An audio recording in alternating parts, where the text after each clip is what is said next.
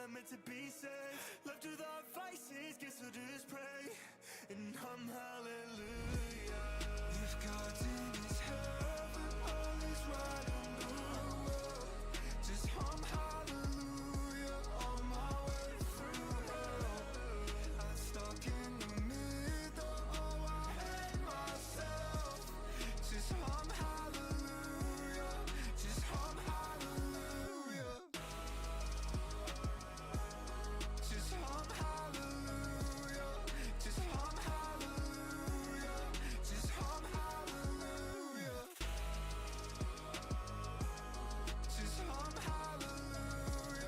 just hum hallelujah, just hum hallelujah.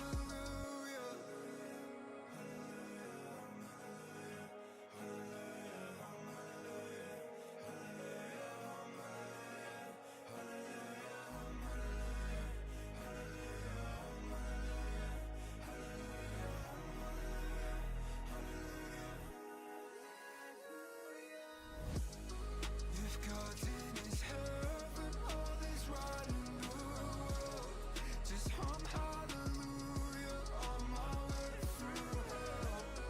I'm stuck in the middle, oh I hate myself. Just hum hallelujah, just hum hallelujah. Just hum hallelujah, just hum hallelujah, just hum hallelujah. Just hum hallelujah, just hum hallelujah, just hum hallelujah.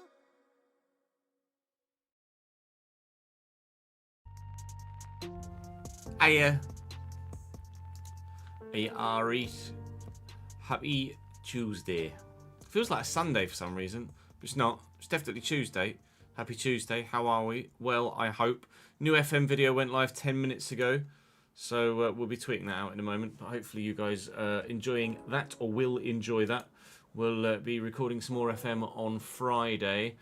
Plan is to record as much FC today as we possibly can. Today's the last stream day before I'm having to have a few days off. I should be able to get live for a bit on Friday. So hopefully it will just be Wednesday and Thursday off. Friday I can get some streaming done. And then some recording done. And then Saturday and Sunday will also be off. And we'll just have to play the beginning of next week by ear. But we'll do what we can. I'll get as much done today as I can in terms of FC recording. And then we'll... I'll probably... You might see like a late stream on Wednesday and a late stream on Thursday, just for like an hour and a half for like a one video recording type thing, like we did when Nat was poorly and I was daddy dutying then as well. Although we'll play that one by ear. Happy birthday, James!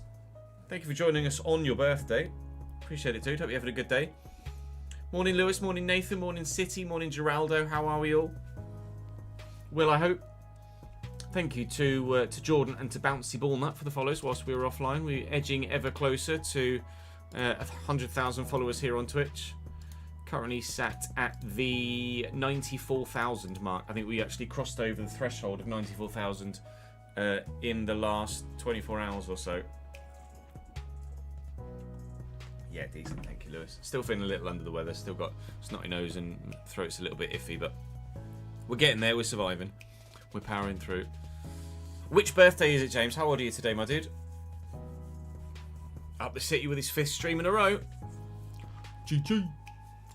GG. Hello, Chris. Thank you for joining us on YouTube, mate. So we, here at Palace, we'll start with a bug.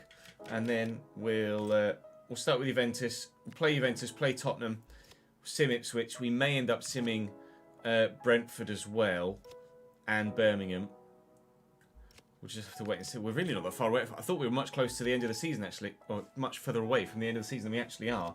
Although this is only the quarter-final of the Europa League, so if we are to get through against Juve, there is going to be an extra couple of games thrown in there as well. And in the Premier League, what, 6 games to go? 7 games to go in the Premier League, and it's very tight there for the top four. Title looks like it's probably going to go to Manchester City. Newcastle have got a game in hand against Bournemouth, which could take them to within 5.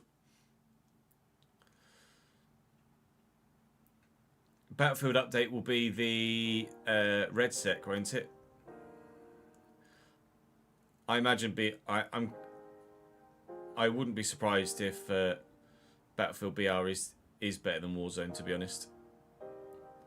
Kev, we're probably gonna see quite a lot of Battlefield BR on Twitch, I think. Red Sec's later, is it? It's just kind of a preparation update.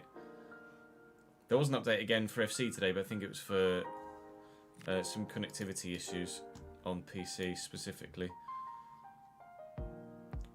No change to the authentic AI yet.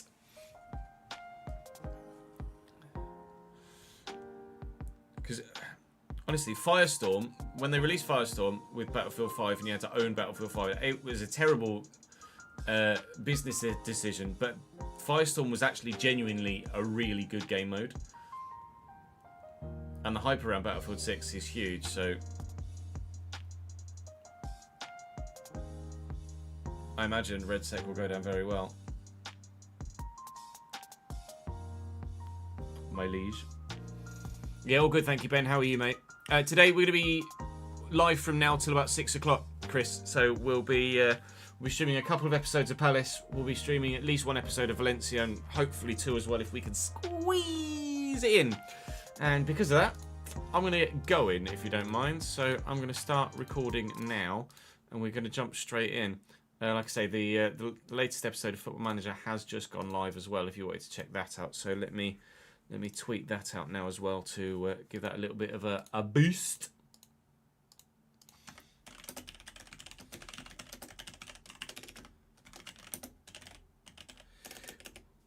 Finding our feet. Chelsea and Liam Delap. Plus Cole Palmer. Carrying me.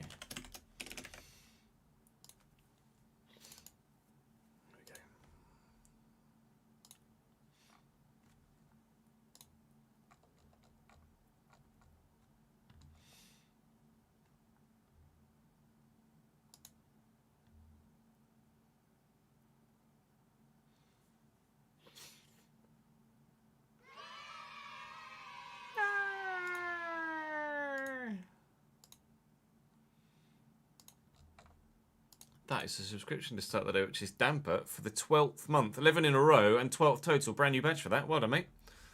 Thank you for that. Appreciate it, dude.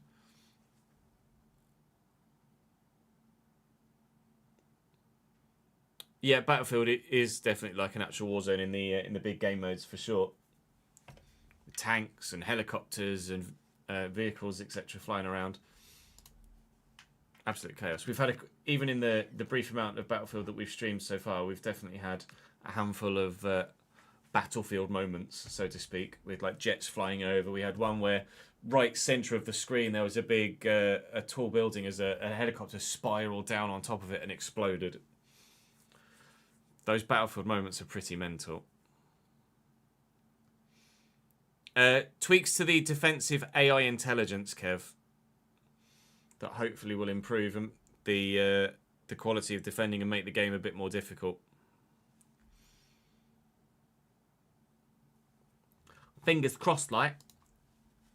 And actually, I imagine that the sliders have reset. So I reported that ads, by the way, and they're looking into it with regards to the slider thing that we think we've discovered with it resetting if you set it via in save, etc.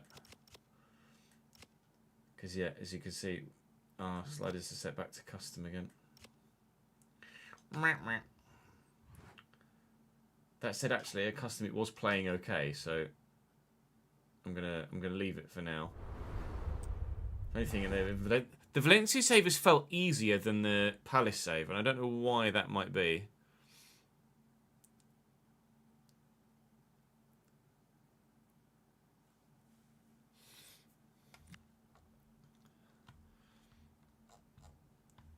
Fingers crossed you feel better soon, Ben, mate. You've obviously been working yourself into the fucking ground, which won't help. being physically exhausted never does help the mental state. Get yourself some rest, pal. I'm good, thank you, Brian. How are you, mate?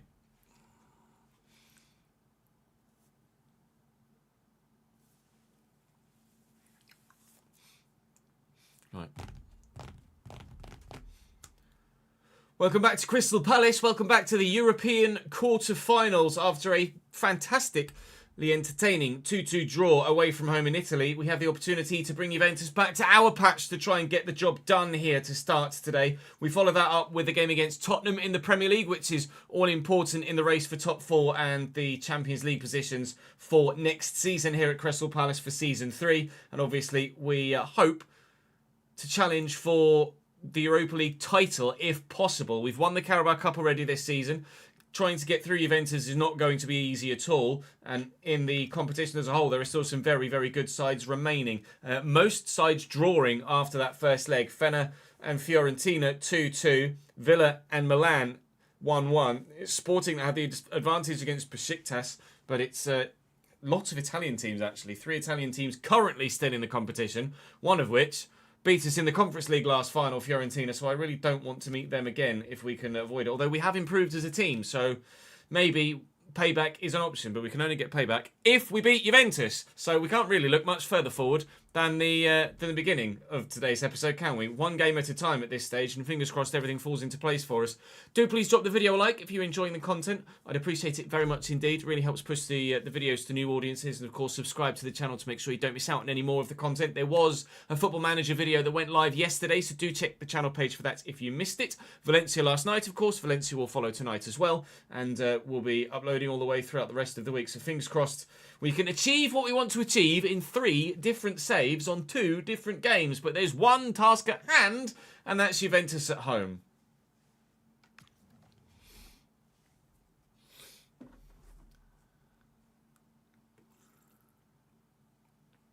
I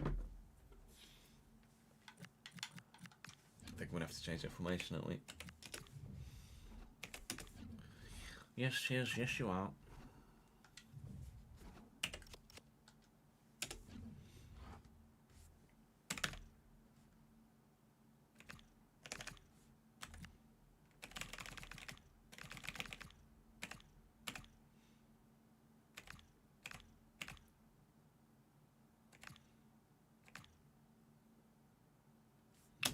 Three attacks probably going to be this one for them, isn't it?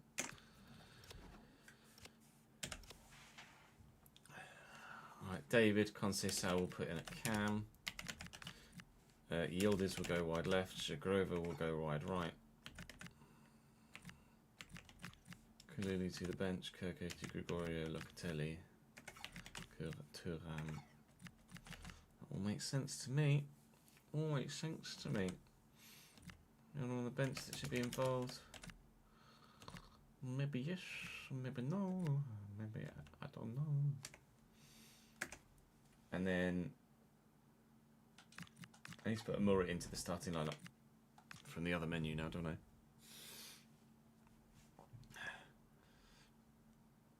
I prefer Wharton a little bit further forward, suspects. I like the extra pace of Timber sat slightly deeper.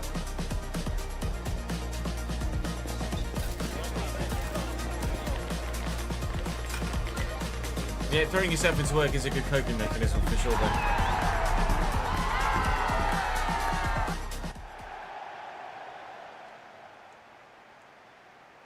Spending some time with the missus will help as well, I'm sure.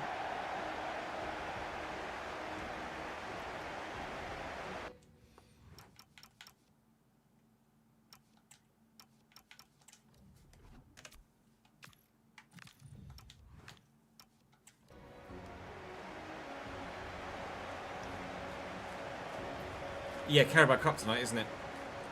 Big game for Grimsby.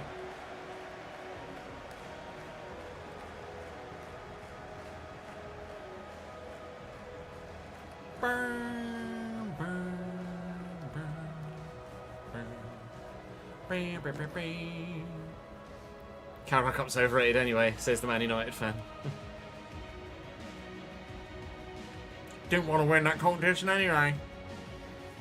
sure at Man United you take any fucking trophy you can get at the minute. Don't kid yourself, pal.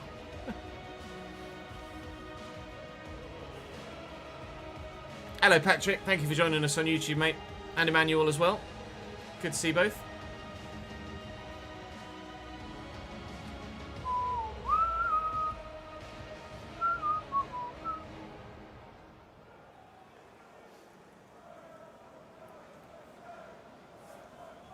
Swansea home to Man City tonight.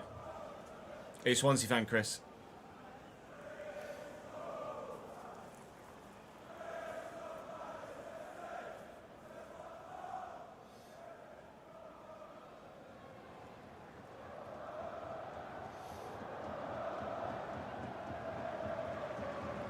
Evening, Amon. Whereabouts in the world are you, pal? It's 12:20 in the afternoon here in the UK.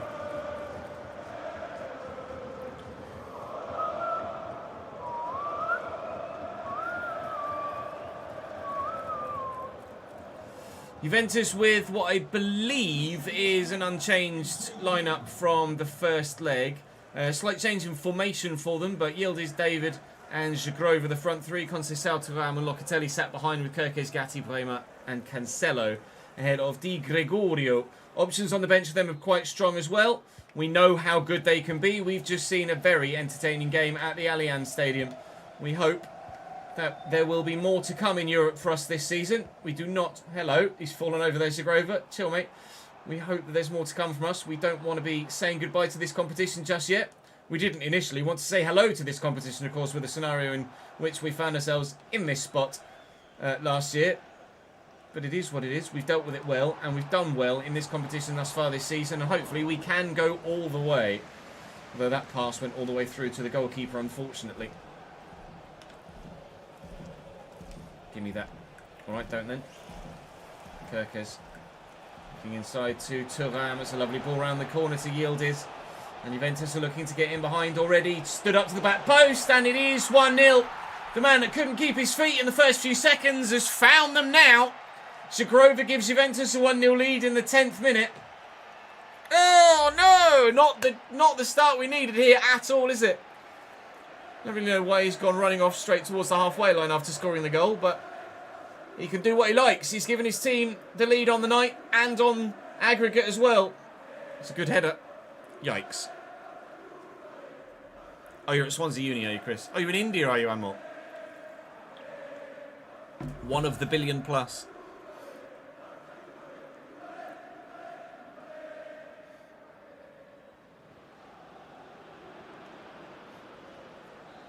Yeah, there you go, Marcus. That's for you, mate.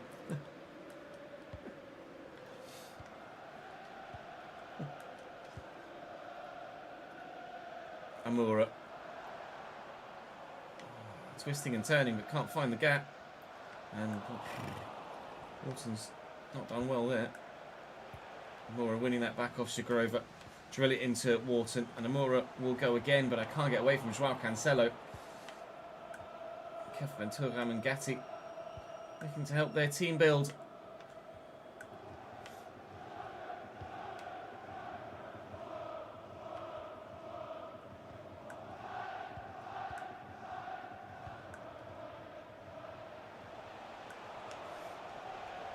Just out-muscled Jonathan David there with Curtis Jones to be able to squeeze in and get the ball away from the Juventus man. But I just cannot keep hold of the ball at the minute. I'm really going to have to lock in here, I think. Zagrova does find Yildiz. Yildiz has options centrally, and they're working about well here. David. Well held. Henderson needed to try and close him down to put some pressure on. We did just that. We might get this down. We haven't with Ismail Assar, and Yildiz has the ball back again, and Juventus look to build once more. Well in, Quinton Timber. That's a very important interception there from him, and Wharton will get this quickly to Amura. We haven't had the best of times up against Joao Cancelo so far with the winger, and the case in point is proved once again. I am not holding on to possession well when I get it. It's probably because I'm getting a bit frustrated that I'm not able to build much. Rushing slightly, and as such, just making things even worse. It's a little bit of composure on the ball for the remainder of the half and the remainder of the game, and maybe we can get ourselves back into this. There's Conceição in the box. He's got many an option, trying to jink him and convince him to go one way rather than the other. We've kept that in play to try and avoid the throw-in for them, but unfortunately we've only found a Juventus man by doing so. And there is space for Zagorova again, but his shot is going to go well wide here. We are 1-0 down, we are under the cosh, and at the minute struggling to find a way back into the game.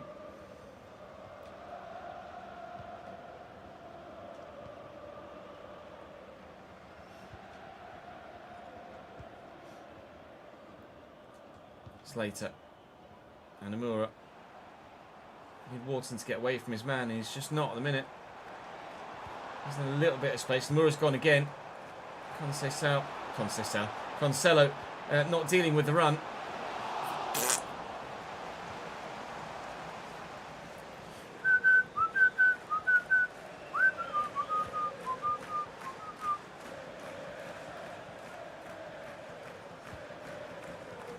Locatelli. Forward to David, trying to get hold of Tim, but wouldn't quite let me switch to the man I wanted. Jonathan David will find their goal scorer again, and Henderson ensures that he doesn't score for a second time. Again, it's still all Juventus in this first half. That's not gone where I wanted that to go at all. Now Yildiz will get the ball down the line. Malagusto's with him, but he's forced the issue, and it's a corner for the away side here. Clear this, compose ourselves at half-time, just regroup and go again. Hopefully it is not a lost cause here for us to get through to the semi-finals of this European competition. Here is the half-time whistle. We got to the Conference League final and lost it. At the minute, we don't look likely of getting even halfway there this time around in the Europa League.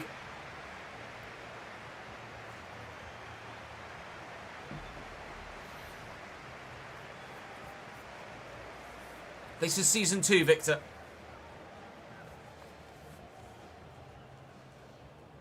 Of this Palace save. We're in Season 3 of Valencia, and this is Season 2 at Palace. Thank you, Ben, for the retweet on the FM video.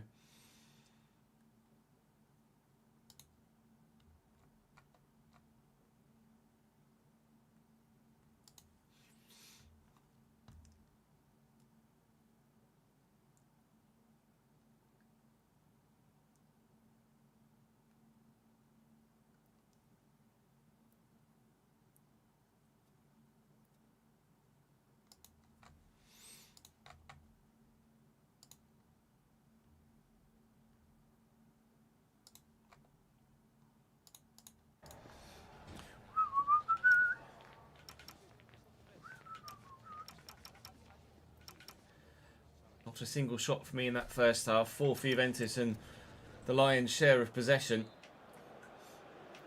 The flow of the game has only been one way to this point, and we cannot afford for that trend to continue in the second 45. You can hear the fans are right behind the team, as they always are at Crystal Palace.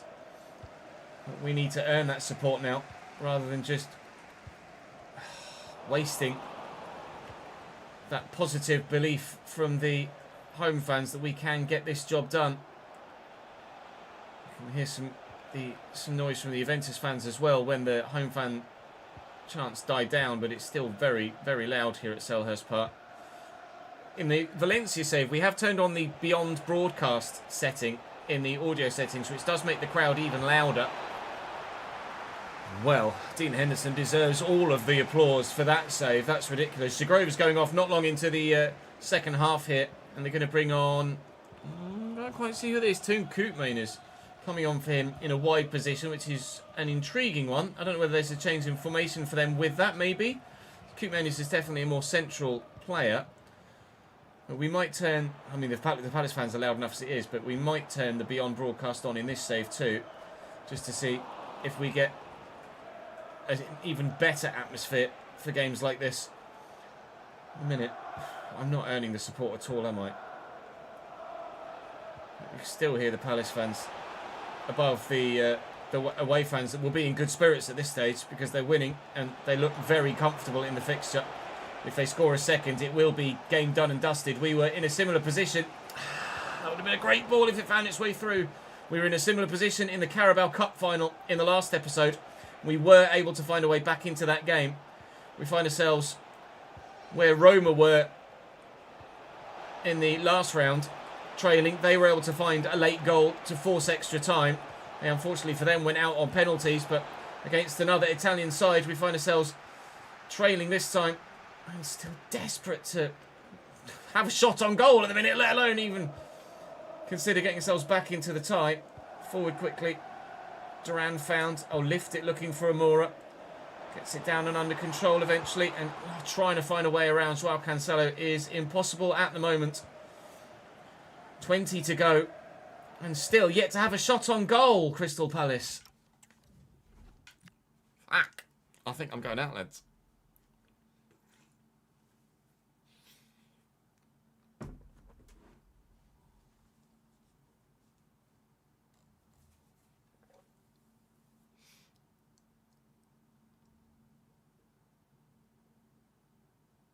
Yeah, I'm sure there'll be a sale soon for FC. Maybe Black Friday or something in November.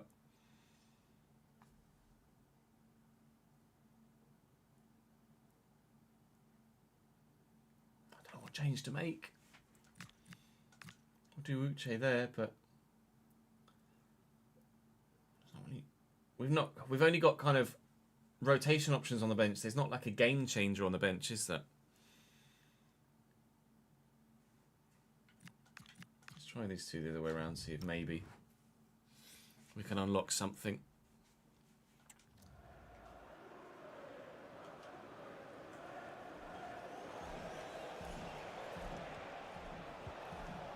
Have they changed formation as well? No, they're just playing Koopman as a right winger. Fair enough.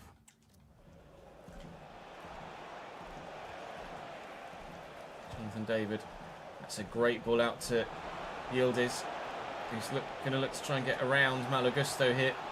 Support behind. Here's Kirkes. Jonathan David. Dropping deep at striker, but now Locatelli's got quite a bit of space. Going to try and close him down if we can. It's a great ball through to Conceição, whose shot drifts past the far post rather tamely wide. Changes for both sides now. Cucurella coming on at right back for Joao Cancelo.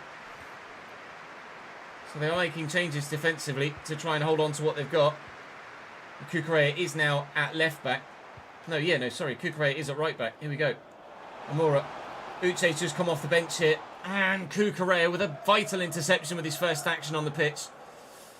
This is not going well. We wanted to try and win the Europa League this year. Not even going to make it to the last four as it stands.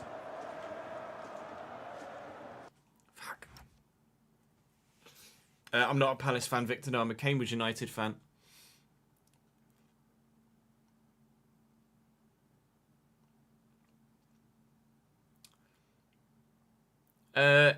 I'd say wait a bit on the FM front. Wait for full launch at least and a number of the bugs to be patched. But as a beginner for football management, now is a great time to get into it. Now is the better time than ever, with it being a completely fresh new engine. Jones, forward to Sarr.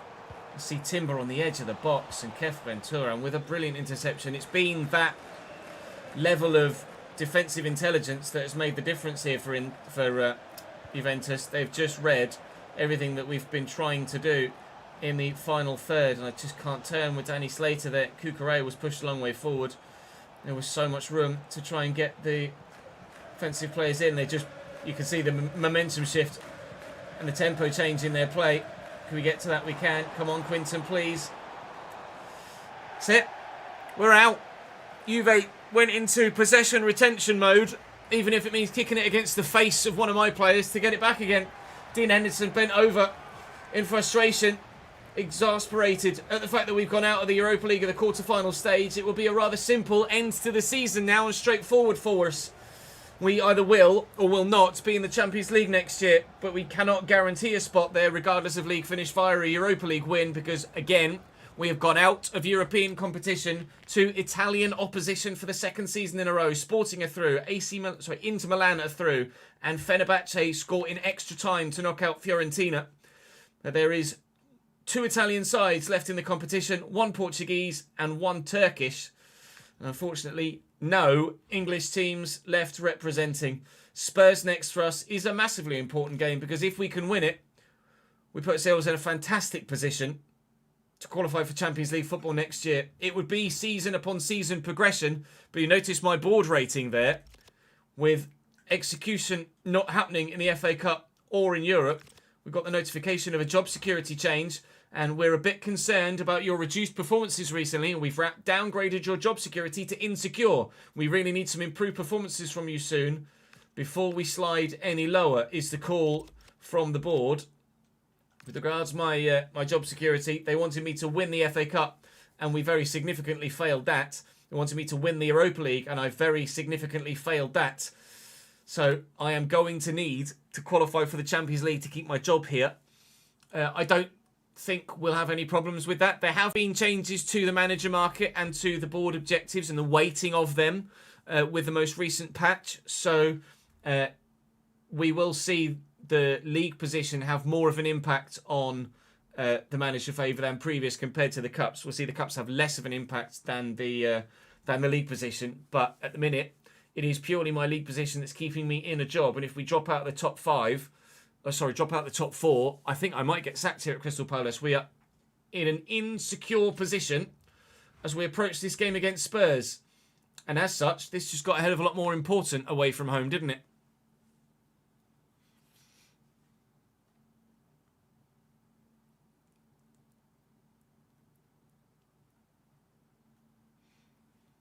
There's a segment in the store called Just For You, Sid, that's kind of a tailored offering, depending on your play history.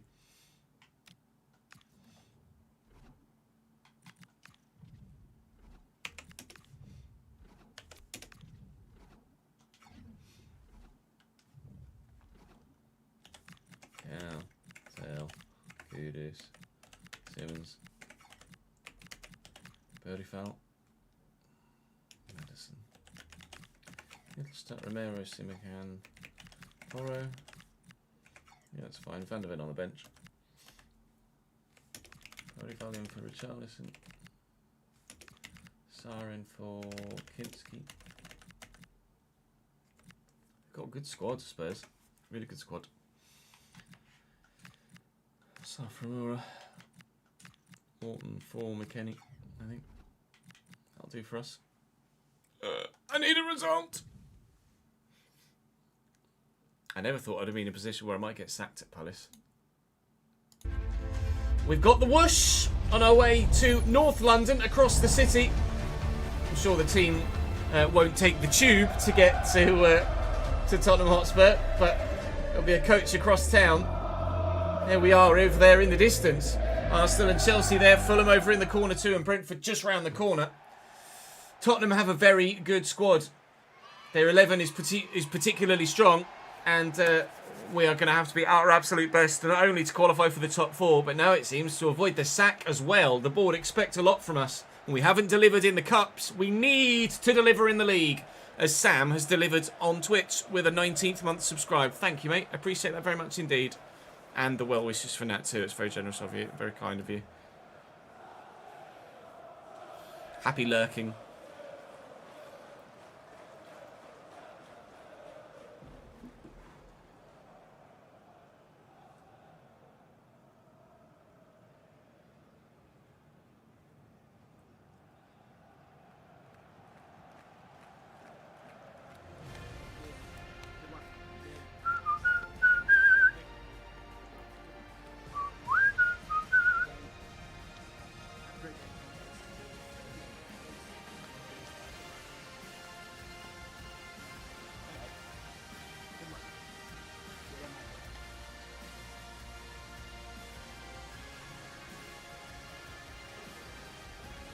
Here is that very good Tottenham Hotspur lineup. They're playing in a 4-3-3 with Vicario in goal, Pedro Porro, Simakan, Romero and Mittelstadt. Kulusevski and James Maddison sat behind Xavi Simons, which is a very attacking midfield 3. Jacob Niestrup is their manager. There is no Thomas Frank here in charge at Tottenham. Why that might be, I'm not sure actually. I don't know whether Thomas Frank has been poached by someone else, or whether he was sacked earlier in the season. I would be surprised if that was the case, with them up in 3rd in the Premier League at the minute, Tottenham. But they have themselves a very attacking lineup here. We'll have to wait and see if we can make the most of that, or whether Tottenham are just going to try and outscore us. This is such an important fixture for a multitude of reasons now, and the Premier League, our only focus for the remainder of the year.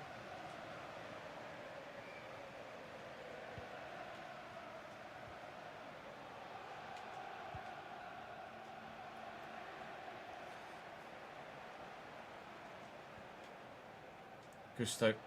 Forward to Curtis Jones, who's had to drift wide. It's a lovely ball, actually, onto Amura. That's forced him wide, but actually is a good position for the winger to be in. I was going to try and turn and find John Duran, but Christian Romero's dealt with it very well. Curtis Jones with the delivery from the corner. Diamande very much gets to it, but with no real control on the header when it arrives. Oliver Glasner under pressure.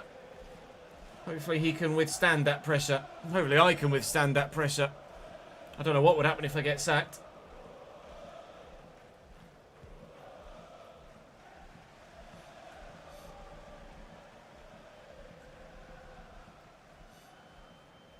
Xavi Simons taking it upon himself to go for a nice run. Tell finds Leao. We know from the Valencia save just how good Rafael Leao can be.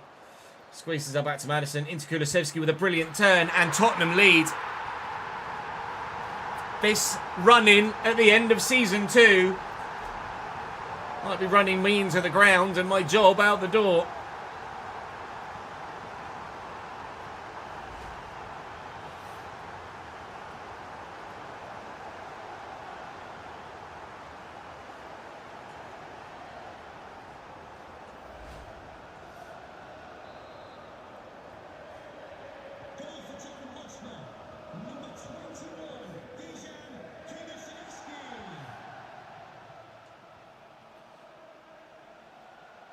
Jones has completely left Xavi Simons behind there.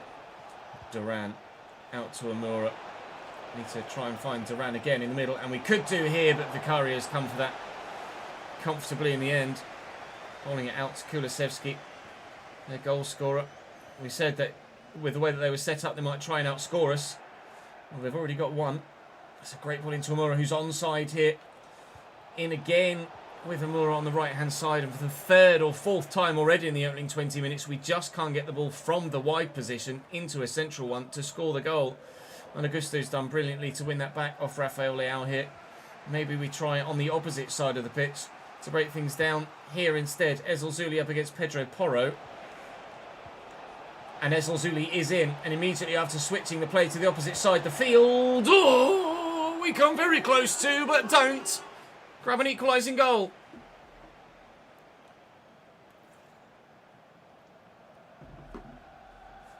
Meep.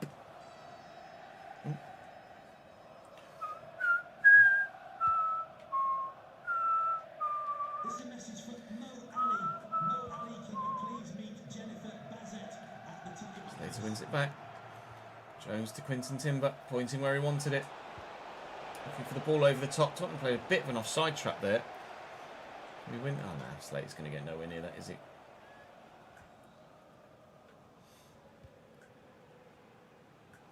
Kudus. Mid-sized tail. Romero. Madison. Can't get there with Curtis Jones. It's Leao. A good spot. Madison tries to cross, that hit a hand. Nope, it was offside is what the advantage was for. They're looking into it continually, suspects, but no fix on the cards at the minute. Jones out to Amura. Trying to get away from the defence has been so tough for him. We get in behind Mittelstadt quite regularly, but now we've got a bit more space to utilise here. Still can't find John Duran. Achoo! Bless me. Oh, thank you for the follow, Christo.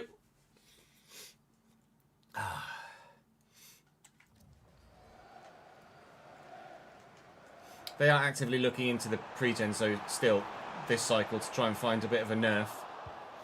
I don't think they'll be able to remove them at all, but they might be able to nerf them a bit. But they're quite perplexed as to why it's happening, I think. Gusto. Mura. Get the ball to John Duran early then. And maybe I should have gone through the air is what the maybe is. Lay out. Tail. Madison. It's going to be 1-0 at half-time. We've just not had the goal threat so far in today's episode, let alone this game.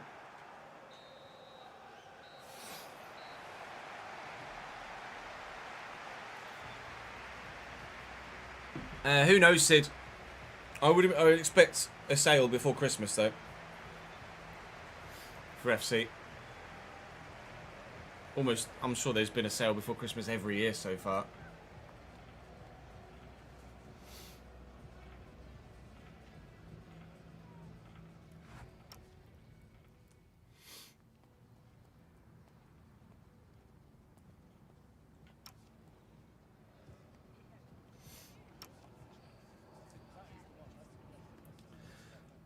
As opposed to the Juventus game, we're the ones having the majority of possession here, and we are creating chances. Tottenham have had one shot, scored one goal. If we can just find one, we might be able to find a second, but avoiding defeat here is more important than guaranteeing a victory. With the nature of the league table behind us, just need to keep the points tally ticking over, as opposed to massively gaining huge advantage by winning every week. We can crawl over the line to the Champions League if we need to, but rather obviously, I'd rather do it a bit more convincingly than that. Out to Ezozuli here at the start of the second half. Need an option. There's Curtis Jones on the edge of the box. He spun James Maddison. Curtis Jones can't get the shot away. It's well blocked, and that was the best moment we've had for a while to find another goal in this Premier League campaign. We haven't found a single one so far today. Starting to get very desperate now. Curtis Jones has picked up an injury too, which is not going to make things any more easy for our front line. But now Amura's got a lot of space. And we're up against Romero here. If I can just find the right ball for Duran, and he can turn the defender, and I can lift it over for Amura, and he can get it into the middle, and then surely... Ah! There was an offside anyway. Oh. Well, I don't even... It must have been Amura that was offside. It's just pointing... It's just highlighting it at the wrong point. We didn't get the ball in the back of the net anyway. I'm going to have to take Curtis Jones off here because of that injury. We'll bring... Well, I'm actually going to bring Uche on in a central midfield position. He does have centre mid as part of his positional set. And he can tackle a little bit. I might make him... play him in a slightly different role. I don't know as that actually is going to make that much of a difference to his boosts or not. In fact, what I could do is switch to a 4-3-3 attacking instead. Have McKennie and Timber there in the midfield, and then Uche in at cam. Definitely won't play him as a half winger though. Shadow striker is probably what we'll do. We've got to try something. We need to find a way into this game, because at the minute we are not doing what we need to. I'll swap the wingers around as well. We'll see if maybe Ezozuli can have more luck on this near side, and perhaps Amura back in his more familiar left wing spot can make the impact. But both Uche and Duran on the pitch now together, albeit not as a strike partnership as you might traditionally expect. We'll see if we can find a way back into the game. Half an hour to go. Now, well in Malagusto. That's well worked. Use Uche first. Amura through the gap. Brilliantly worked. And Amura. Well, there you go. Make the tactical switch. Find the answer you're looking for. 1-1 at the Tottenham Hotspur Stadium. That was relatively immediate, wasn't it?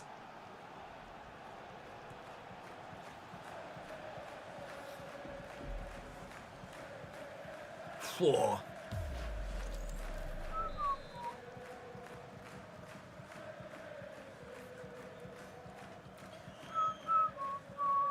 How are we, Nick?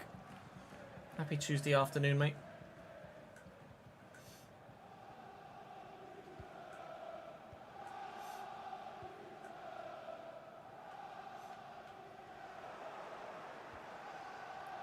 Uche for the runner, John Duran actually, who might just have drifted offside there.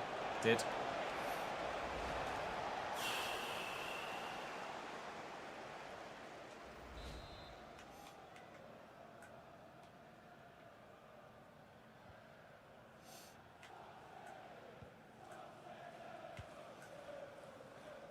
Xavi Simons. Trying to change to Amura to try and close down Xavi Simons, and it just didn't want to give me him for a moment. Madison, Kulusevski gets brilliantly worked out to Kudus, who, in all honesty, I didn't even realise was on the pitch still. It's been really quiet in this game as Kudus. Barely even touched the ball. Now we've got some space for Amura to try and utilise. On the counter-attack, could we score a quick fire? Seconds to take the lead here. Advantage played for a foul in the build-up. Looking for Duran. Duran in the box. Oh, I needed the ball across. We weren't going to score from that position against Vicario. It could have been a chance to win the game. If we win this, then I'm sure we finish top 4. If we draw it, it's still obviously a very strong chance. If we lose it, we might not be able to get the job done. Duran has gotten the job done. Vicario can't keep that out. We might well be winning it. Oh, the relief is palpable with my job on the line. John Duran might just have saved me and our Champions League dreams.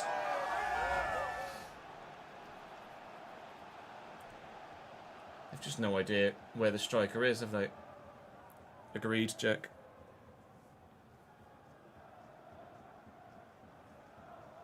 I've not had a takeover, nor have I seen anyone else have a takeover, JCT. I imagine it's quite rare.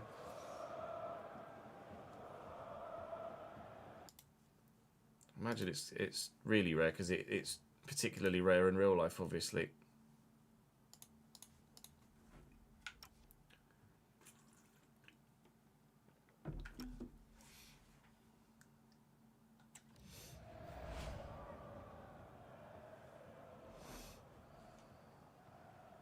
Yeah, the players don't cover for one another. They just stick to their assigned portion of the pitch they're allowed to be in with their role and position, which isn't how football works.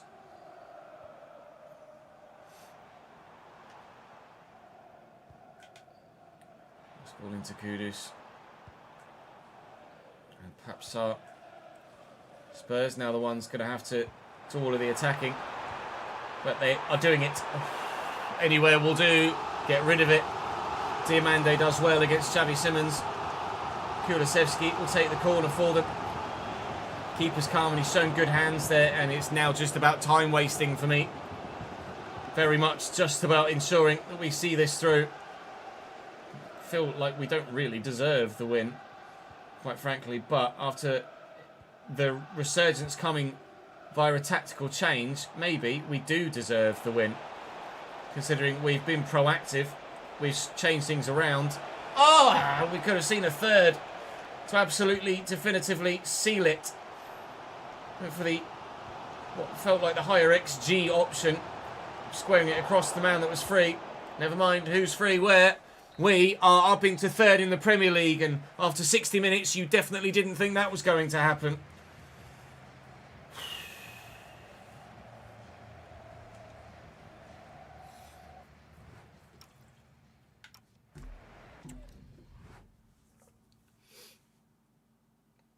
You got a takeover at Bristol City, did you? Well,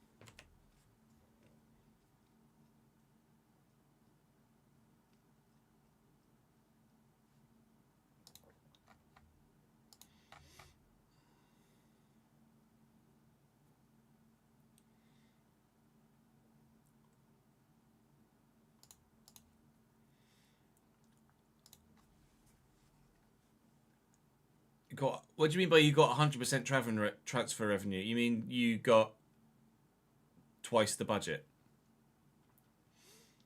No, Jack. Because of the website that they use to download it, it only lets you download a certain bandwidth amount before it then asks you to upgrade or wait a certain period of time before you can continue to download. And because I had to keep restarting it, I ended up downloading more data than actually was allowed. So I then had to wait. So it just kept, because it kept pausing and I have to keep restarting it, I ended up downloading more than the 5 gig that was allowed for a 4 gig file, even though I didn't actually end up downloading the file.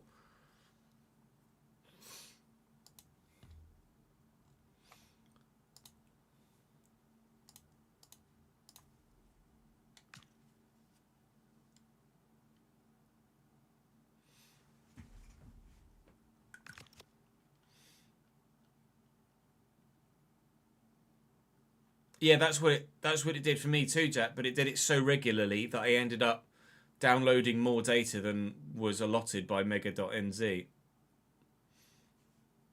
because I had to do it so frequently.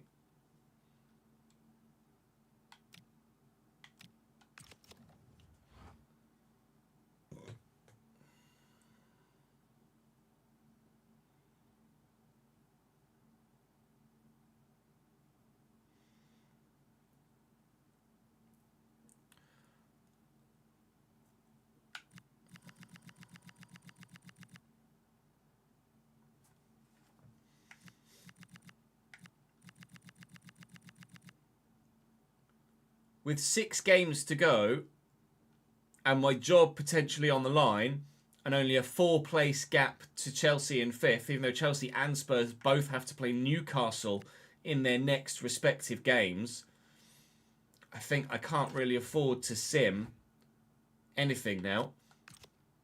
We're going to have to play every game. Ipswich we will play next at home. Then it will be Brentford, Birmingham and Manchester City tomorrow. And then Wolves and Bournemouth in the day after, unless, of course, by the time we've gotten through, Brentford, Birmingham and Manchester City are in a position where we can sim and get to the end of the season and be able to maintain a top 4 spot. So I am going to go and play Ipswich here. I have to rotate a bit, but we should have the affordability with the squad to be able to do that and the calibre of opponent as well. And hope that we can keep the points tally ticking over enough and that those that are playing each other around us take enough points off each other that we become even more comfortable in the top 4. It's 3rd versus 15th, I think they were. 15th or 16th.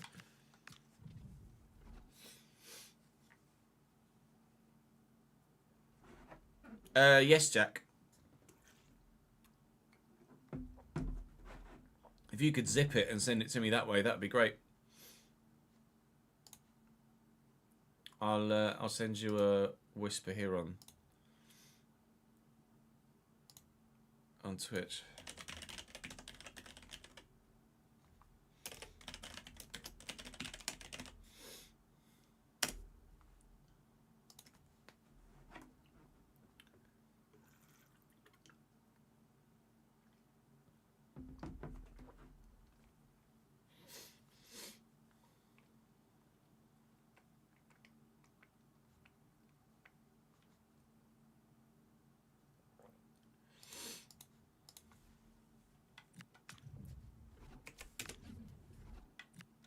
Kits actually. Oh great. So we should have a blue kit or red kit, and I have a blue kit or red kit. Well, I'll just have to play my alternative then, won't I? I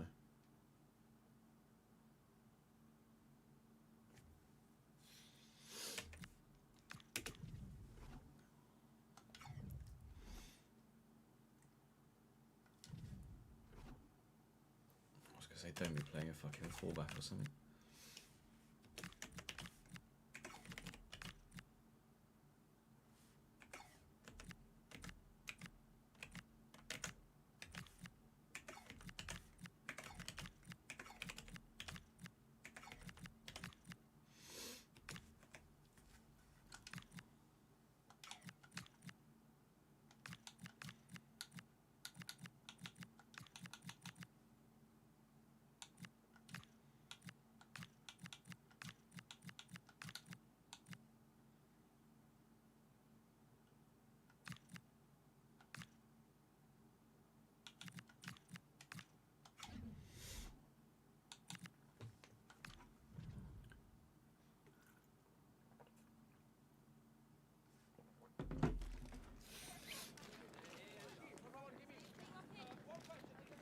Oh, they've added something like that on YouTube, have they now, Anmol?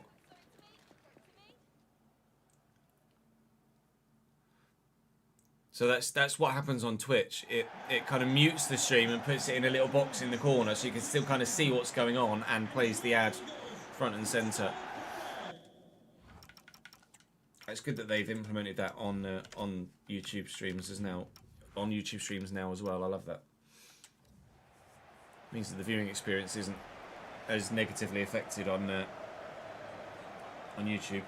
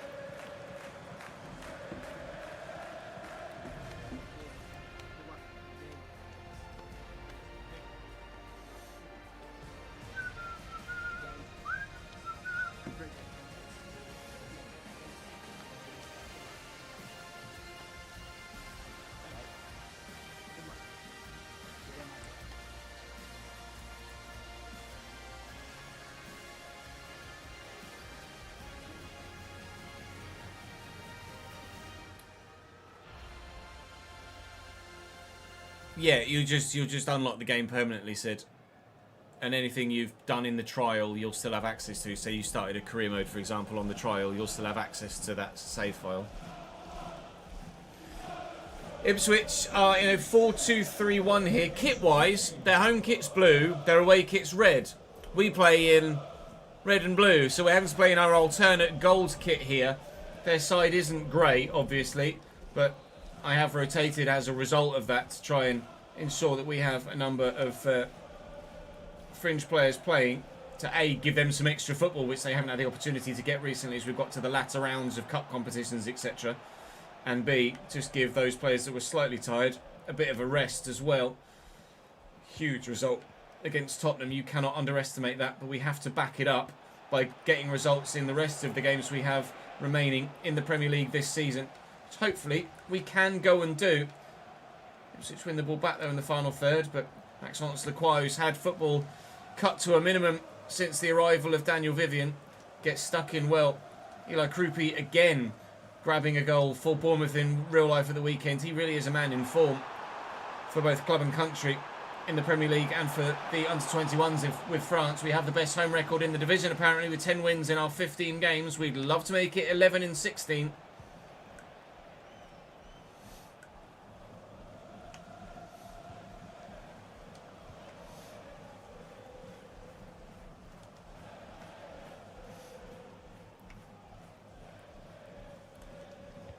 Yeah, EA help isn't great. Ahmad. Shepherd. Lovely ball through to Eli Krupi. Try and cut this back to Uche, but the defence does well.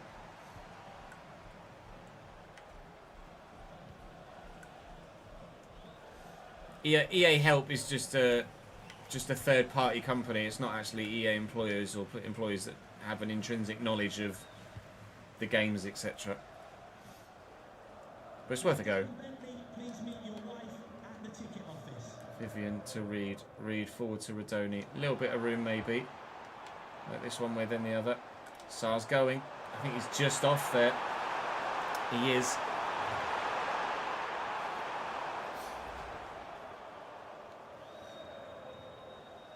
You can do that on Twitch now as well, Anmol. There is a rewind feature on Twitch too.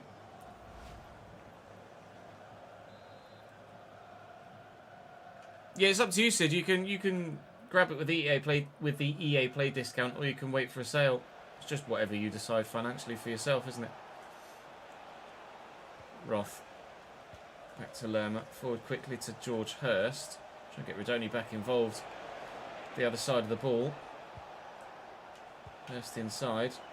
Here's Felix Lemarchal, the highest rated player at 80. Philoging's ripped me off there. That was brilliant from Jaden. Hurst. Roth. Matusiwa. Lerma. Matusiwa. Loitering with intent here, Ipswich Town. Oh, it's a brilliant turn by Philogene there. Again, they're building well. There's loads of space on this side of the pitch. If I could just have found it for Ismail Assar, we could have had our customary Ismail Assar counter-attack goal. Certainly we might have an Ismail Assar counter-attack chance on goal. That's a lovely ball back to Jack Rodoni there. Superb. Tried to find Uche with it instead, didn't he? And we lost possession. Sick. Right, nothing's fucking happening in this game then, isn't it? You can continue with EA help. They might help you. They might be able to solve your issue, Ahmed, but they equally might not.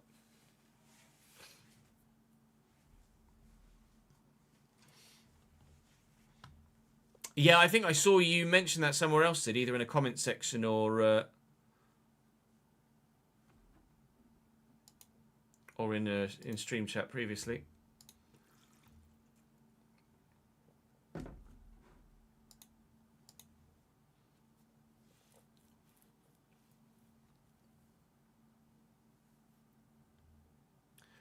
I do run longer ad breaks on Twitch. Yeah, I don't have the opportunity to choose. I don't think, or at least I don't take the opportunity to choose how many ads run on YouTube. I just select more ads. There's like less ads, medium amount of ads, or more ads, and I just select more ads. Whereas on Twitch, I set the amount of time that there are ads running for.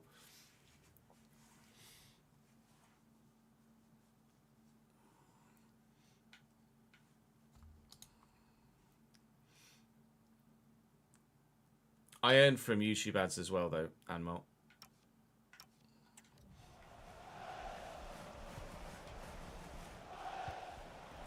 Hit Rodoni's hand there.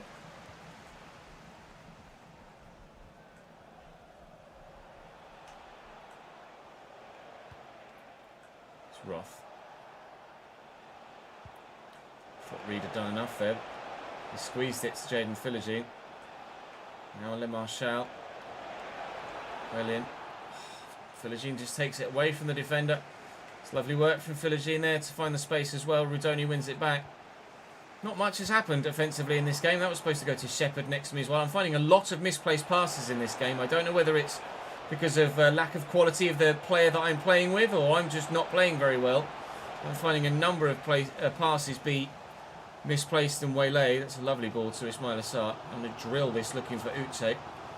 He actually wanted to try and find Krupi there, almost making my point for me that the game is not really passing it where I wanted to in that first half. That is a really frustrating game of football so far, where Ipswich Town have just throttled any attack I've had, and there has literally not been a shot so far. I can't get the ball off them. I can't get the ball past them. Neither side can score a bloody goal.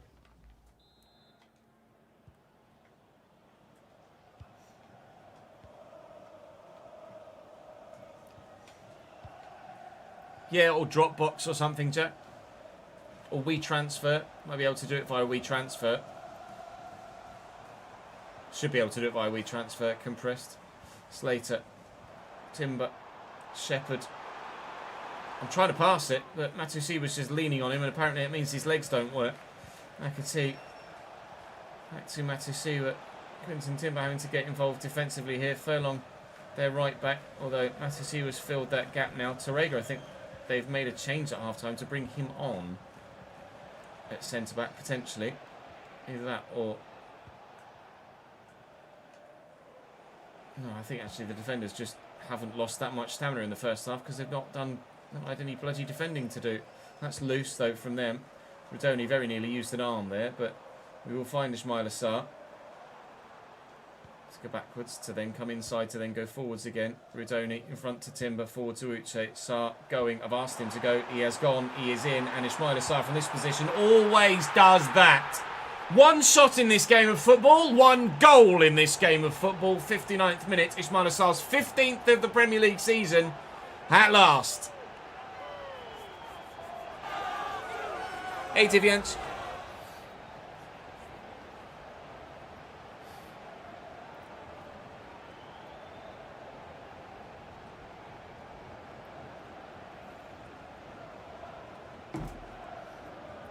I think WeTransfer, the free limit is like 2 gig, Jack. So WeTransfer or Dropbox would probably work as well. Don't know what the limit is on Dropbox. Crystal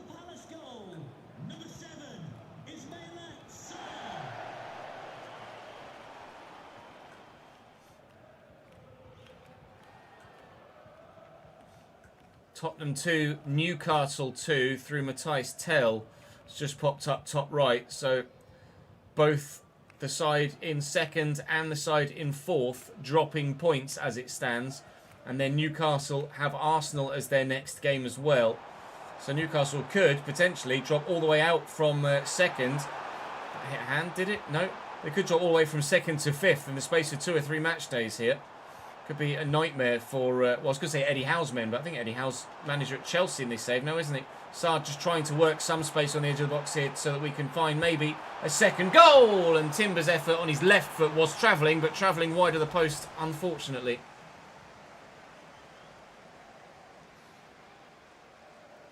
Oh, nice. We transfer's working, is it? Sweet. Mateta, we sold to Aston Villa, Egri.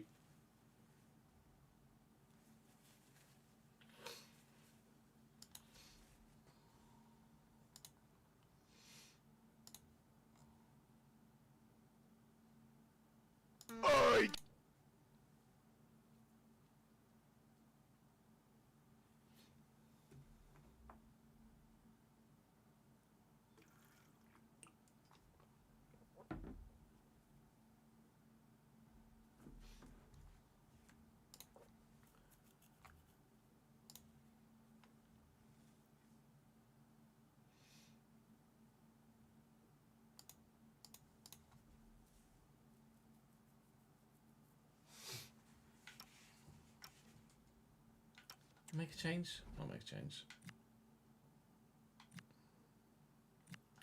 Timber a bit of rest. Bring Weston McKennie in again.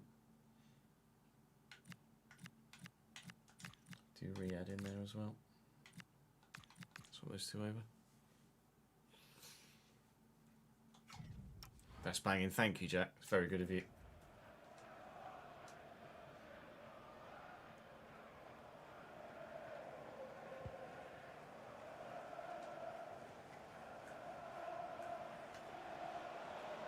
Felix. It's Dunley. Here's Lerma now. Forward to George Hurst. Well intercepted by Riyadh, who's just come off the bench. The first thing he's done is stop an Ipswich Town dangerous attack.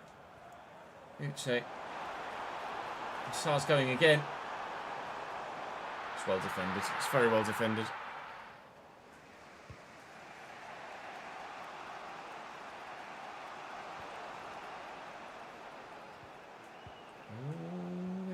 Gave that away.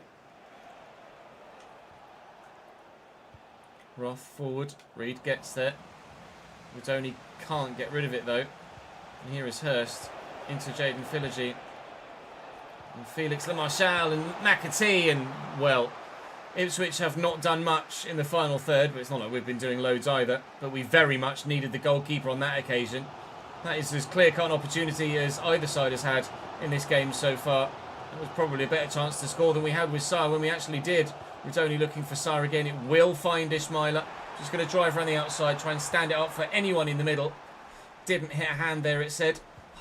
It's got to be a more accurate pass than that, looking for Shepherd in the middle. There was absolutely a passing avenue to find the youngster there. Well in, Reed. It wasn't really a slide tackle as much as just laying down in front of him, but it worked. 5 minutes to go here. Hurst for McAteer is the change that they make. So they've got McAtee and McAteer on the pitch now. McKennie steps in to get rid of that attack. And Rodoni will look for Uche in this gap. If he can get away from Dara O'Shea, we could maybe be in. But he and Tom Roth have done enough. Home fans asking for a penalty. They're not going to get it. But we should be getting the 3 points as I force Ipswich back here with just good pressing play from the midfield. Yeah, the 2 minutes are going to go. We've managed this well. It's not been an easy fixture. It's not been an easy day at all. But victory against Spurs and victory against Ipswich is the best possible response to the exit from Europe. And hopefully our managerial position is a lot more sound than it was post-Juventus defeat. I'll drop back to the menus and see if actually we've been able to get that back into okay from insecure. Newcastle end up beating Spurs in the end. They were 2-1 up. They then go 3-2 up. And with a 7-point gap back to Chelsea in 5th with 15 points available, I think we might just be able to do it. We're dare I say, we're only 6 points off top. We're closer to first than we are to fifth at the moment. Manchester City having a little bit of a wobble here, it seems, maybe, in the final stages. Not sure what they're... I can have a look at scores and fixtures. Let's have a look. What have Manchester City been doing recently? A 3-3 draw against Brighton. They're yet to play over this next matchday weekend. But what did they do at the end of March too? There's a 2-2 draw with Bournemouth there. 1-0 win over West Ham. They maybe been dropping more points than you would expect them to, Manchester City.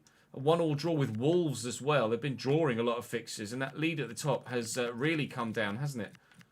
They beat Newcastle by 2-0. Imagine if that fixture had gone the other way. I think Newcastle might actually be top right now. If that fixture had gone the other way. City with a 2-0 win over Fulham there. Yeah. It would be the other way around. If Manchester City had lost to Newcastle rather than vice versa, then the Magpies would be top and the Citizens would be second. That's how close it can be in a title fight. That's how close it is in the title fight. Still a big fight for fourth and fifth. But I'd like to think maybe we're clear of that now. We start tomorrow's episode with Brentford. Then we face Birmingham. And hopefully we should be comfortable from there. Henderson is now 86 rated here.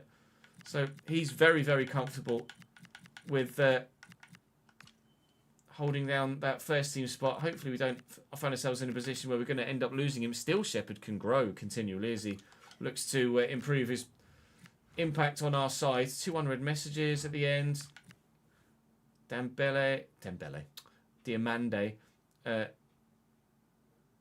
Oh, there's been some stuff in the media apparently. Kepa wants some more first team football, which is fair enough. But maybe I'll play him against Brentford. Maybe he'll play at the end of the season when we know that what we want to achieve has been achieved. Regardless, it's Brentford, then Birmingham, and then I think it was Manchester City, wasn't it, in the next episode? It certainly was. That game against City could be absolutely bloody massive. Maybe going up the table rather than looking over our shoulder. For now, that's where we end today. Thank you very much for watching. Valencia tonight and more Palace tomorrow. I'll see you then. We'll record the next one now. Let me save that. That's going to be Palace 13, I think, for this season so far. It is indeed.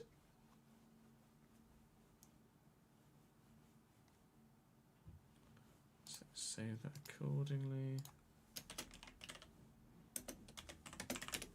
Palace is 213. I can delete those two videos now from my folder because I've uploaded them. I could delete the FM one as well, actually, because we uploaded that this morning or this afternoon at lunchtime. I don't know when's the best time to upload, whether it's 10 AM or 12 PM. But what do you mean by what's the best way to do a Cambridge save? I'm not sure what you mean, Shy.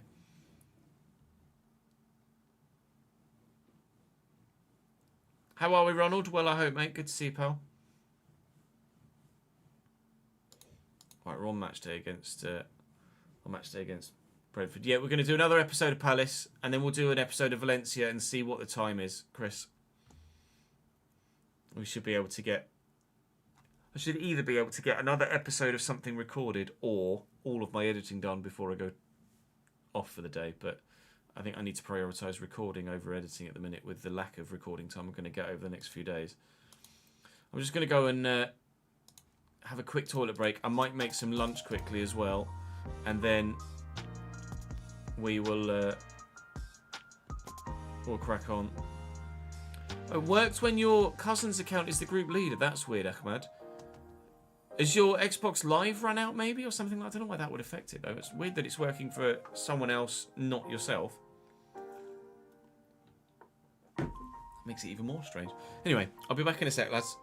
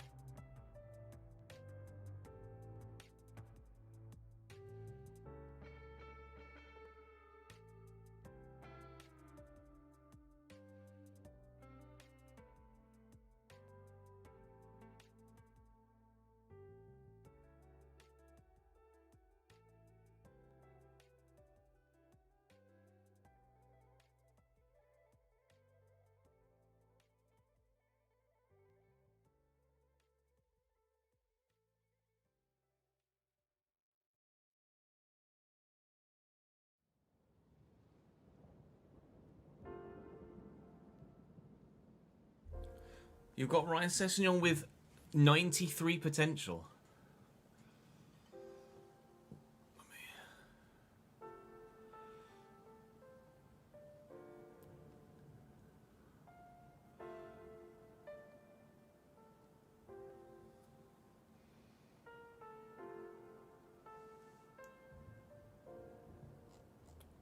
What do you mean by these emojis on YouTube? And so, I'm not sure what you're referring to. Thank you for the follow, Alexandra. Welcome to the channel, mate.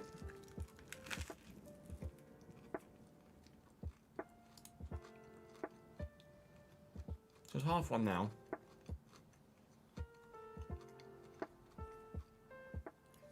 We could get another 2 videos in.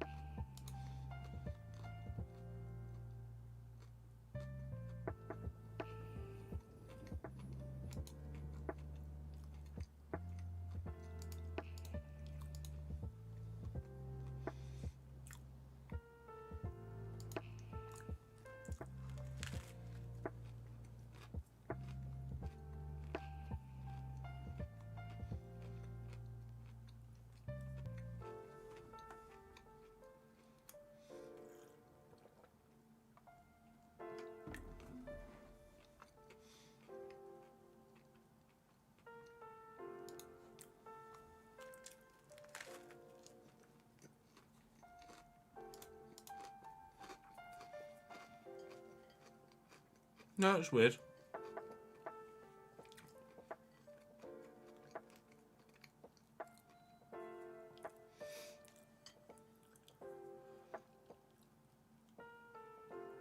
Wait, did both accounts have PS Plus before, or did one account have PS Plus before, and now you didn't? You know what I mean?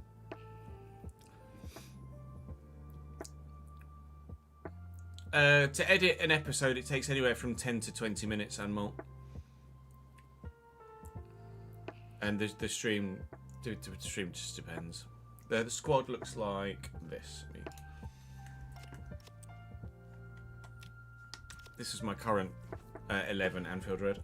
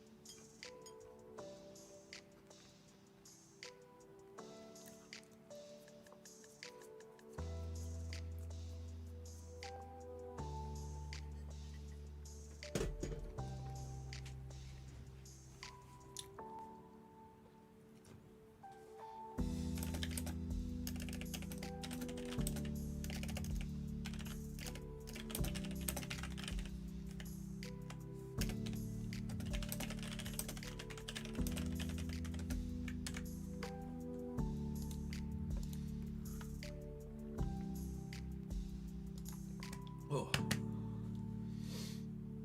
Pardon me.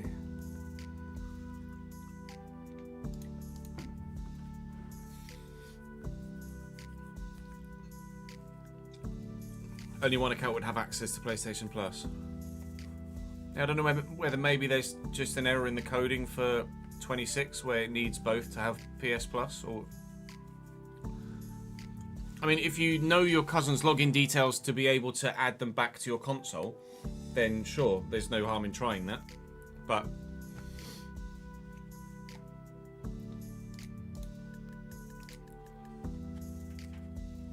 it's worth a go.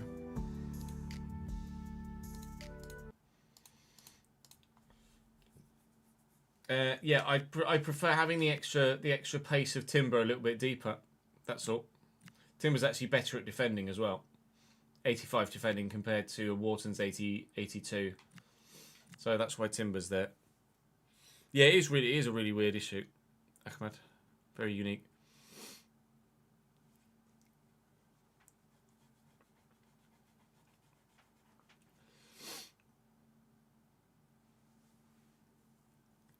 Yeah, that can be a frustrating situation to be in, can't it, Curtis? When you enjoy one save so much, you find it hard to commit to another save. So Ahmed, when he's trying to do like kickoff, etc., it's not registering his player profile when you like pick a side, so to like track stats, etc. Yeah, good, thank you, Grace. How are you? No, nothing. Still shows player one instead of your account. Oh, really weird. Not today, Jason. The next time we'll be playing FM will be on Friday. Plan is for Friday to be an FM only stream. And we'll just play a lot of it. Right, let's get another Palace episode done, shall we?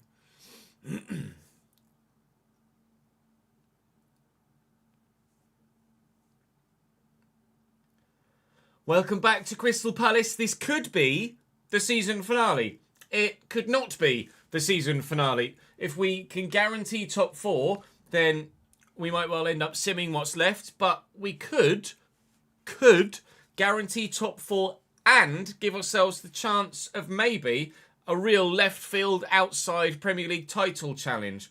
Manchester City have drawn a number of games recently and are starting to slow down in their assault for the Premier League title. Newcastle have just drawn their match day 34, which means if we can beat Brentford to begin today, we can close to within 1 point of them. Still 6 points off City. We're currently 4 points clear of Spurs, who have played their match day 34. We're 6 points clear of Chelsea, who have done the same, and 7 points clear of Arsenal, who have also done the same. So win against Brentford, and with 12 points available, we could be 9 points clear of 5th. We're so very close to confirming Champions League football for Season 3. Birmingham at the bottom, we have to play as well today. We've got Brentford first, then Birmingham. So that should be 6 points for us, you pray. And then it's Manchester City to potentially end the day, or at least end the season as it matters for us. So Birmingham still without a win so far this season. 9 draws, 25 defeats. You really feel for them. They need 2 more points to at least equal Derby's record low tally. Things have not gone very well for Newcastle at all. My board favour, my board morale is still we're still insecure rather than okay or safe. But guaranteeing top 4 will guarantee my job, essentially. And we could guarantee top 4 by the end of the first 2 games today if everything goes according to plan, which hopefully it will do. What you will definitely do is drop the video a like, isn't it? Thank you very much indeed. Subscribe to the channel if you haven't already to make sure you don't miss out on any more. Content's coming to you at least twice a day, every day at the moment, if not 3 times, with Football Manager now dovetailing in as well. And hopefully we can get 3 points as well against Brentford. Come and join me on stream too. Links above, or links to what it says above in the description down below. Are you sure about that?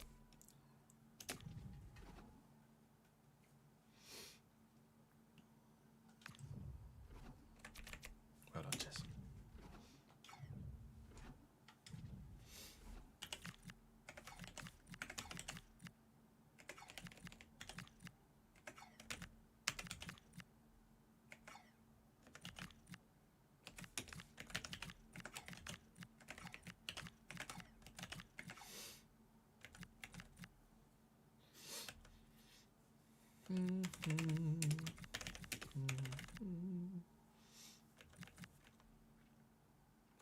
I'm missing Jed Spence through injury. Not that he's a shoo-in for a first-team spot.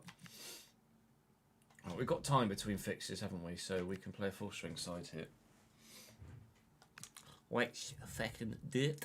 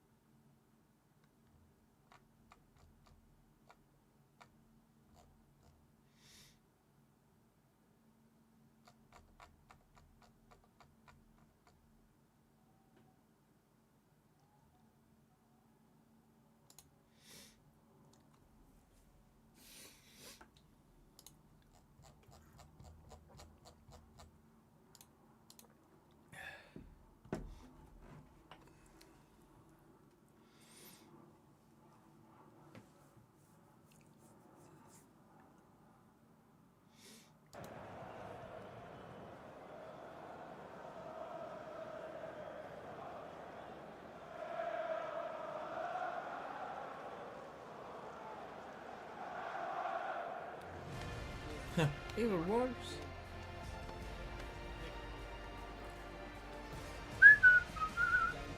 The Az versus Marcus battle begins.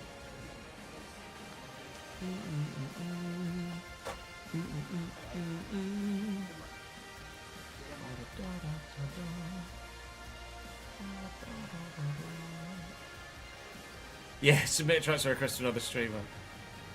Do you have a preferred destination?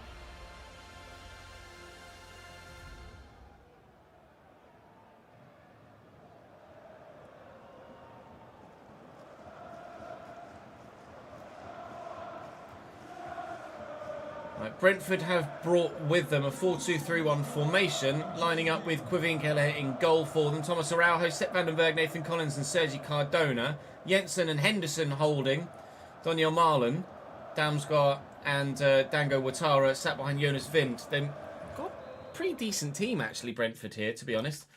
They're really, genuinely not that bad at all, but we should obviously still get the result. We're playing a full strength 11 here because there's a bit of time between each fixture at this stage of the season. I think we just have one fixture per week remaining now, so if we want to, we could field an unchanged 11 for every single game. I don't think we will, with the nature of the opponents we have left, but hopefully whoever it is that we call upon can do the job we need them to. Oh, swinging at that. To get the points we need to guarantee at least top 4. It would be a real surprise if we are able to put up a challenge for the title in the final few games. If we get a free kick there for handball, I think. But you never know. It could be done. Last time we had a free kick, perhaps a little bit further out than this. Adam Wharton banged it into the top corner for us. We'll try it again. Are we going to get just as lucky second time round? Yeah, we are. Adam Wharton's left foot is apparently a bit of a one from a set piece. 2 goals for him from very similar situations in the past couple of episodes. Boom! Knocking down the corner flag with his face.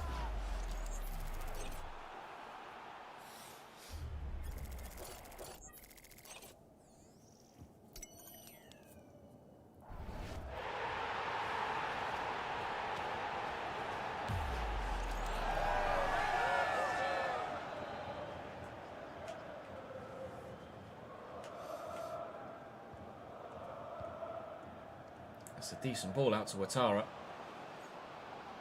who is no slouch in a straight line. Dango Ouattara. They'll record signing Brentford, I think, isn't he, from Bournemouth. That's gone its way from Jordan Henderson. That was on a trajectory very much for the top corner until the last minute there. Brentford very nearly immediately responded and got themselves back level. John Duran's won that header well. We still need to make a decision as to what to do about Uche, actually, for next season. I don't know whether to sell him and sign someone significantly higher rated to even potentially start ahead of John Duran, who came in and has done just as good a job as Uche the previous season, but he's not necessarily excelled. We might be able to sign someone who is genuinely world class next year for our Champions League campaign. but I'm not entirely too sure which way round you guys might like me to do it. So I'll take your feedback on board in the comment section, and those of you that are with us live on stream as well, as to what we should do with Cristante Zucce next season. But for the time being, he's on the bench, and John Duran is the man that is A, leading the line, and B, won us the Carabao Cup with that 120th minute strike. So he scores important goals as well as just goals in general. He steps up when needed. We could do with a couple today, if he doesn't mind. I've got to get him the ball first.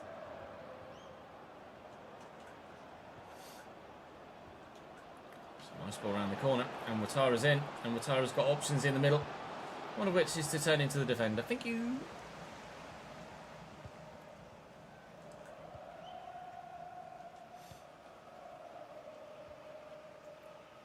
Jones, Sarr, Duran, feeding through the gap. Nope.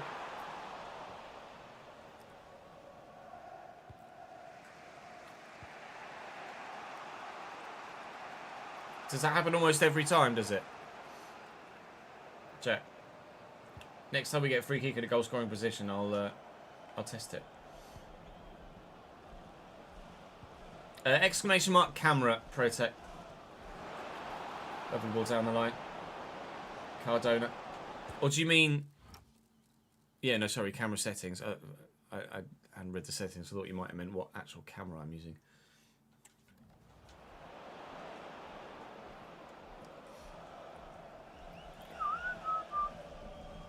Now, it's really odd, Ahmad. I don't know why that is, mate.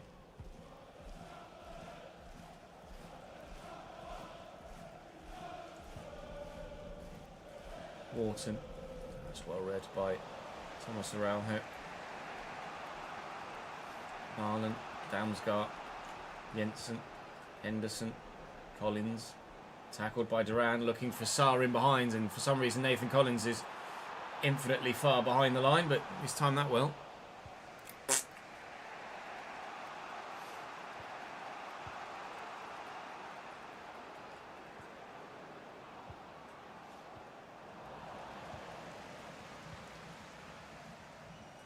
Wharton. There's Ozuli. Trying to do Araujo, can't quite. Oh, I was just trying to see if I could get that to Timber, actually. Well in, Wharton. Diamande. Oh, hello. He's on a Kurt Zuma-esque run. He's still going, Usman. Looking for the ball over the top. Maybe I should have just kept going and tried the shot. 1-0 at half-time.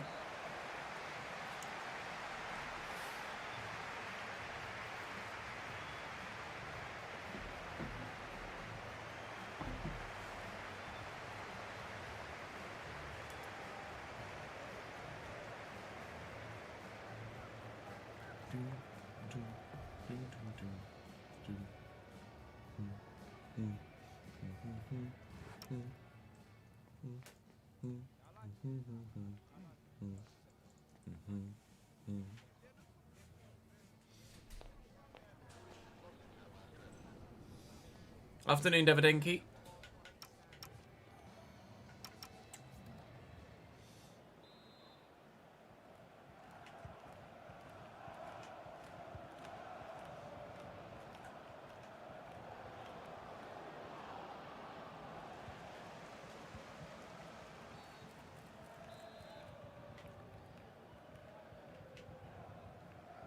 I thought Gusto was going to get in that.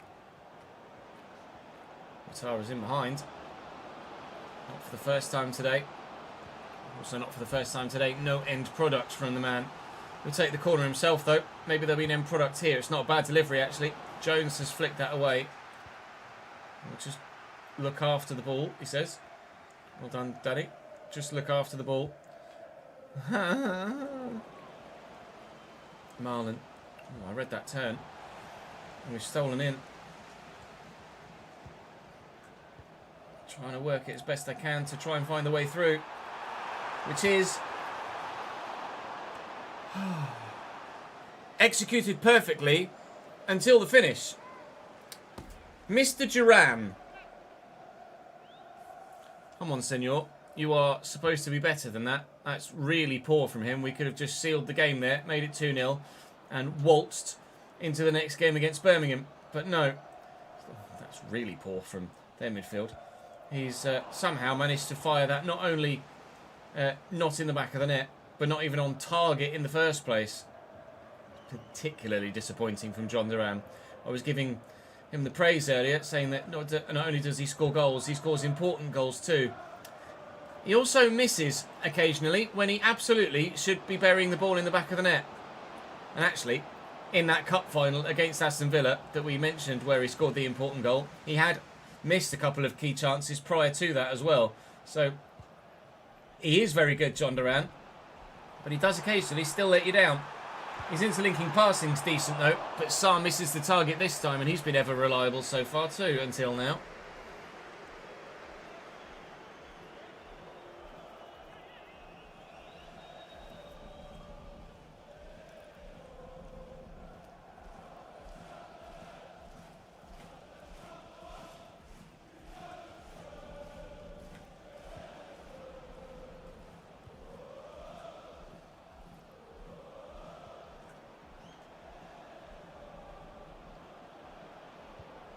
Nicely intercepted by Timber. Really well done. Wharton. Yeah, that's poor from me.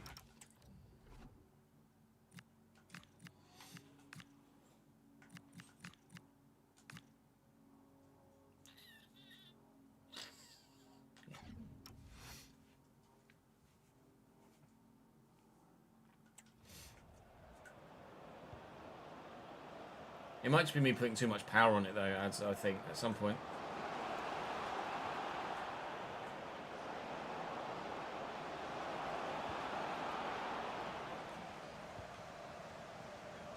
Sarr, Jones. Well, Sarr is the obvious again. If we can find the right gap, right angle, we can get Duran in. It's worked well. Jones have to go backwards again to maybe come forwards. Timber, then in front of Wharton, and it might open up here for Adam. It did, but Damsgaard showed the acceleration to get to the ball first. That's very well done. Can Timber get to that? Brilliant challenge. Yes, he can. Right, let's keep it going then. Looking for Wharton again. Looking for Duran this time. Spin the defender in on the left foot. Surely from here this time. Thank you, John. He scores important goals. He just might miss a few on the way. 14 in 24 for him. 2-0 on the day. Thank you for the subscription on YouTube, Hector. I think it might just be cursed, Ahmad.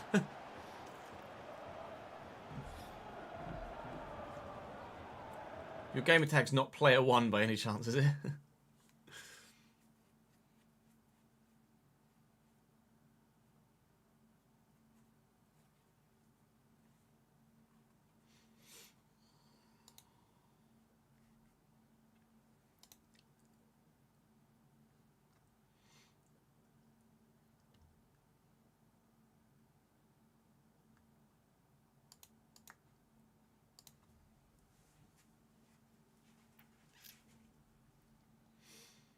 Yeah, it's really annoying, isn't it, Ads?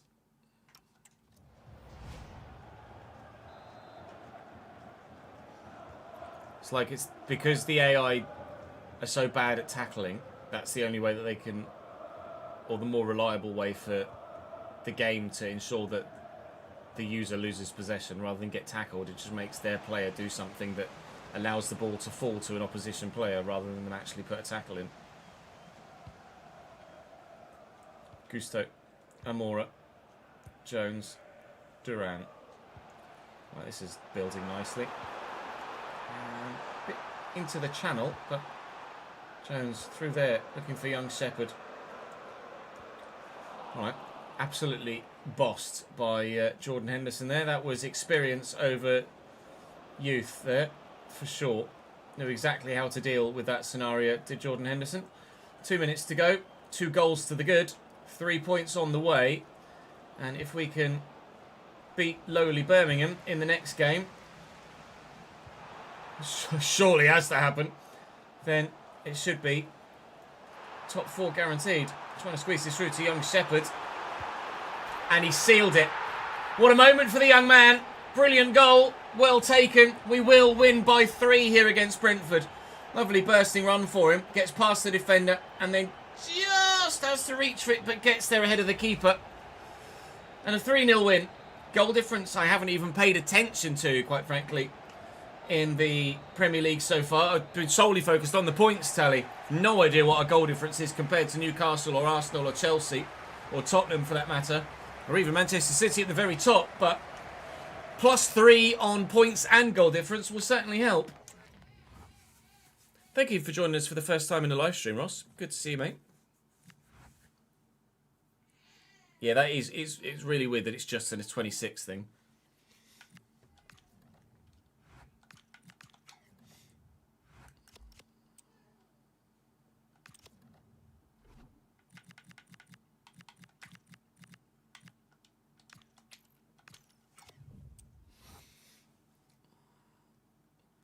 Yes, we'll be recording Valencia after we finish this episode, Willaris.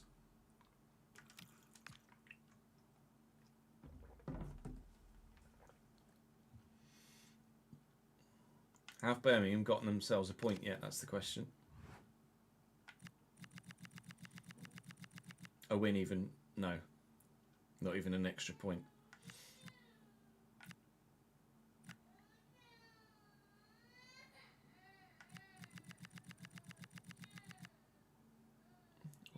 He's a sad boy. Bundesliga's Vi or La Liga's Vi? You like to keep it realistic and buy the same sorts of nationalities for the club you go for, plus you want a real stadium. If you want a real stadium, I think Bundesliga's probably the best way to go. I think there are more Bundesliga's Vi stadiums than there are La Liga DOS stadiums. Segunda Liga. Although there might be. I'm not sure. There was an article with a list, wasn't there, somewhere around launch. Malaga, Davidinki on Twitch, Camino says Malaga recommends Malaga for a Segunda Division save. Yeah, it's better than it was last year, Cal, but it is difficult to try and find that balance at the minute. I agree. Right, if City could lose their next game, that'd be lovely.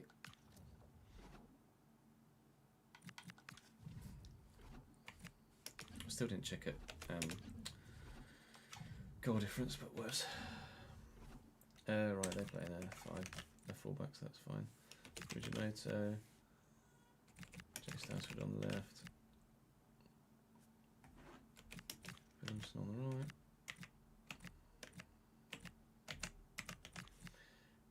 Yeah, that makes sense.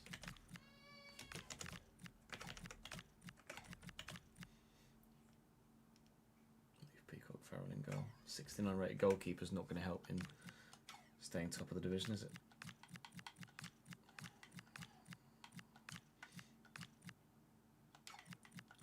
Give Shepherd the start, why not? Just scored a good goal.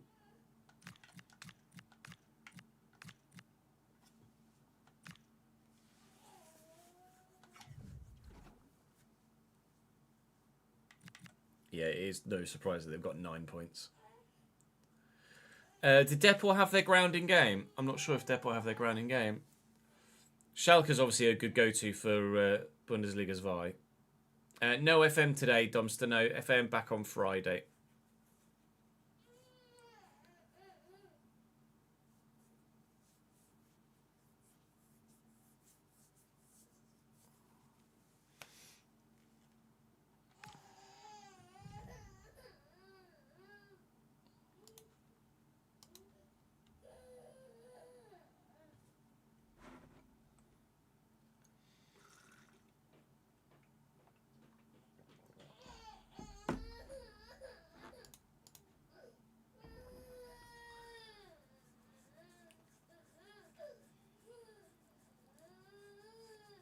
Might well be worse than Derby, yeah. I think it probably is, comparably, in terms of match rate, player rating.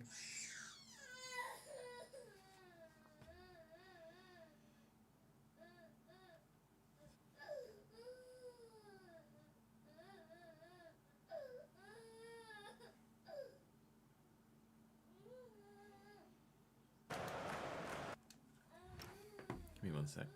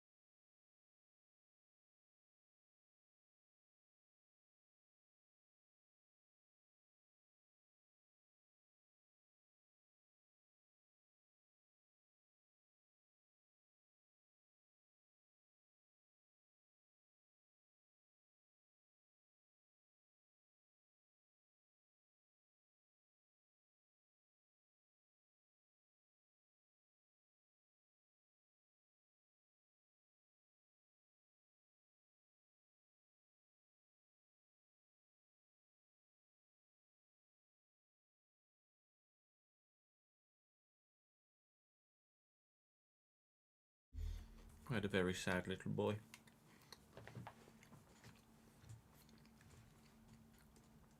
He just didn't want to wake up. It was very sad. FC Köln are in the Bundesliga now, aren't they?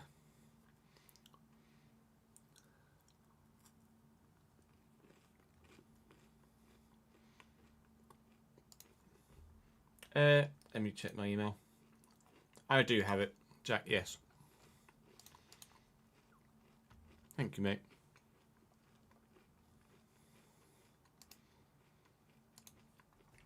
Let me open the link in my browser.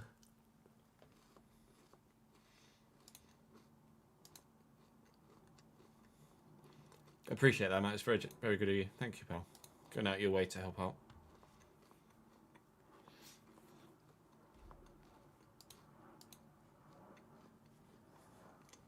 Pineapple McSpicy? Pineapple?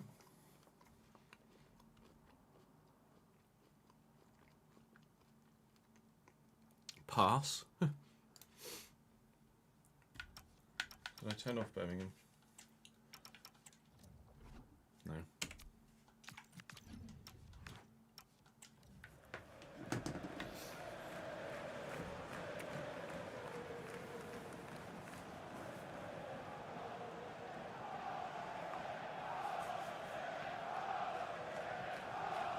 Around the world menu. McRib?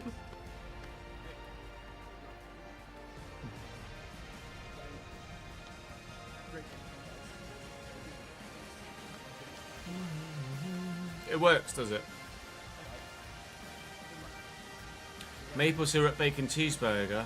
Oh. I've never had a McRib, in all honesty. We've arrived at St Andrews. Birmingham's team is, well, probably as averagely rated as you might well have imagined. 69 rated Bailey Peacock Farrell in goal for them. The rest of the side are generally early to 75, maybe 76. It's not that bad, but obviously having a 69 rated Bailey Peacock Farrell in goal isn't necessarily going to help you stay in the Premier League. You'd be lucky if a 69 rated goalkeeper helped you get promotion out of League One, let alone anything in the Championship. How this Birmingham side got promoted, I'm not entirely too sure, unless they had some very good players that were then poached from them in the pre-season before the Premier League campaign.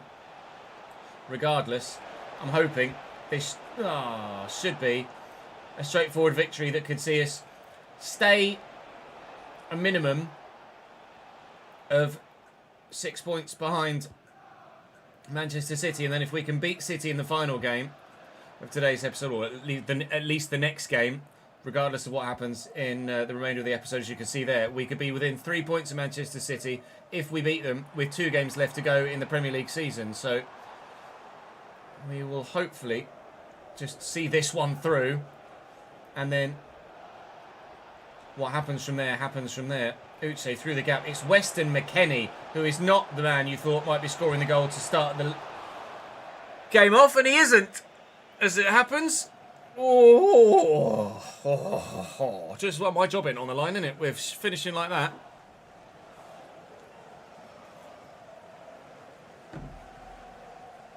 Adam, thank you for the follow-on kick, mate. Appreciate it, dude. Welcome to the gang.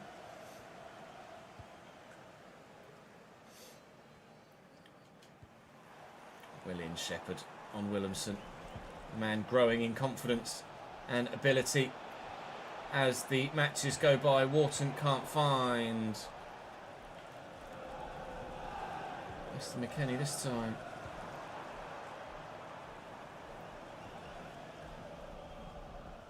Sirkin. Oh, it's just poor. My right back isn't exactly sensational in Reed. Lay that in front of Shepherd.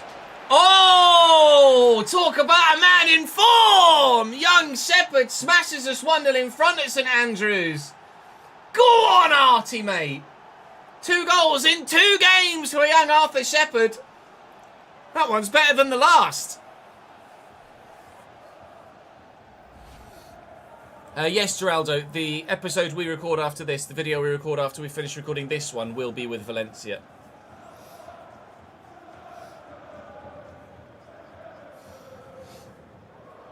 What platform are you on, Cal? Or what generation of platform are you on? Finishing's long shot power on Artie Shepherd is... Finishing 47, long shots 63 with a boost, shot power 63. Bosh. Yeah, Lamau is probably the right way to phrase that. You're on PS5, honestly, I don't know. I've found that on console, the AI are worse as well. I found the Valencia save easier than I have done this Crystal Palace save, I have to be honest. I don't really know why. But it might just be because La Liga's a bit shit. Fujimoto. Running this way, that way. Here and backwards. Here's again. Solid from Weston.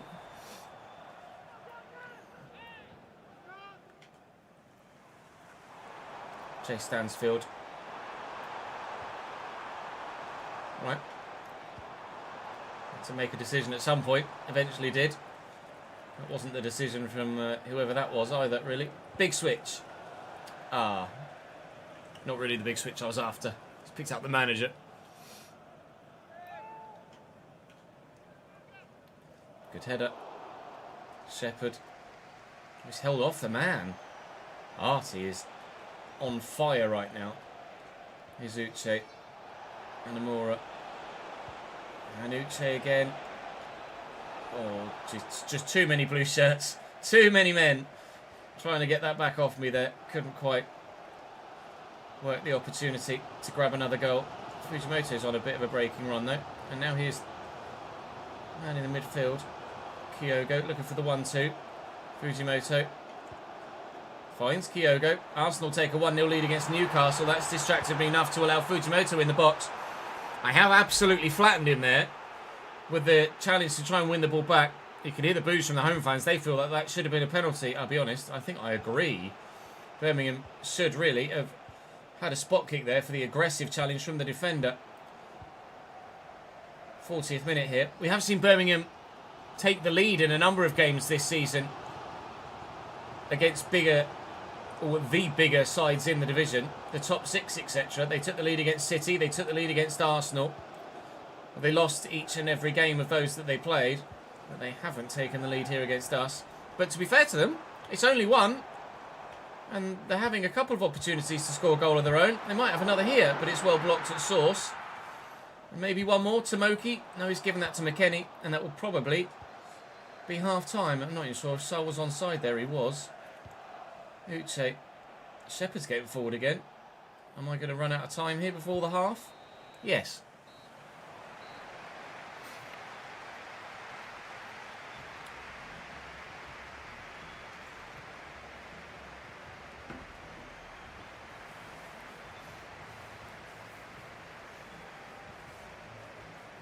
Thanks for the follow, Nahadri. Welcome to the channel.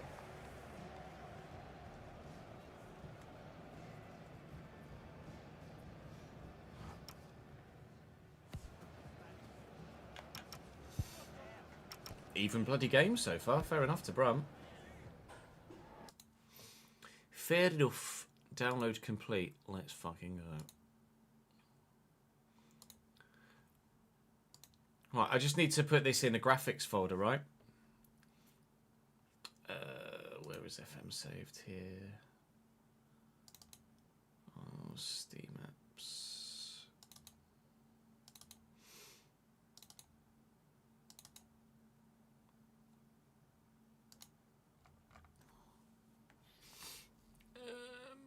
Boopity boopity boopity boo.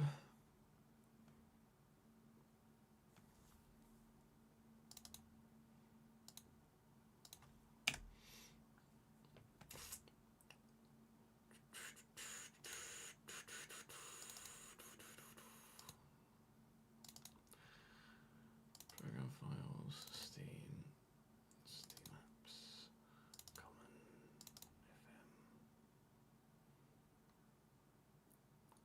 think it's just in this file. What's the file location that you've got it in, Jack? Is it under Steam, Steam Apps, Common, Football Manager, and then you added the graphics folder in there?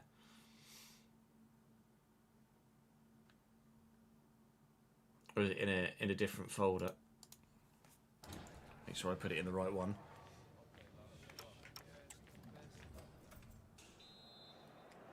Oh, a Sports Interactive file in my documents. Is it under SI? Or it's in my documents, is it? Oh, yeah. Yeah, no, that's the right folder.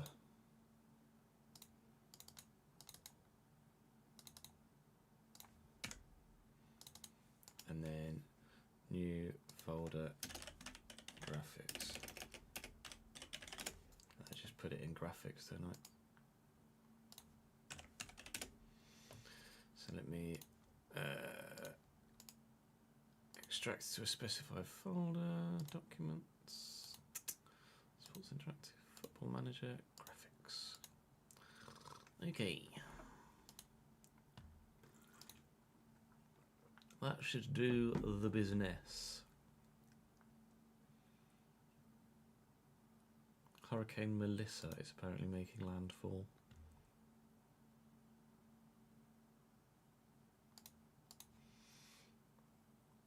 How do youth player grow from 75 to 86 in 2 seasons? Yeah, that's mental. Why have you bedinged at me?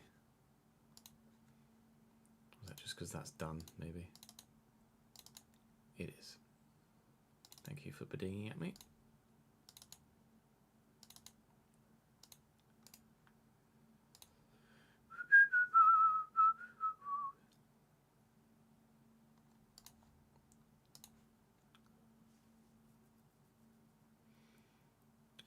Yes, Bolts.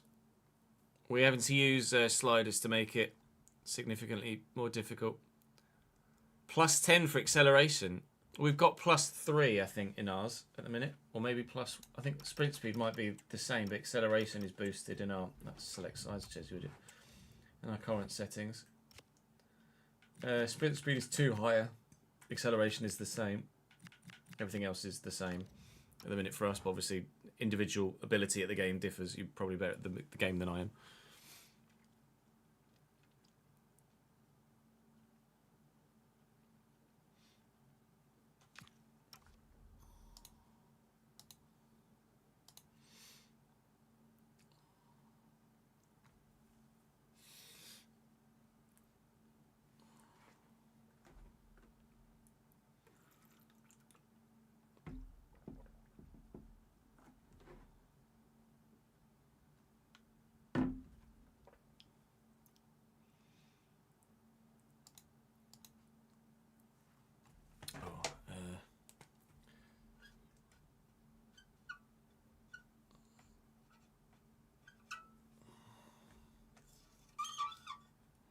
Something on my whiteboard for me for future reference.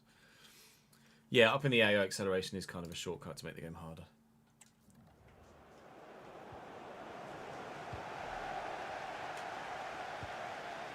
There's not really much you can do about their intelligence in certain instances or the flaws in FCIQ. Wharton out to Amora. This way, that way, forwards and backwards over the Irish Sea. Into the middle. Sarr, nod that down. McKennie. Needs to be stronger, I think, is the ultimate answer there. Mr. McKennie. McKennie's been good and poor at the same time in almost every game that we've played with him. He's an odd one, Weston McKennie. But, I mean, he is only 79 rated, so we shouldn't expect the world of him.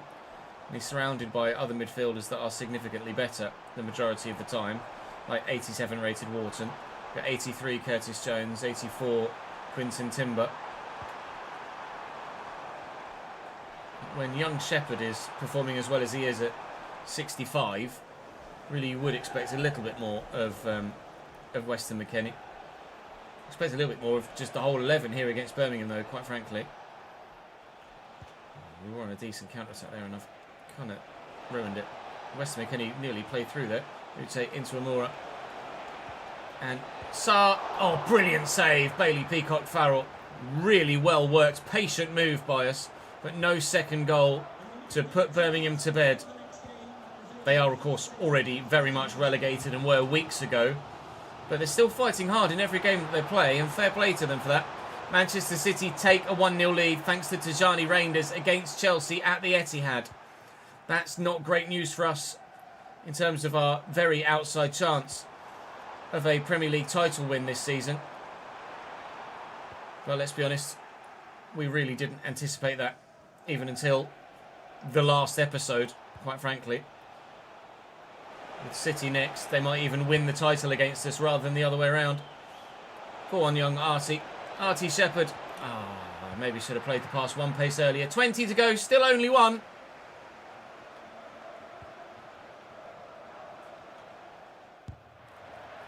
Whoa, very nearly two. He gave that a good old whack, didn't he? Did he? Well, old whack. Great old whack. Morning, Viper. No, Sid, I dropped out of college after 6 months because of my ME. So I didn't complete sixth form.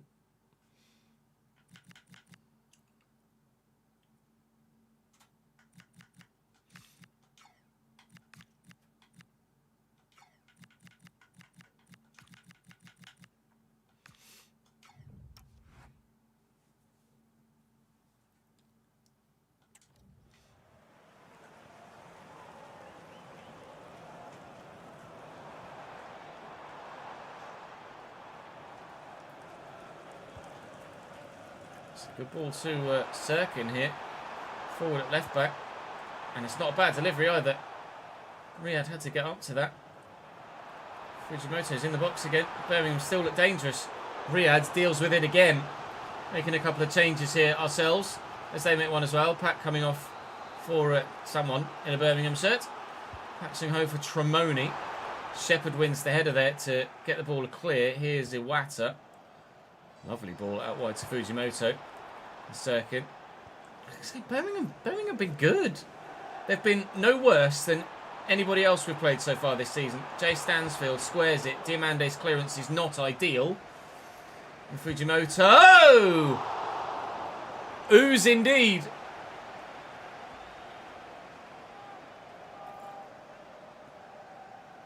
Health has gone significantly backwards since having Jude, Curtis, but that's mainly just due to lack of sleep and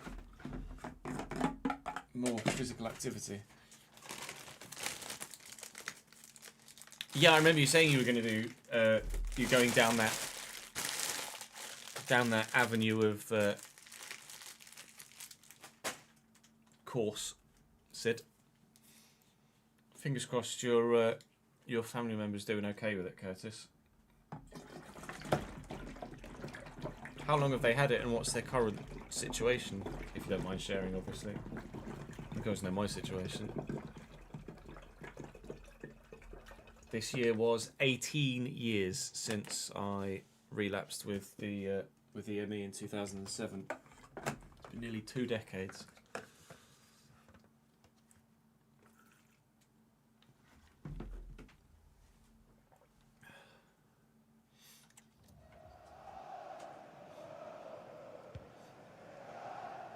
Big pump forward. Uche can't win the header. And Willemsen has just chested that past Artie Shepherd. Here's Tremoni now into Jay Stansfield. Stansfield still. Henderson forced into the save, and Furuhashi's going to get there. Kyogo very nearly. Pulling an equaliser out the bag. Birmingham are good, mate. How have they only got 9 points this season? It's ridiculous. Honestly, we've had much easier games than this season in the Premier League. Amura out here to Eli Krupa, who's just come off the bench and has been well and truly ruined by the defender. I think he landed on his face there. It's definitely a yellow card challenge, breaking up the counter-attack, but Iwata's done really well there. What if we get to see the fall? You see how he falls? Oh, he did land knee first, but then kind of face flew into the floor. Yeah, Glasner's upset about that, but I mean, it's taking one for the team, that, isn't it? It's the phrase. And it certainly stopped us scoring a second on that occasion. but we might still be able to get a second anyway. Wharton, maybe I should have taken the free kick. Maybe. Rudoni will bag a second anyway. Peacock Farrell with another good save, and 2 minutes added on. It'll be just a 1-0 win here against Birmingham City. I can't reiterate enough how impressive they've been compared to their league position.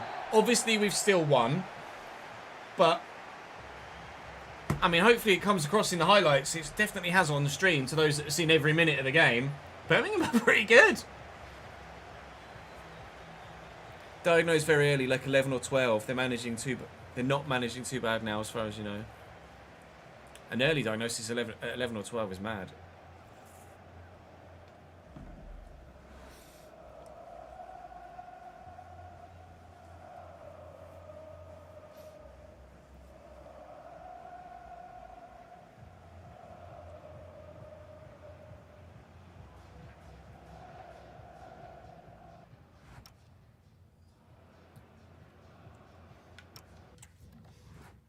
Yeah, at least your girlfriend is like, it's not far on the train, is it, to Canterbury from London, really?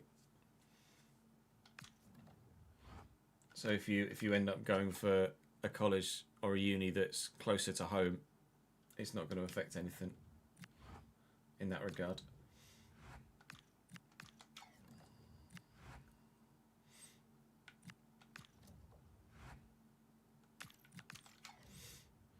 Frustrating thing about this Palace save is that I've just got so much money that it's hard to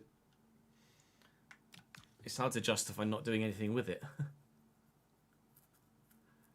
They get golden at 90, Marcus. They get a play style at 80, and then they get play style plus at 90.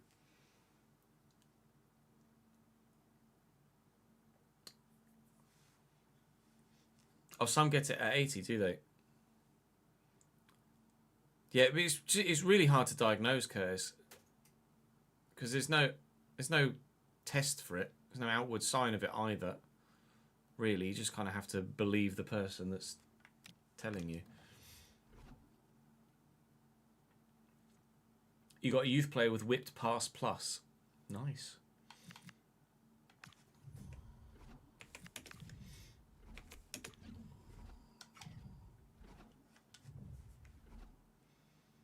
Jesus Christ.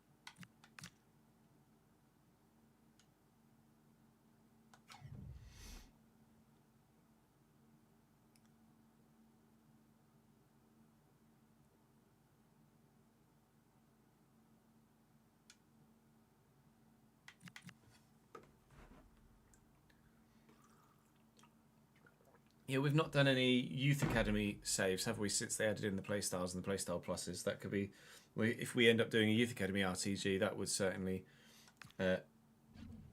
give us more of an idea. Yeah, I struggled with getting diagnosed as well, Curtis. I had many a person disregard what I was telling them. Psychological or lies.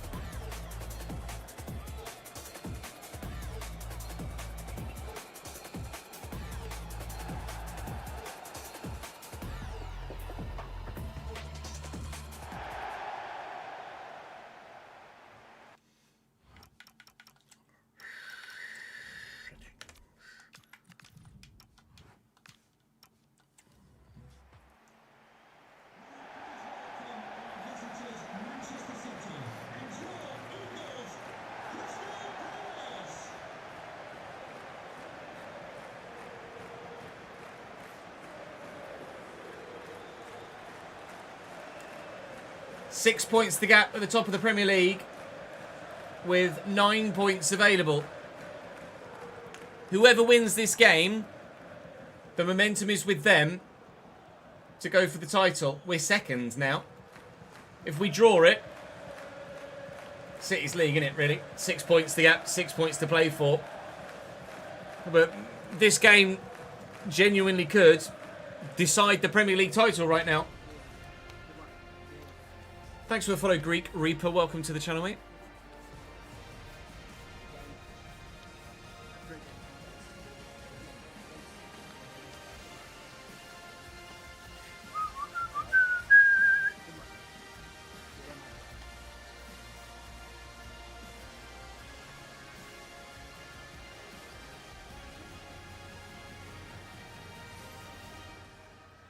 Blah, blah, blah, blah.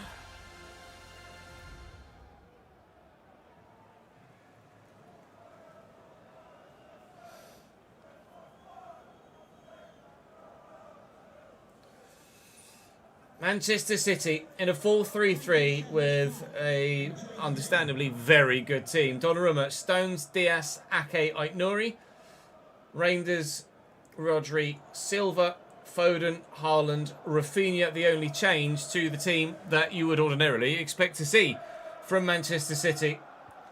So they are surprisingly still well put together in terms of the familiarity of the team and squad compared to real life. We've seen a number of squads either gut themselves or just make a lot of transfers thus far in the save, ourselves included, whereas City can trust what they've already got at the club to get the job done. Or can they? Yes. Yes, they can. Shepherd starts ahead of Curtis Jones is the only change to the regular starting lineup for us, and rather obviously he's deserved that, given the way that he's played in the past couple of fixtures. Hopefully it doesn't cause me any sort of concern by the end of the game. Rafinha's just too bloody quick. Vivian can't cope. But Diomande stepped in to stop Haaland getting to that at least. Will find Sarr. Against like Nouri here. Former Wolves man will have his hand full. Nice, Shepherd. Timber. Shepherd again.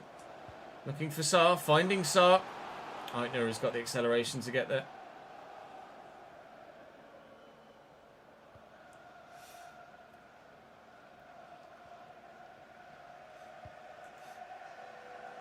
Rafinha.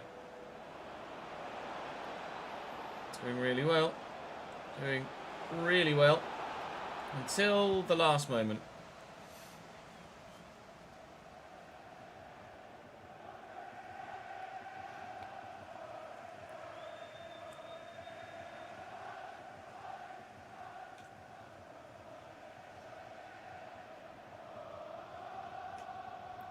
Is it only user players as well that go above 90 or get the random, or is it AI players as well that can get the random playstyles or playstyle pluses?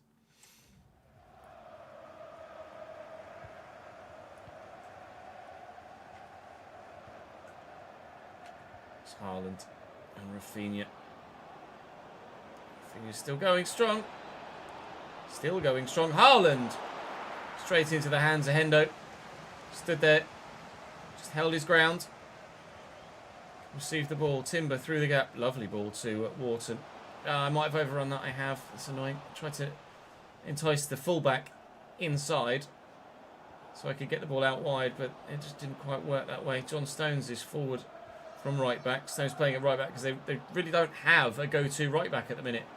Manchester City. They've sold Matheus Nunes and haven't really replaced anyone in that position at the moment. It's all right, Tijani. Shepherd's done well. Go on, Artie, lads. Oh, and he's absolutely ruined Rodri. That was unreal. Duran, I've tried to put a lot of power on this to try and get Amura in behind Ruben Diaz. And he just can't get the turn in to beat the Portuguese.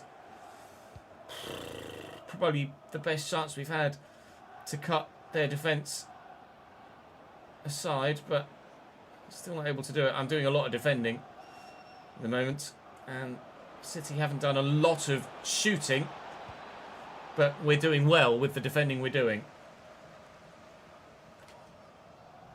Supposed to just go short to the man next to him. Rodri can't quite get it under control. Haaland first time, poor.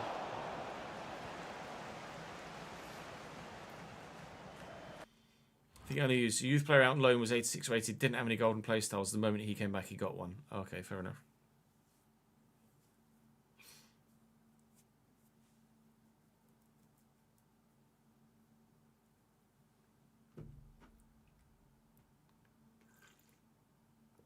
I'd never seen a football ground in the flesh, Sid. They are impressive buildings, especially those in London.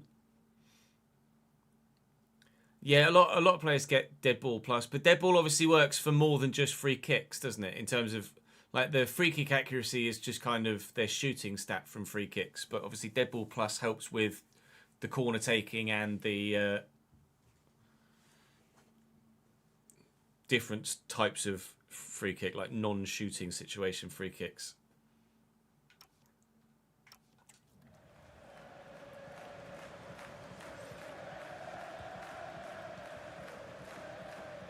Gusto. He's got an interception on that. Well, it was a pretty simple pass out wide then. Pass inside, sorry. Rafinha has gotten past the defender. And what a finish. Came across with Diamande and just couldn't get there quickly enough. Rafinha gives Manchester City, they do this a lot, don't they? I might report that back actually to the devs. They score and then just run to the halfway line. He's brushed past Vivian there, and I come across with Diamande and just can't get across quickly enough to then lunge in and get the tackle in. It's a good finish by Rafinha. Dino can't keep it out. That might be the goal that seals the Premier League title. Can you clip that for me, please, chat?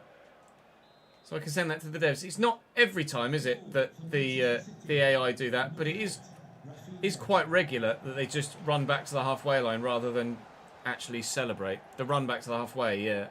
Like, there's no reason why Rafinha should just score to give them a 1-0 lead and then just run back to the halfway line.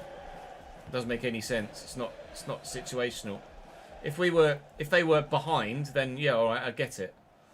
But we've seen at least 2 instances today where the AI have scored and then done that when they've been taking the lead with the goal. Timber, Shepherd, Sarr, drill it. Oh, I know he's in the way. Chance from the corner though. Can we put it on the Crystal Palace heads? Diamande's underneath it. No, we can't. And that will be half time. That will be half time.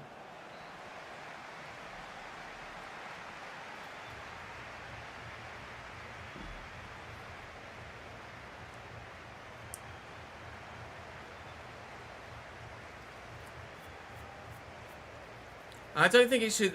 It would be too cheesable or too manipulative to just choose the highest stat and then give it to that, because then you could just ensure that a certain player gets a certain play style. I'd rather it was random.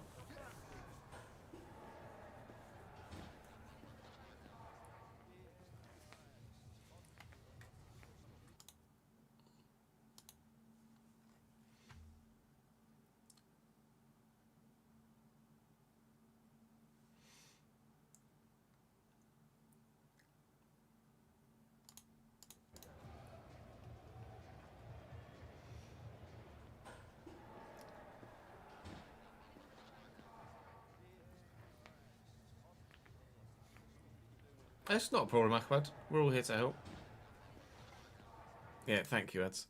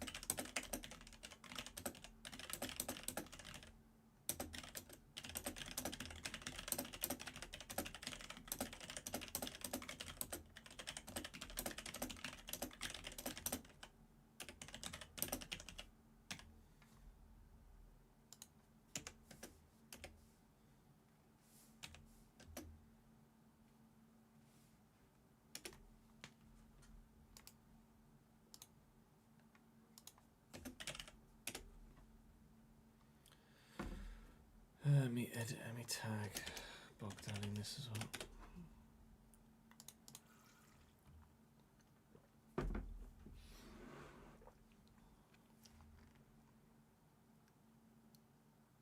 Yeah, the devs I have access to don't deal with that sort of thing, Ahmad, so it wouldn't really be something I could report, I'm afraid.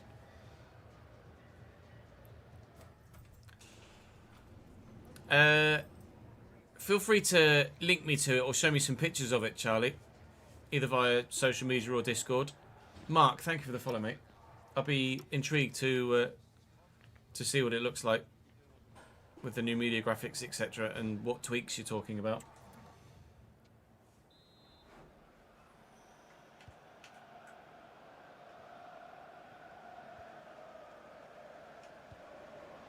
Lovely ball over the top with Rodri to Rafinha. He's brought that down superbly, and at the very beginning of the second half, he's picked out Foden with an unbelievable ball. Danny Slater's just run all the way around. Philip got the ball back. Now Walton on his left foot could thread the needle here, and has done. Amora against Diaz.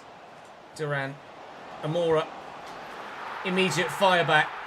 Less than 5 minutes into the second half, and Crystal Palace are level against the would-be champions to ensure that they might not be champions.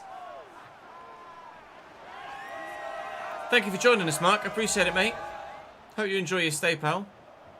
We'll dedicate that goal to you, Pay. Dedicate that goal to you, mate. Lovely replay angle, thank you.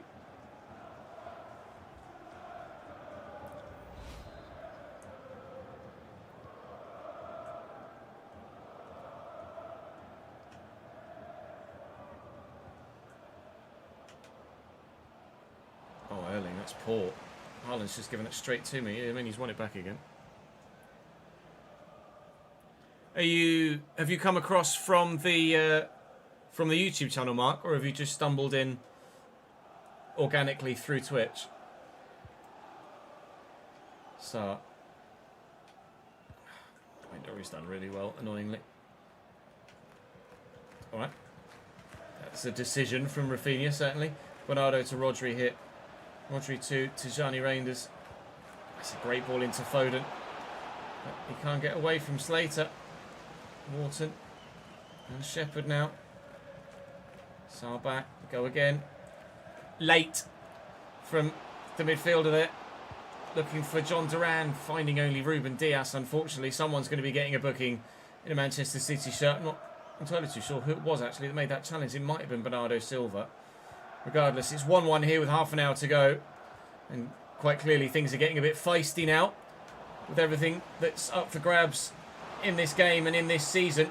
John Duran is just holding off the challenge there.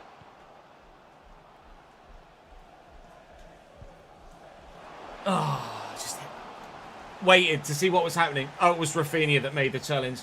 Yeah, a definite yellow card. I've come across from YouTube. Thank you, Mark. Appreciate you coming across and showing your support on stream as well. Afternoon, Nottingham lad. How are we, pal?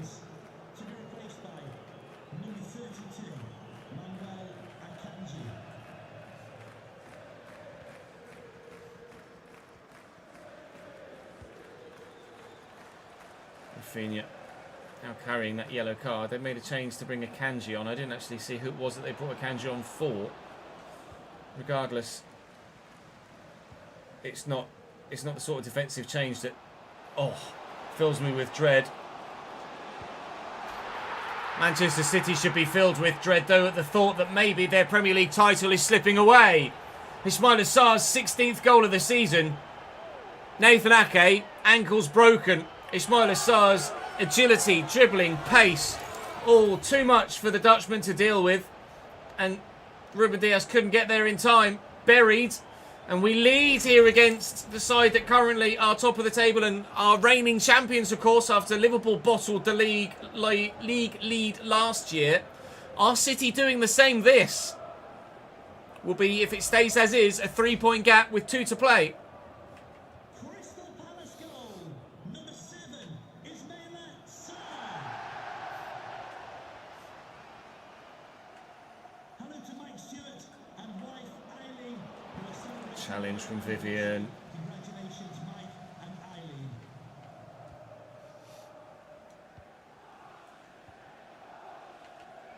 Shepherd. Away from Bernardo. Not away from Bernardo.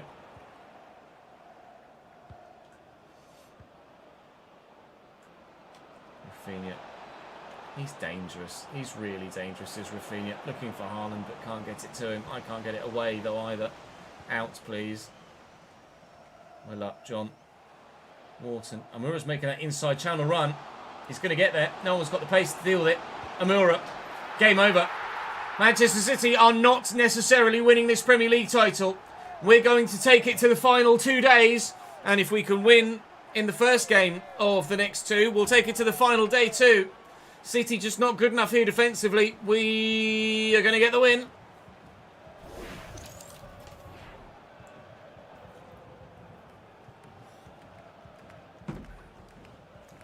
Oh, you're watching the player career mode, were you, Mark?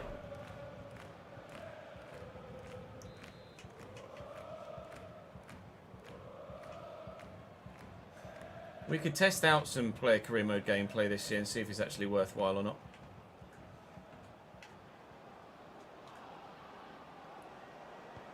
Haaland out to White Nori. He can't get there.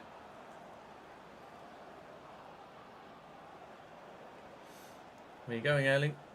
What are you doing, mate? Oh, it's really poor from City. City just don't play like City, do they? I know it's not Pep in charge anymore, but still, they don't play to their stats. I mean, I'm under pressure here. Foot through it and just get rid, I think. Diamande and Wharton. I mean, Sarr is in so much space over there if Amora can find him. We could even maybe get a fourth here.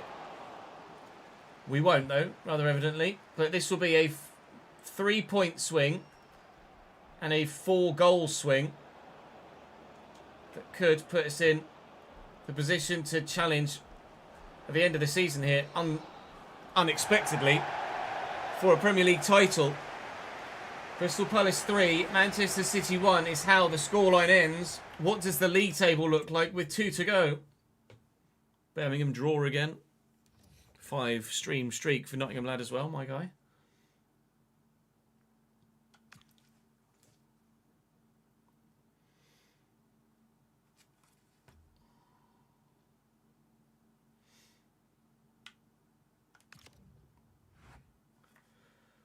So with 2 to go, and Manchester City's next game being the Manchester Derby, there is a 3-point gap at the top of the table. That goal difference swing puts us in command as well if we end up on the same amount of points. Manchester United could do something very damaging to their intercity rivals here as we head into the final 2 games of the season for tomorrow's season finale. We're second at the minute. We're absolutely going to get Champions League football. We're on a hell of a run right now. Talk about finding form at the right time. Any one of 4 sides could finish in 4th as well at the minute. Spurs, Arsenal, Chelsea and Liverpool with an outside chance, especially with Birmingham next. And then Man United are 10th only, though.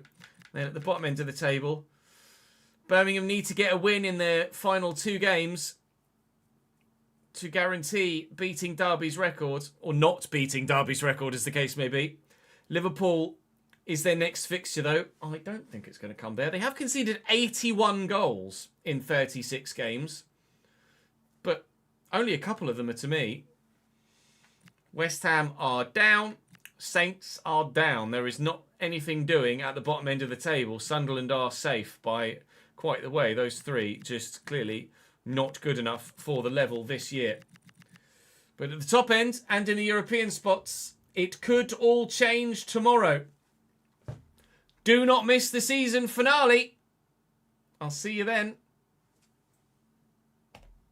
Sarah, thank you for the subscription on YouTube.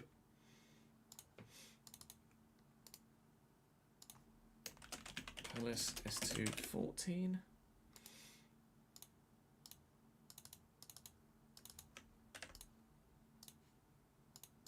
Rather unfortunately for those of you on stream, we're switching to Valencia now. And I'm not recording the season finale now. Yeah, I was aware it was coming, Ahmad. It is now out, is it? That's good to know.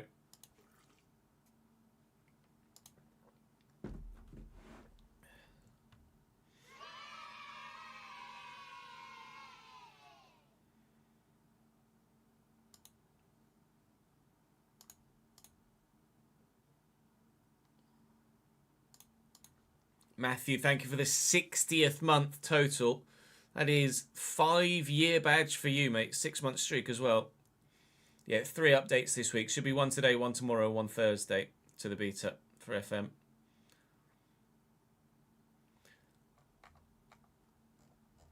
The tweaks are full license of AC Milan and Inter, etc. Smarter transfer and less over 100 mil transfers. 24-hour transfer deadline day. Less budget for all teams to make a bit more realistic with transfers.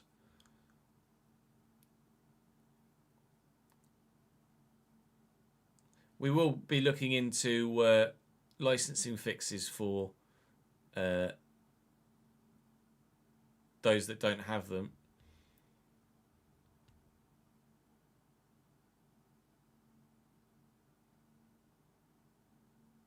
A 24-hour deadline day sounds actually a little bit too much, almost. But I'd be intrigued to know about the budget stuff. Yeah, link me to something if you can, Charles. Either like a review of the mod or to the mod itself. I'd be intrigued. Thank you for the support, Lamborghini Mike. Glad you joined the content, mate. My players had some changes to... Yeah, there's a change to the skill tree, right? The way that you grow the player, but it's the issue wasn't the player growth. The issue was the transfer system, and the gameplay was utter shite. And I imagine the gameplay is still utter shite, unfortunately.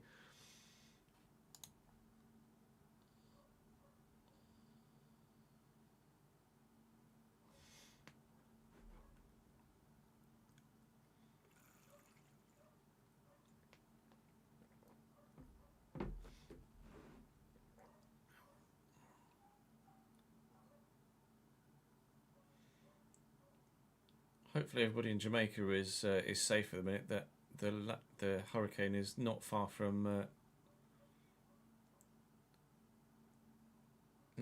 landing now on the south coast. I'm not sure what's happening elsewhere in the Caribbean. I can't remember quite the layout of the islands, etc. But it looks distressing, to say the least. 185 mile an hour at the minute. Yeah. Just in this live stream linked in a Discord.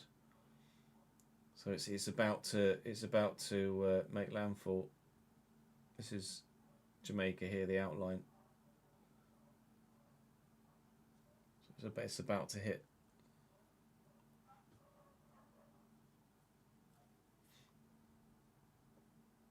70,000 people watching is pretty crazy.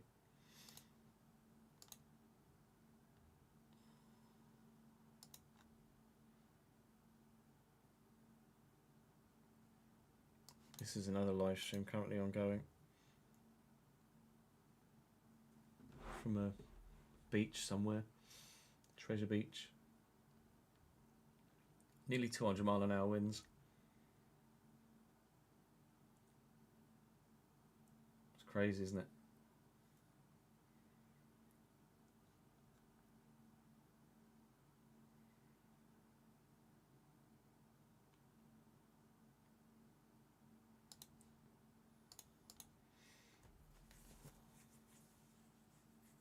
You imagine that the infrastructure is built to deal with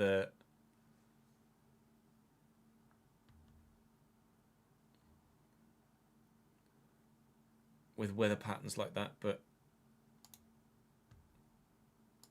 it's not the most affluent of countries, is it? Really? Yeah, do link me on the Discord, Charlie, if you can.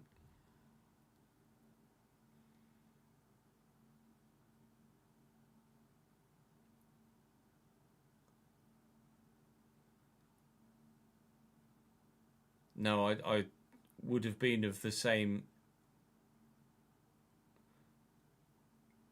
estimate, Marcus, personally. Storm does look pretty mental.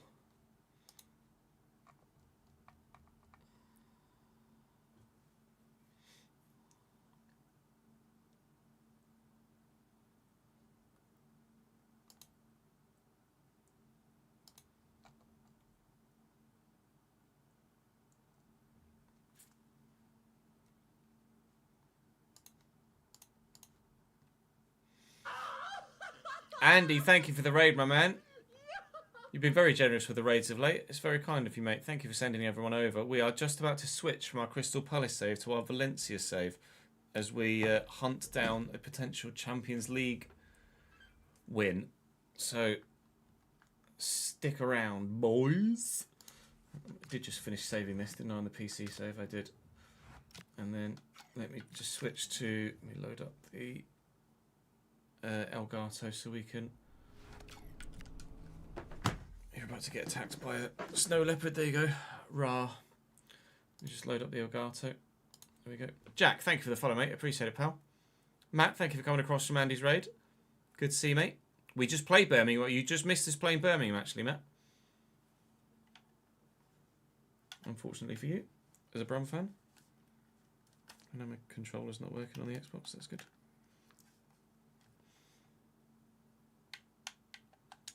Now it is. I'll just restart the game because there should have been an update actually. Or was it, no, that update was PC only, wasn't it? We are currently doing 2 career modes at the same time, Mark. Yes, although this Valencia one is about to end. No worries, Anmol. Catch you later, dude. Thank you for joining us from India, mate.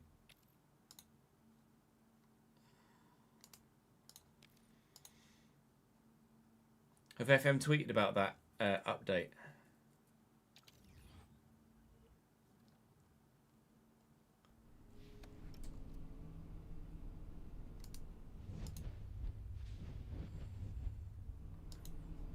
Have they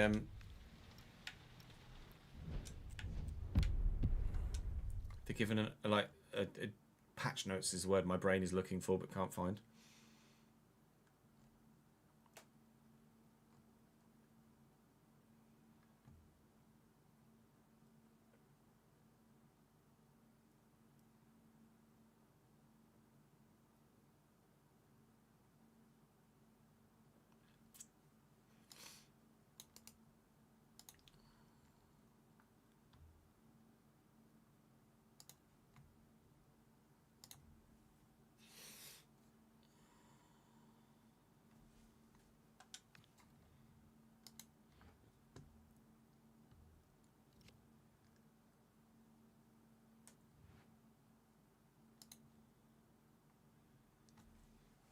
So we're just simming our way through the league and cup games. Is it? Yeah, we've got Liverpool, haven't we, in the quarterfinals of the Champions League? Yikes! Let's get ourselves that far. Just sim our way through.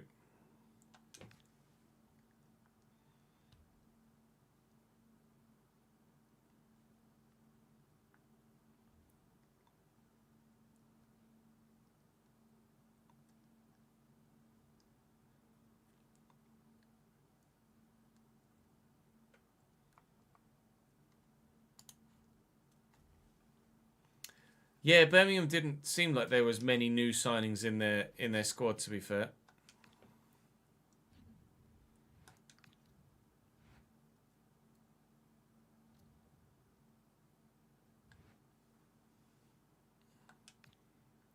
Top of the league, currently challenging at the minute.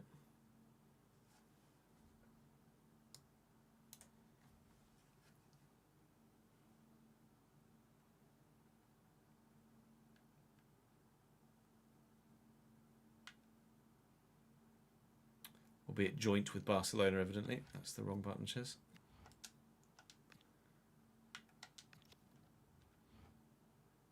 Ah, and they've played a game less than me. All right, I'm not top of La Liga then. Oh, you've picked the game up, have you, Sid?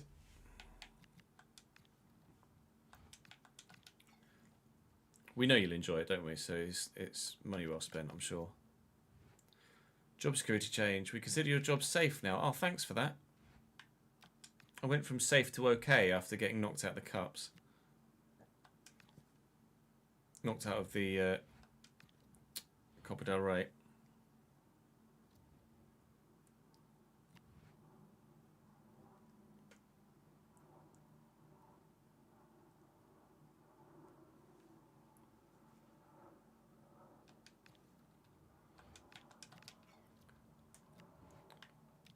Right.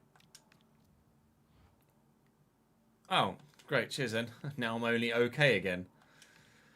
Make your mind up, gents. Christ. Bloody hell. That's a bit unfair. Send me an email. But by the way, you're all right at the minute. Well, by the way, no, actually, no, you're not. We think you're a bit of a dick, even though we just won 2 games in a row. Why have we got to be so mean? Want me to reach the final of the Champions League? Want me to win the La Liga title? I think maybe because it went down again because we weren't first in La Liga. I mean, I'm joint top, for Christ's sake. Give me a chance. Give me a chance. Will, thank you for coming across from Andy's raid, mate. Appreciate it, pal.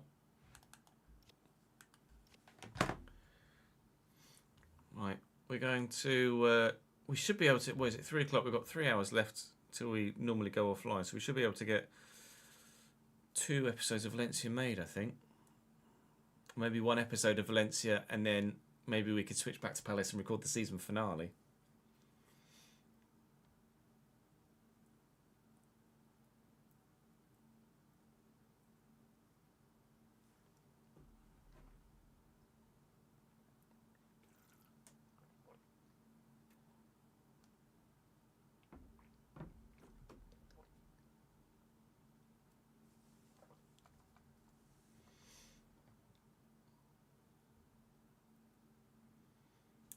Bot on kick. Bye. So many bots on kick. Oh, Tim the Tap. It's just promoted it in my recommended feed.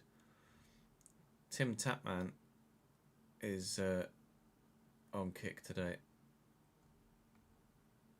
I presume it's a great chance to kickstart, pardon the pun, a new channel on a new platform with the new game mode on Battlefield. We're unlikely to win the title this season, I think, with Valencia, but we won La Liga last year, so we're not necessarily that fussed, to be honest.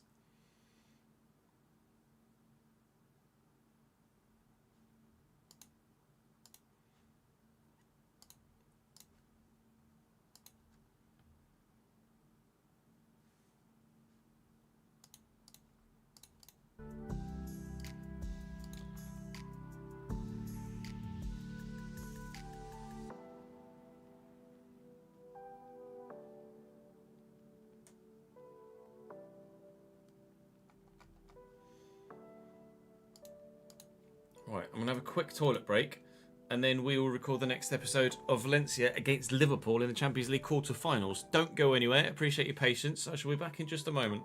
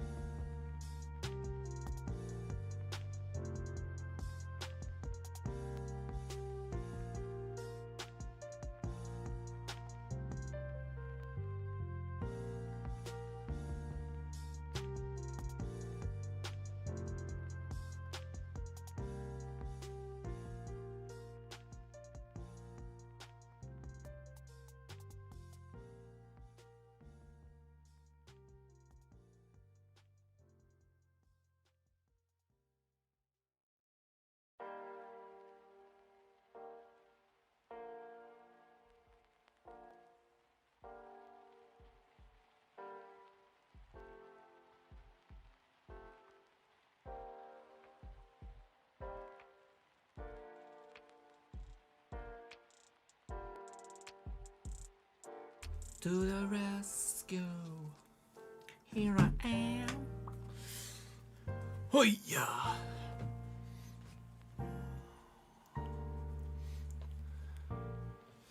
Petrovic, not a bad shout. Bring him back. Why not? Why the balls not? Thank you. Oh, FM notes are in the FM channel. Seems generic fixes outside UI overhaul.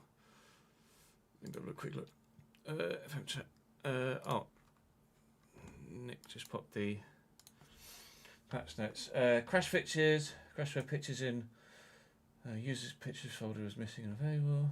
Wrong column label. Icons catch must go all around. Since instruction delay.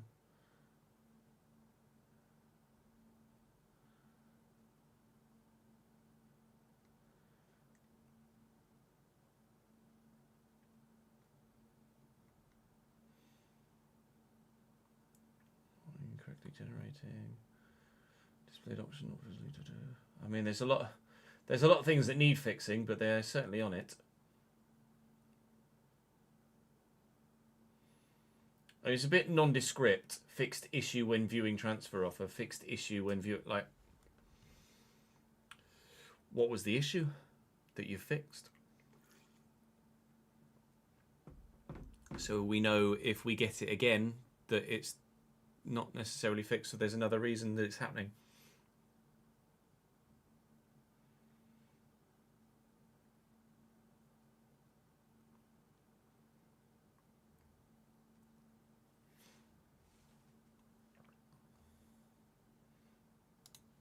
Well, there's a lot that needs doing, but there's a lot that they are doing. Thank you for the. That's what I initially thought your DM was. That's when I saw the Discord notey. Just water, Rodrigo. Just a big old fat bottle of water. Big fat boy. Right. I need to change shirt. We're still wearing Palace. We're not playing as Palace. We're playing as Valencia.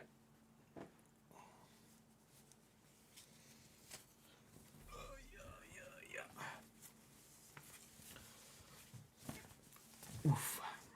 If we are to replace this Valencia save with another one and the FM stuff doesn't become the daily go-to, what sort of save would you like to see?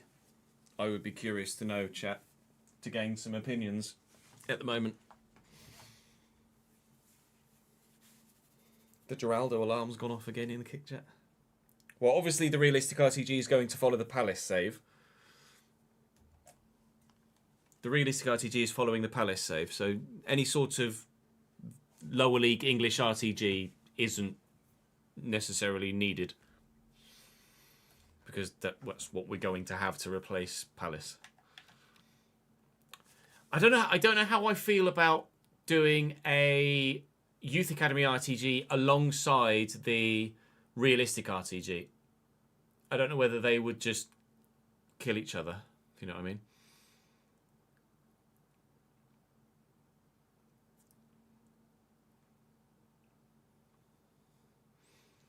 We were contemplating doing a German 3rd Division realistic RTG, maybe for 27.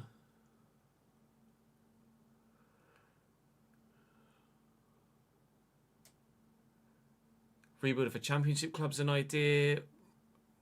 I'm intrigued to see that no one has mentioned a journeyman of any sort so far. Yeah, 2 realistic RTG. Well, it wouldn't be a realistic RTG if we did a Youth Academy.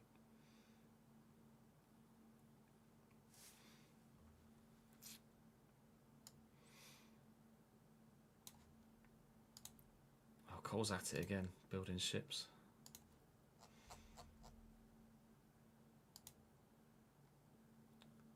Remus and Romulus.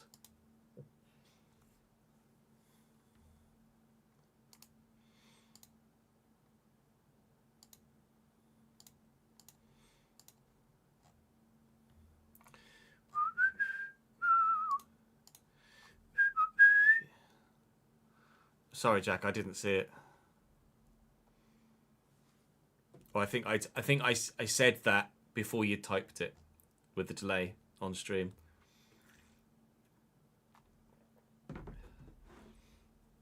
Youth Academy is definitely something I can consider, but that would probably be instead of the realistic RTG if that gets delayed for whatever reason. Yeah, 1860 München would be one of the go-tos for a Dry Liga save, for sure. A Youth Academy not RTG save? As in a big club, rather than starting from the bottom? I don't think there's any interest for a Liga save, unfortunately. Let's just get going with this whilst you guys are doing it.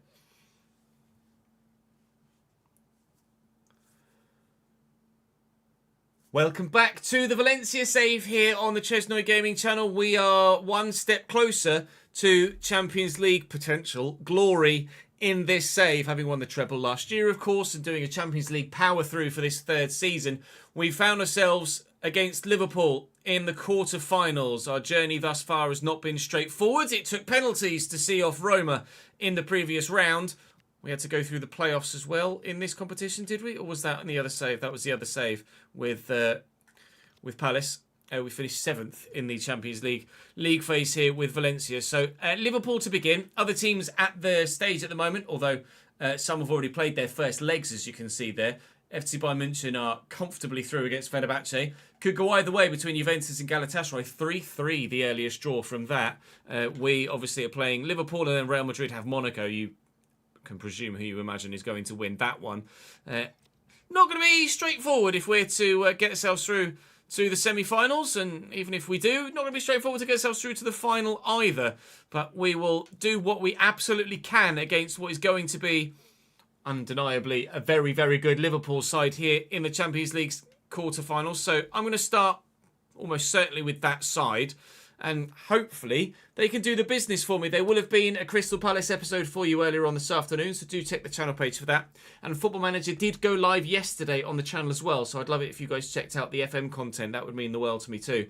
So do that as well if you don't mind. That save is with Chelsea over in the Premier League. Drop the video a like and subscribe to the channel so you don't miss out on any more of anything that happens, of course. And join me on stream here on the YouTube channel or on Twitch and Kick. Links in the description down below. But first up, Mestalla. Second up, Anfield. And we hope a third game after that in the semi-final first leg. We fucking pray anyway. Realistic RTGs could be with Cambridge this year, yeah. It's Liverpool's away kit. They can play in the alternate for this first leg because they'll play in red back at Anfield. Rodgers has gone, has he? Is it official?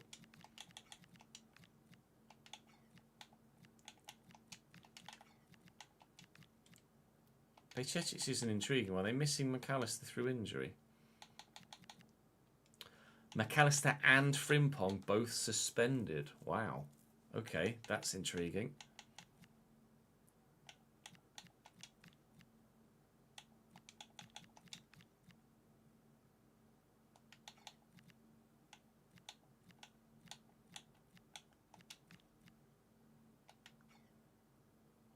Bajcetic could play at centre-back, can't he? Oh no, but he's full-back where they need the... Never mind, ignore me. Let's put Curtis Jones in ahead of Philly. Malero in for... Who'd be more likely to play? Stevenson or Ramsey? Neither, I don't suppose. Doesn't really matter, does it?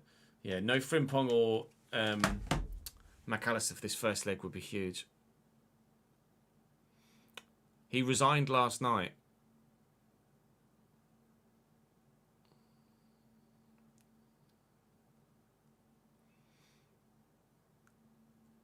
Oh, the owner then fully went in on Brendan Rodgers, did he?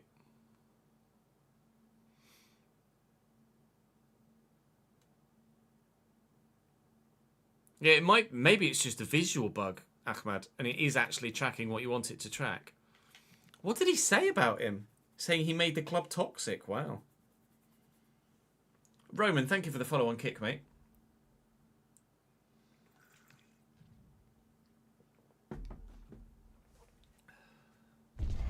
Classic case of things that should have been kept behind closed doors. Yeah, doesn't surprise me.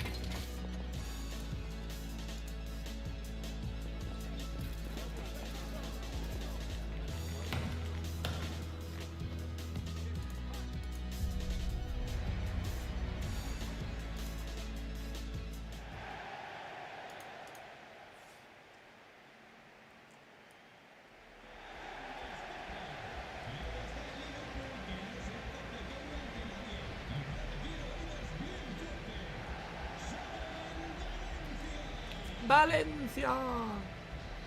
Turn the control off. Just wait for the Champions League graphics to come up for the piece to camera for YouTube.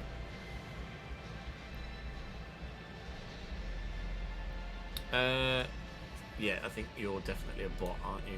Person in YouTube chat. Let me just get rid of that. Well, it's not even showing in my chat for some reason. Let me refresh this. Oh, there we go. Hide user on this channel. Goodbye, bot.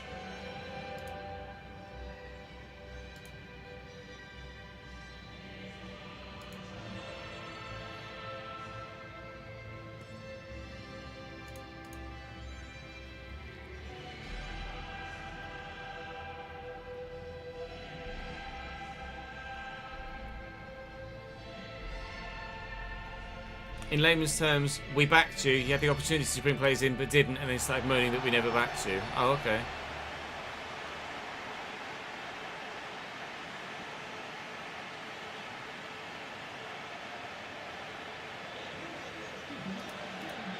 Yeah, it was weird, wasn't it, Az?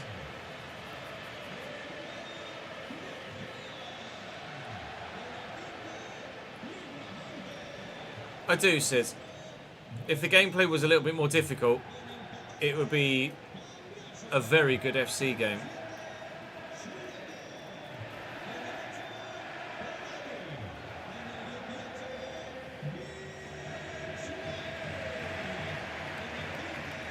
Martin O'Neill as interim, wow. I saw them linked with Kieran McKenna of Ipswich. Liverpool with Bas Jonker as manager. Your guess is as good as mine. Alisson in goal.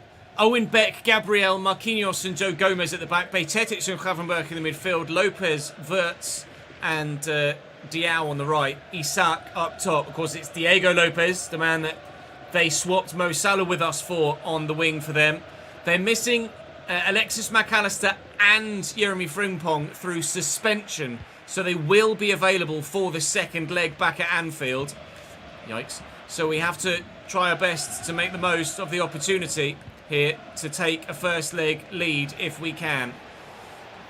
Obviously, they've got a very good team. That's a foul. Please, ref, thank you. So we're going to try and isolate the wide men in their defence.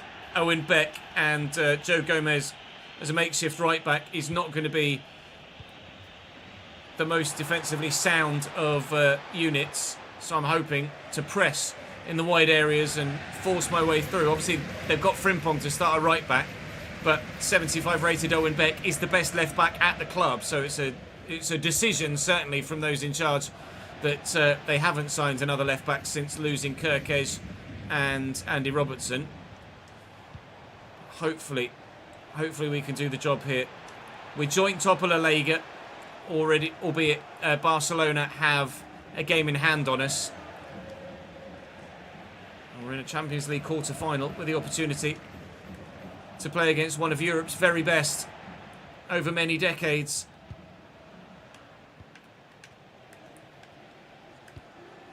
Ironic that Andy raided us as an Everton fan in the first game we played against Liverpool.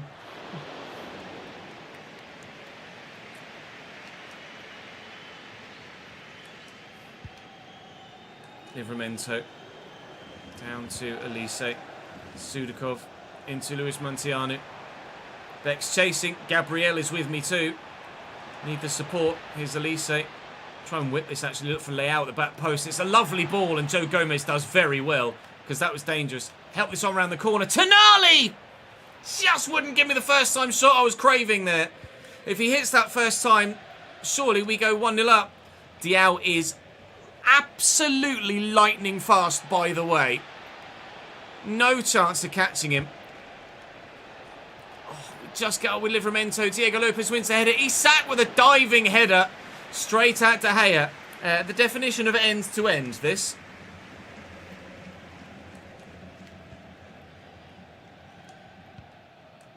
Sudakov. Tonali. Down the line to Rafael Leao.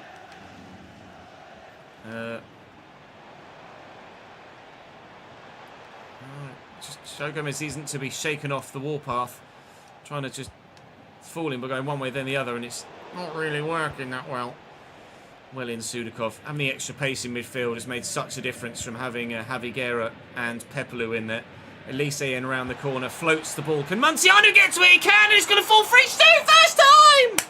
Oh my God! If Tonali had shot first time, if Muntiano had shot first time, we could have had 2 goals already in the opening 35 minutes. But they both decided to take a touch first, and on each occasion, the goalkeeper's gotten the job done. What a challenge by Cambiasso that was, though. Little dink. Did that hit an arm? It didn't. Play continues. We've won it back again. Talk about keeping up the pressure, please. Edge of the box here. It's Morgan Gibbs-White.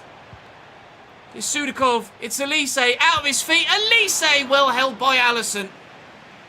What a game.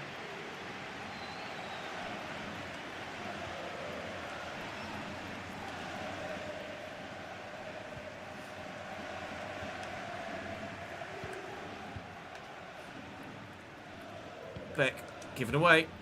And again. Isak and Diego Lopez up against Tino Livramento. Just give it a whack with Tino. He wasn't really looking for anyone in particular. I just wanted to get it away from the danger area. Gibbs-White's done well there. Tonali's up. Leao. Oh, it's a lovely ball. Montiano's going to look for Leao again, who's going to first time hit it in here to Gibbs-White. What a take! Morgan Gibbs-White! Side netting only. What a first touch that was from the former Nottingham Forest man. It's 0-0 at half-time, but Christ knows how.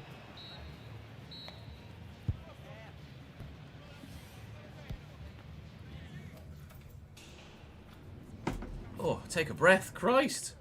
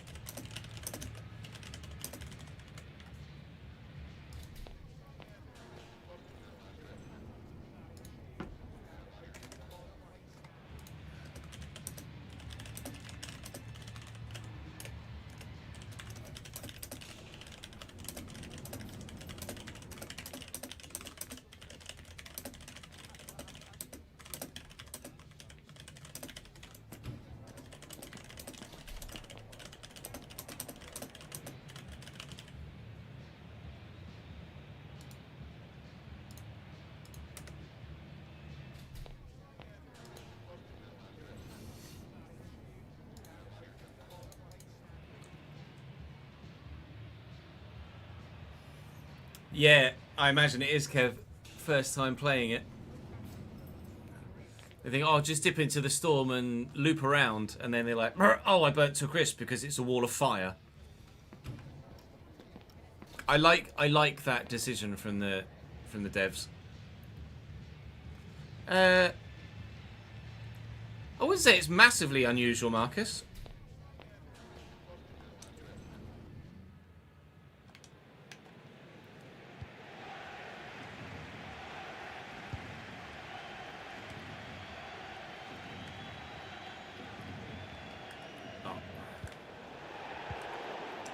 Free kick for someone. Wirtz with a free kick for Liverpool. Taken short to Gabriel. And Wirtz, Gravenberg around the corner nicely to Bajcetic. And here's Isak. This is building brilliantly. And Diego Lopez will not come closer to scoring against his former team. Off the top of the bar. Dominic Szoboszlai coming on at fullback for Liverpool to play right back for them here. Now, he will obviously have the technical ability to be Trent-esque. but won't have the pace to deal with what we've got out wide in Rafael Leao, and if they've got the ability in the middle to deal with what we're bringing forward at the minute.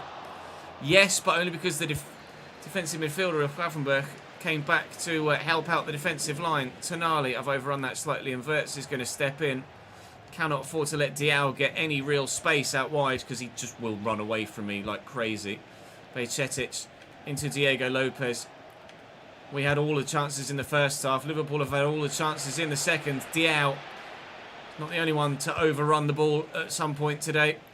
Leao brings that down nicely. As we say thank you to someone for subscribing on Twitch. And that someone we'll have a look at in a moment because I nearly played the ball over the top to try and find Leao in behind. Szoboszlai, who I imagine is not going to have the defensive awareness to be in the right position at fullback most of the time.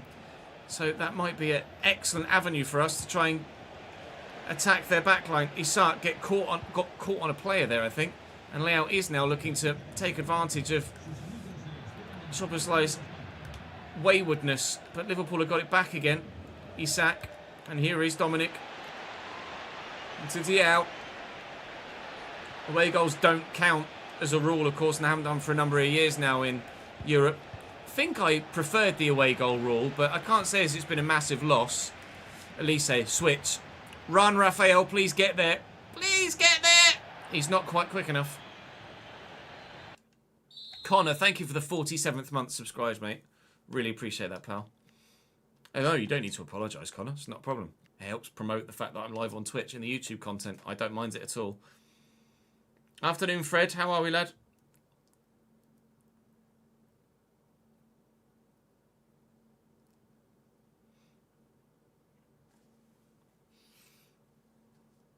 No, you get plenty of tall cams.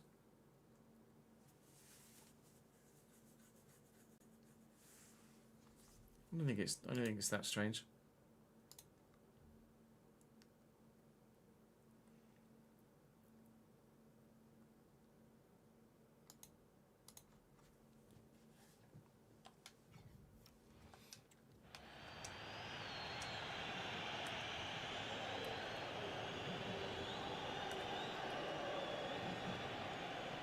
Get off. That's what Diao is saying to Cambiasso. It's a really teasing ball. Thankfully, we had someone underneath it. I think Gravenberch might have used a hand there. Everyone was falling over everyone else trying to get to that. We get this down the line to Elise. We can, but Owen Beck's just taken it off him very quickly indeed. How this game is still 0-0 is an absolute mystery. Tonali. Bit of space over here for Sutic, who's just come off the bench. Gibbs White looking for Lookman through the middle. Oh, Adamola. Adamola Lookman is devastating. Valencia 1, Liverpool 0. It's not the first time, I'm sure it won't be the last, that Lookman comes off the bench and immediately finds a way through the opposing defence.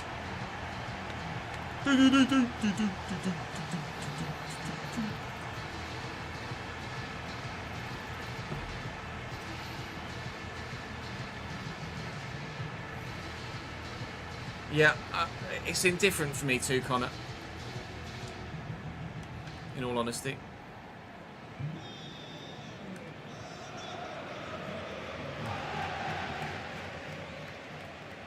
Jones looks for the ball over the top. Cleared, but it's only gone as far as Owen Beck. Liverpool have to try again. Isak's dropped very deep. Here's Gravenberch.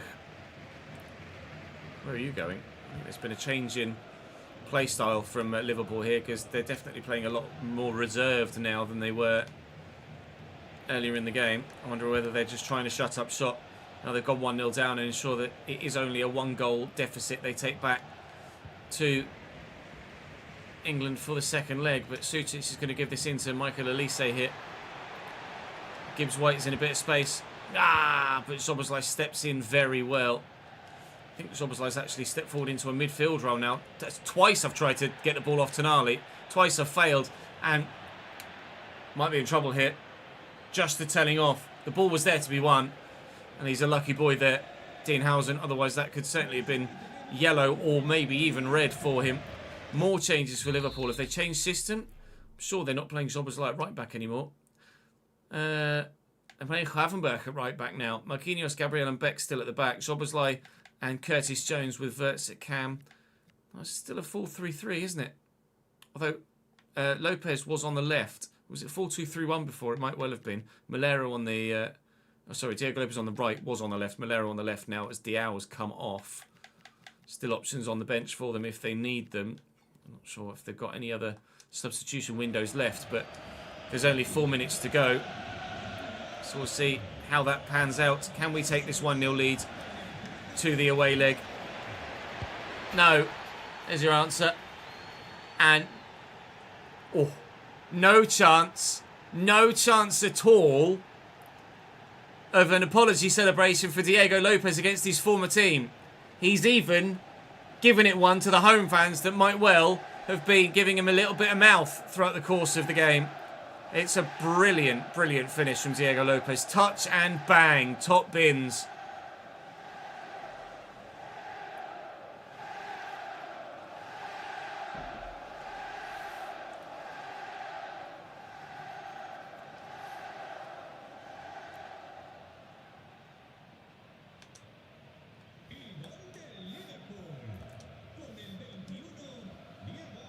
Livramento beautifully squeezed through the gap. There's not much room here. Liverpool have worked well. They've got McAllister and Frimpong to come back into this team as well. So whilst we've nearly won the first leg, we are going to find it much more difficult in the second. Try to get Leao in behind here maybe. Try to get round Quavenberg and can't do it, and that'll be game. Well, first leg, we can't be separated. Second leg on the way. Oh, not great.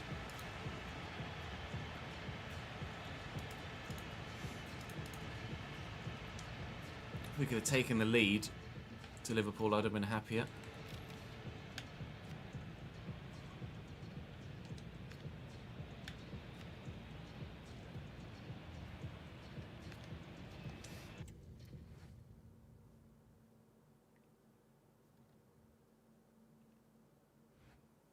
Yeah, I'm of the same opinion as.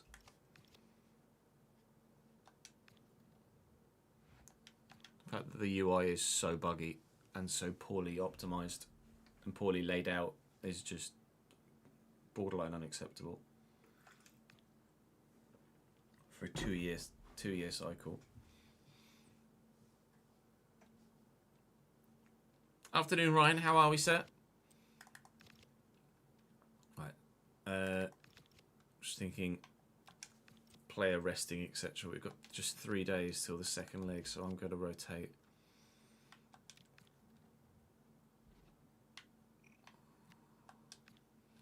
Kvixin. 1-1 draw against Levante. I don't think we're going to win La Liga, you know. Oh, last year just wasn't in a state. So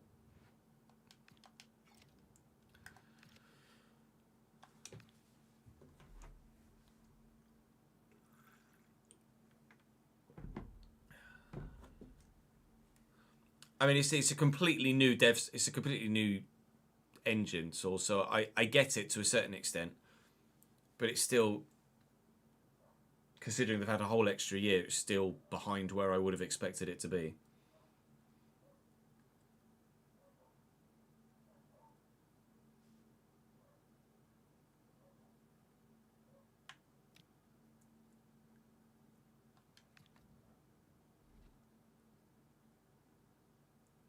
No, I don't blame you, Saul, and I think a number of people are in the same boat, and rightly so.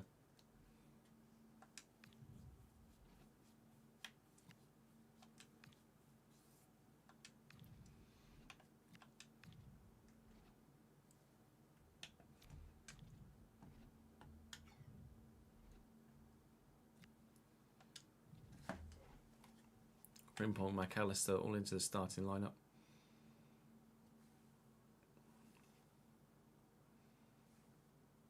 I don't think we should make any changes to their lineup, really, should we? As it is there.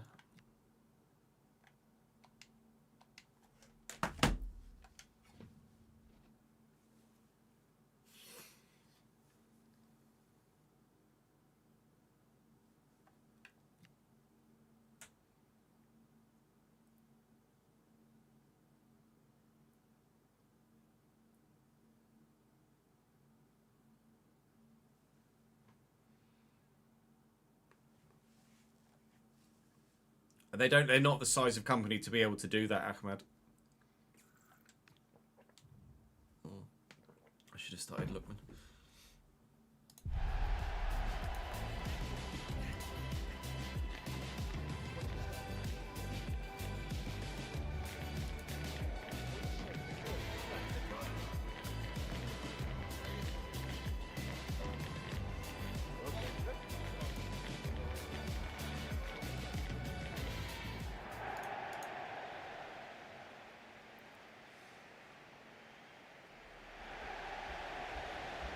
Yeah, I'm not surprised you're busy, Ryan.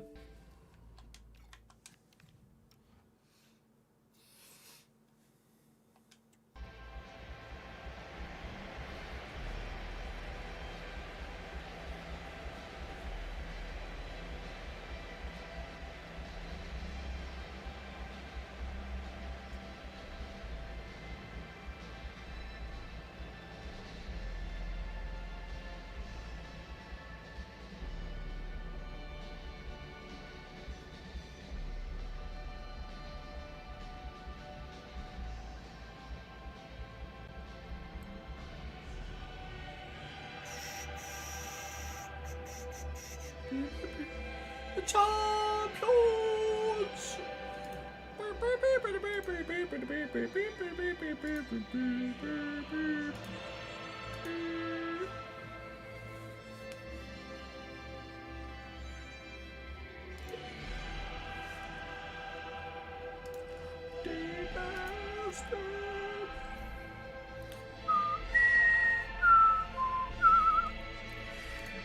The champions!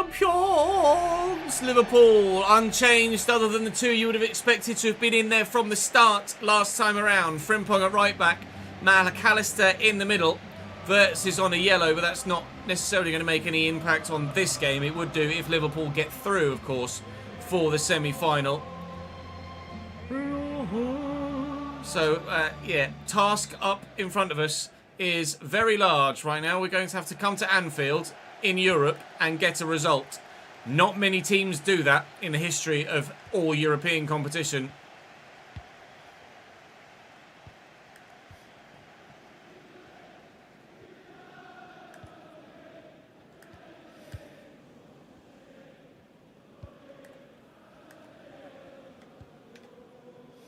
Frimpong, Wirtz, and Frimpong again. This well worked. It's Diao. It's just going to run all around me if I don't deal with it. Gravenberch looking for Diego Lopez. Goal scoring leg number 1. Trying to stop him from being goal scoring leg number 2. Beck can't get away from Livramento. Jesus Christ. That's quite the unexpected ping. Speaking of unexpected, we might be in behind it. We were. Alisson right behind it and then taking risks at the back, Liverpool. Big risks. Risks they get away with.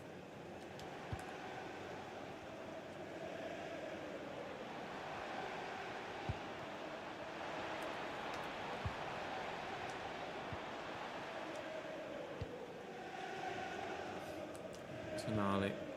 Layout. Frimpong is not going to be anywhere near as easy to get past as Joe Gomez, is he, in that position? So we're going to have to be a little bit more methodical when we come down the right. Down the left up against Beck, we might see a bit more success. Sneaking in at the back post. Tonali, but cleared away by Frimpong, well dealt with.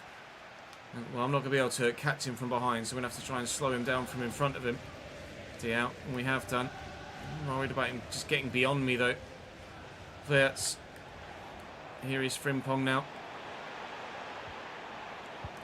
Nice little dummy by Wirtz. And then by Gravenberch as well. Diao, Gravenberch. Diao, little ball roll one way then the other. And thankfully, finally, we've dealt with it. We have played against Diao previously because he used to play for Betis in La Liga.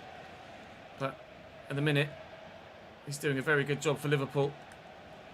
None better, though, than Diego Lopez, who grabbed the goal for them in the first leg and struck the bar as well. There's a lot riding on this game. None less so than the future of the save.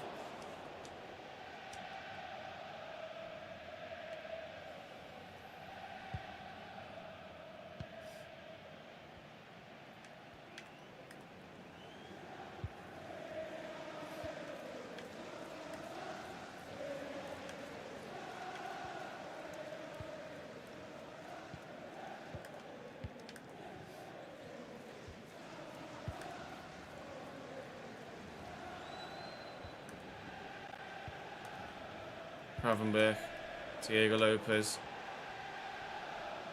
And the crowd are just non-stop here at Anfield. It's been relentless all game long. Oh, it must have hit their hand, not ours. No, it was our hand. Penalty given.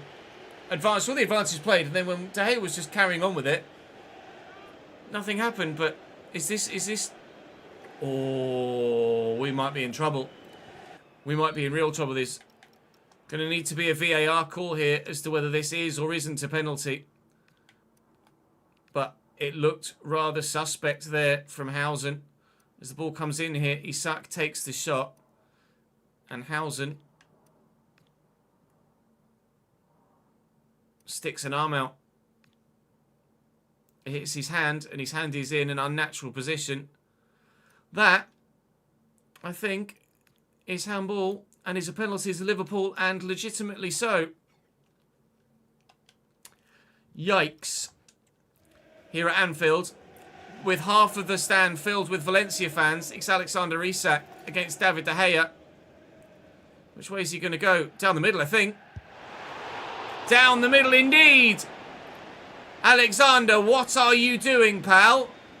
A wasted opportunity to give Liverpool the advantage on the night and on aggregate. Will they regret that later in the game? Maybe so.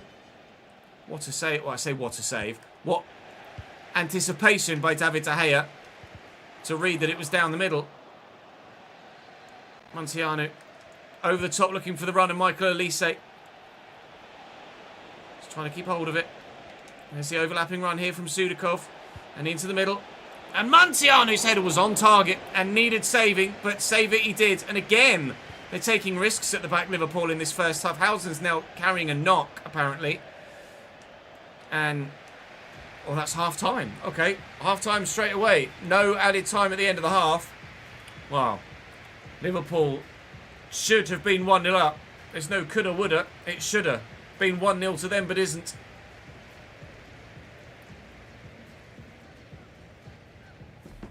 Yeah, EFL graphics and Carabao Cup graphics as well. Hausen broke his hand blocking the penalty, maybe.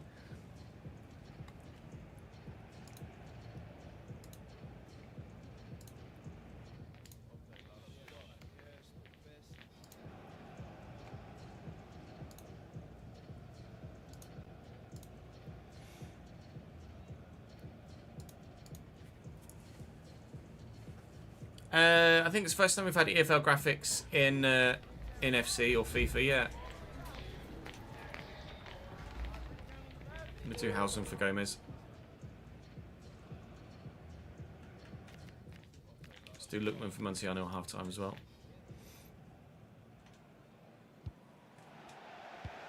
Two changes at half-time for us. We've taken Hausen off with that knock and brought on Valentin Gomez. And we have made the super sub change up top. Ademola Lookman is on for Montiano, who, to be fair, was having a relatively decent game. But obviously, Lookman is the man,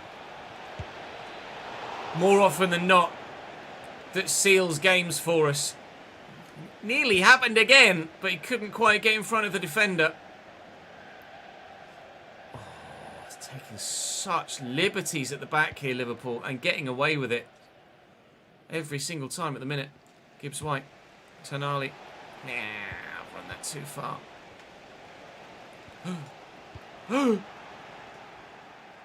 Oh, he's offside. No, I was squaring that for a simple tap in. I was like, why is he not kicking it? How? Oh, his toes offside.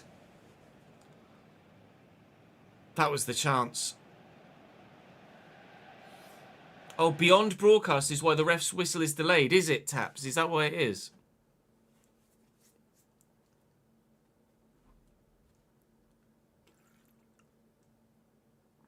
That's intriguing. I wouldn't have put the 2 and 2 together, but you are right. Since we switched to beyond broadcast, they do seem to tally up.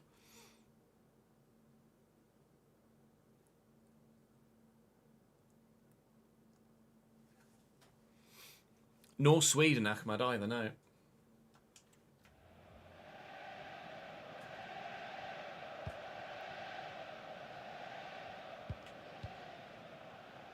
That's Tonali's there. He's beaten one man. He's beaten two. Lookman will look for him again. Leao be onside. He is. Morgan Gibbs White in front of the travelling fans. Leao stays the right side of the line, squares the ball. Only his second goal for us, Morgan Gibbs White, in the Champions League. But how important could that be? That might be Valencia in the semi-finals of the Champions League and Liverpool crashing out of their competition, having missed the first half penalty.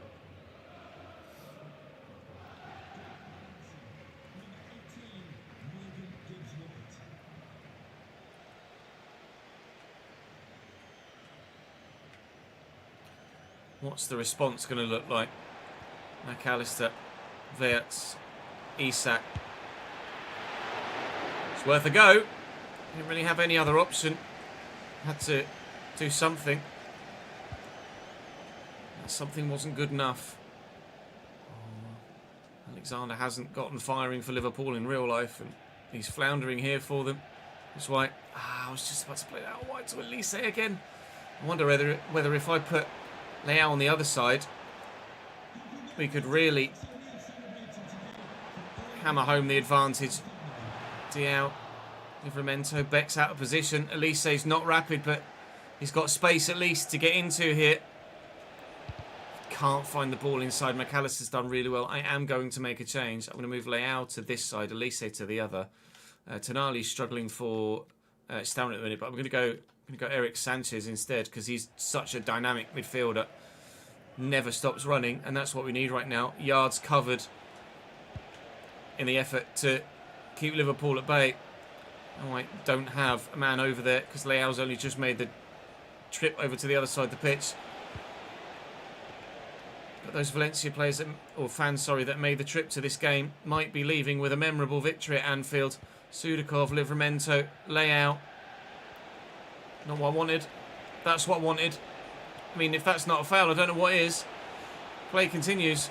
Sudakov, Gibbs White. Oh God! Why is I don't understand the trajectory of Leao's run there. Very strange indeed. Absolutely ruined Owen Beck with the skill move. Wirtz. He's just not making a decision quickly enough. Looking for Lookman. Spun. Adamola to win it for Valencia. No, Alisson with a good save. He might well question the players in front of him. Wirtz going off the Zobber's line now. Tired mind. Tired legs. Is that another corner? It is. 10 to go. Go deeper this time. Oh, brilliant header from Adamola Lookman. And a top save from the goalkeeper to deny us. Time ticking down still. Oh, I didn't realise it was Diao. Thankfully, Leao is here. Oh, nearly. Nearly. Is Isak again? McAllister's there. Via Diao, they find him. Here's Szoboszlai. And Diego Lopez. And potentially another penalty for handball here at Anfield. The referee, is he on the take? The first one, to be fair, was handball. That one, I am really not sure whether that should be handball at all. We will have a look at the replay. But I think this one might be getting overturned by VAR. The shot comes in from Lopez. You cannot give that as handball. I mean, his hand does come towards it, but it's in a natural running motion. And it's not stopping it from going directly to goal because his body's in the way. I think that is not a penalty. And as a result, VAR is overturning it.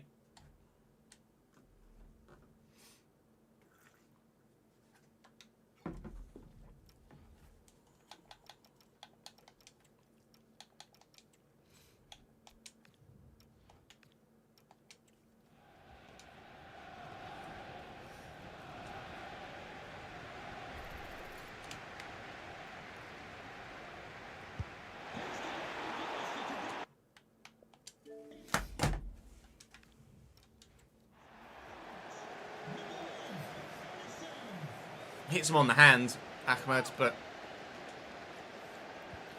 definitely not a pen. Gibbs White with the header. 2 minutes. 2 minutes to send us into a Champions League semi-final at the expense of Liverpool. And Leao in behind the man on the far side, which we said could be the avenue to maybe find one more to seal it. Eric Sanchez can't find the target, and with 60 seconds to go, they need to sack off their short passing play from the back and go long, but they haven't, and they won't get anything from this game. Liverpool miss a penalty. Alexander Isak straight down the middle, straight at David De Gea, the former Manchester United man, doing enough. And then at the other end, we got the job done. Valencia are Champions League semi-finalists here. Who do we have, though, in that semi-final?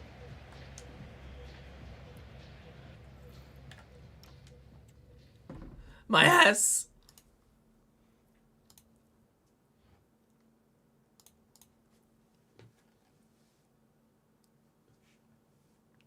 Real Madrid are through very comfortably against Monaco by 3-0. We have to wait a day to find out who's going through in the next ones. We're currently second in the league, 2 points behind Barcelona, who still have a game in hand. So I think the title for a second year is going to be beyond us. Message from the physiotherapist that Housen is only out for 5 days, thankfully. So he's not going to miss anything more than just this simmer against Espanyol. We don't really care about the Espanyol. What I want to know is who I've got in the next round of the Champions League. Forest have bid for Yilmaz out of nowhere. A random £70 million bid.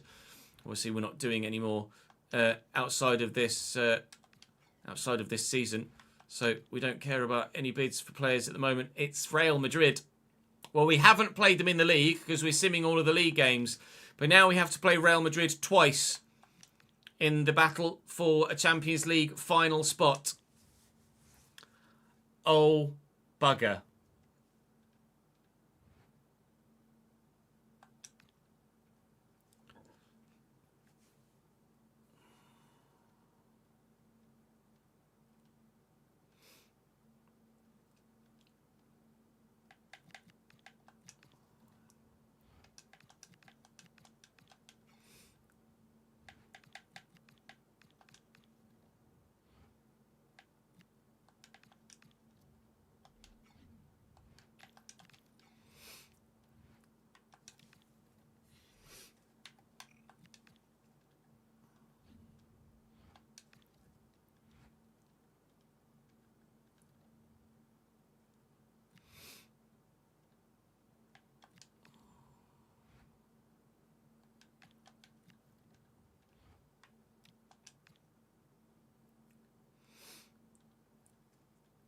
Yeah, league title has definitely gone and been changed to insecure as a result.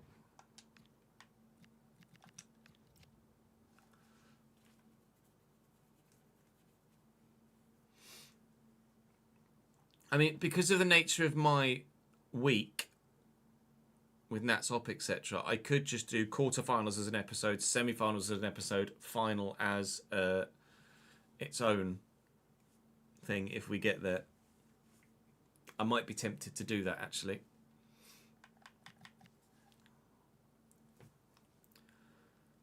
So as we reach the crunch point of our Champions League journey thus far, you can see that the league title ambition has very much fallen off the wagon of late, unfortunately. We're only a point off second, but we're significantly behind Barcelona at the top, who still have that game in hand. So the title is beyond us. The Copa del Rey is obviously out of our reach as well because we're out of that competition, and the board do not like it one bit. So I'm a bit insecure at the minute here in Valencia. We've been similarly so at Crystal Palace as well in the second season there. But for those that aren't aware, my work week is minimal this week because my partner's having an operation. So what we're going to do to ensure that I can keep up with the daily videos is have today as quarterfinals, tomorrow will be semi-finals, and then hopefully the day after will be final. So we are going to cut this one slightly short. We'd normally have 3 played games per episode, obviously, but to ensure that I can keep up with the content and to keep the drama coming, because obviously if we play the first leg against Real and then I lose the second leg and I go out, it'd only be a 1-game video next time out, which seems a bit pointless. So quarters today, semis tomorrow, final after that is the plan. So join me tomorrow at 6 p.m. for Real Madrid versus Valencia twice to fight for a spot in the Champions League final.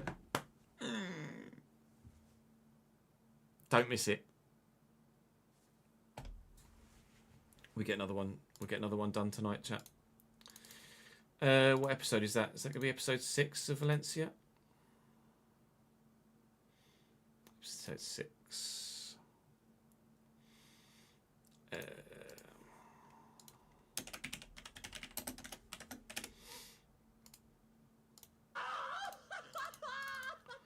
Holy moly, it's another raid.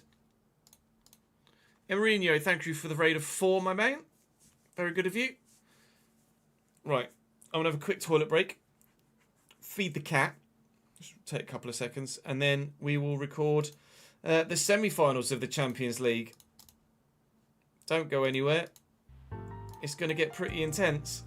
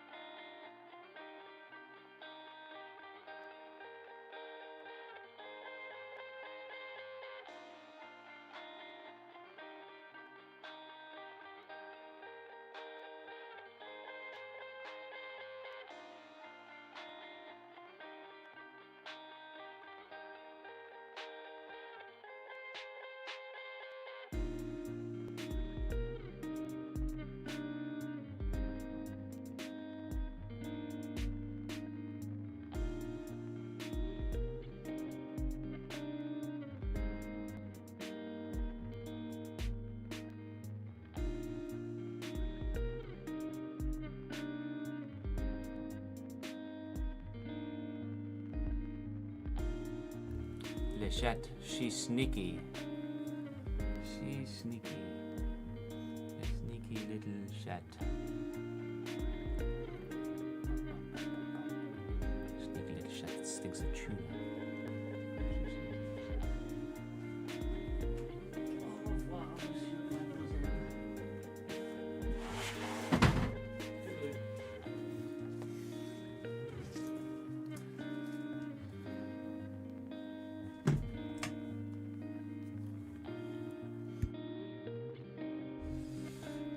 Ollie, thank you for the follow, mate. Welcome to the channel, pal.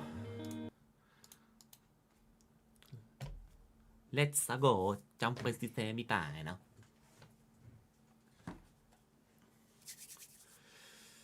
It was a very intense quarter-final in the Champions League against Liverpool in yesterday's episode, which you certainly need to watch if you haven't seen it yet. And today things get hotter yet further still. Muy caliente today. It's Real Madrid versus Valencia in the Champions League semi-finals. The same fixture that was that final years ago that saw Real... I'm sure, actually. Let me double check that. My brain just told me that Zidane scored that goal against Valencia, but I don't think he did. I think it was Leverkusen, wasn't it?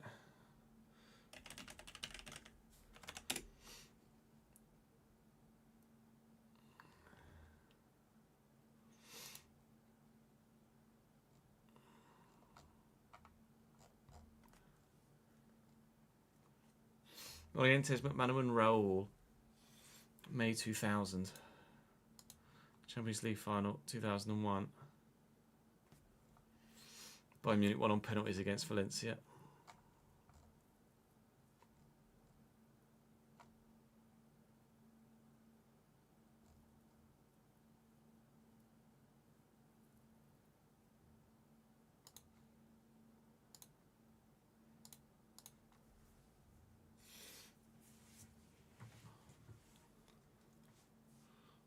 Arteta sacked in season 1 in your save. Wow, yikes.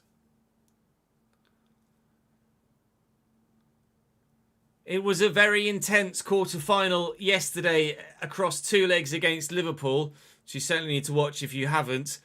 Today, things heat up yet further still. It's muy caliente in the Champions League semi-finals. It's Real Madrid versus Valencia, and then Valencia versus Real Madrid, as we try and take on the giants of Spanish football. The last time they met in the Champions League was the 2000 final, which rather handsomely was won by the side from the capital by 3-0.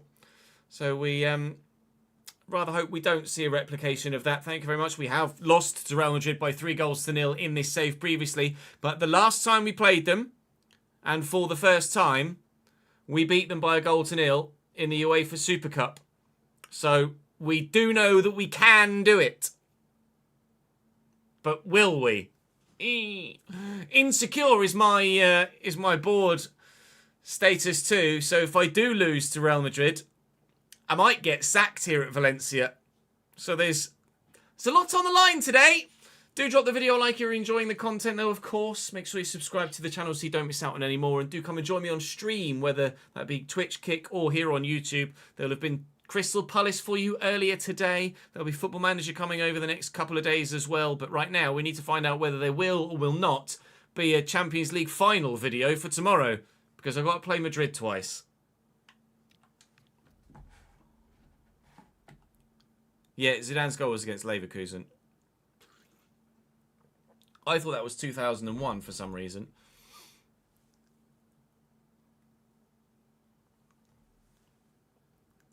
But maybe it wasn't. Well, no, evidently it wasn't.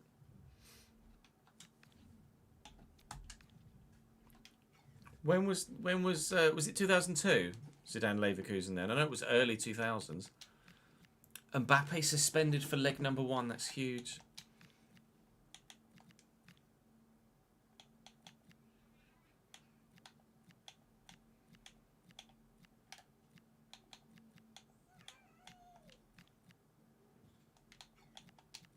Camavinga at left back is an intriguing one. I forgot about Busquets and Lecoq. Fuck's sake. And Fatty, of course, as well. Signed from us.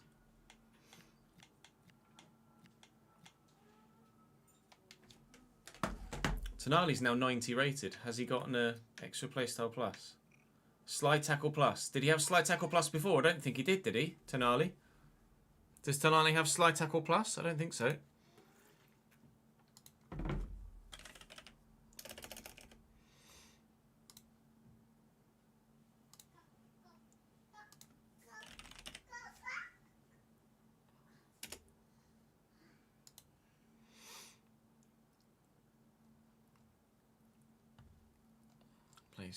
Playstyles. But I'm trying to see playstyles on FIFA and I can't actually see them anywhere.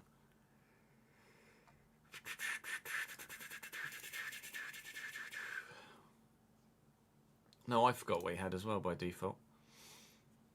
And for some reason, FIFA is only showing me roles, not playstyles anywhere.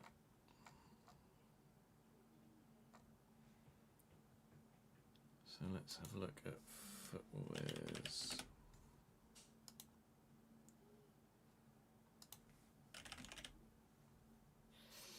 Sandro Tonali.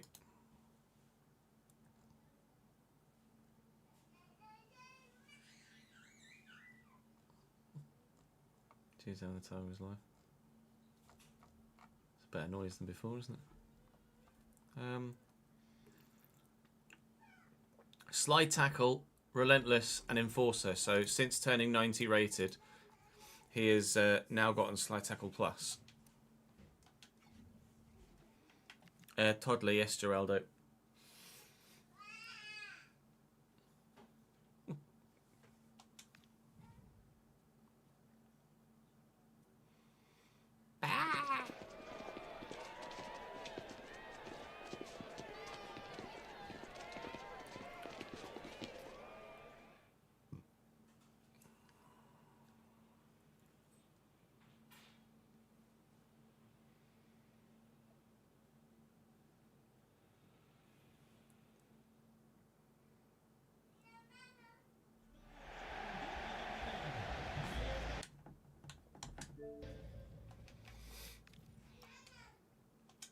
Yeah, it was his fuck card that showed us what it was.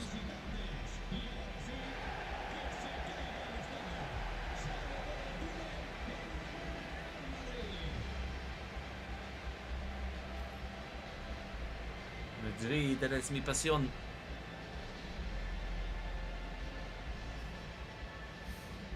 Back from injury, Hausen.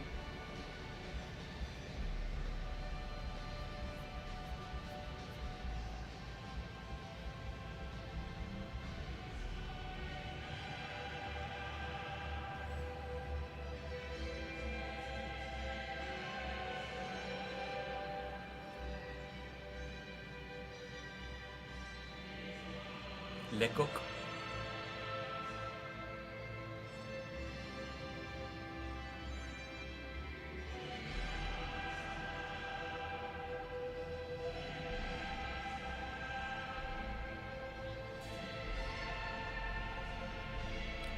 Real Madrid, still Xabi Alonso in charge. 4-2-3-1 for them. Guirassy starts up top as Mbappe is suspended for the first leg. Their team's pretty bloody good though, isn't it, really? And of course I'd forgotten about their two centre-backs, Lecoq 90 and Busquets now 97, the two Upamecano pre-gens. Yikes. Up against it here. They are, as we say, without Mbappe for leg number one. We will try and use that to our advantage. Although in the last round against Liverpool, they had players missing from leg number one, but it was leg number two that gave us the winning advantage. So even with their better players back, that was when they fumbled. We'll wait and see. It really was a fumble as well with the missed penalty of Alexander Isak. We know that this Real Madrid side are just disgustingly good. Now, one thing that has changed for us in between the last game and this one is that Sandro Tonali is now 90 rated, and his play style of slide tackle has become a play style plus of slide tackle now.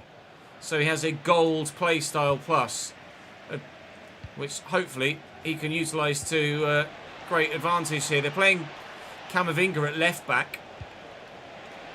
because they don't have any fullbacks outside of Trent that are actually any good. But Camavinga at 90 rated is going to be good enough, isn't he? A left back, let's be honest.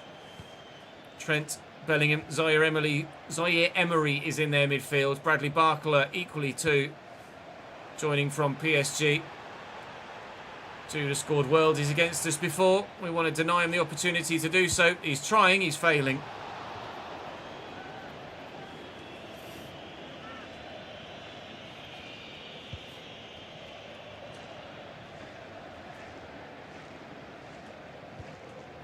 Sudakov, Tonali, lovely ball into the path of Luis Manziani, who now has Rafael Leao in some space out wide here, and he just can't quite see off Trent. Lovely turn by Fede Valverde.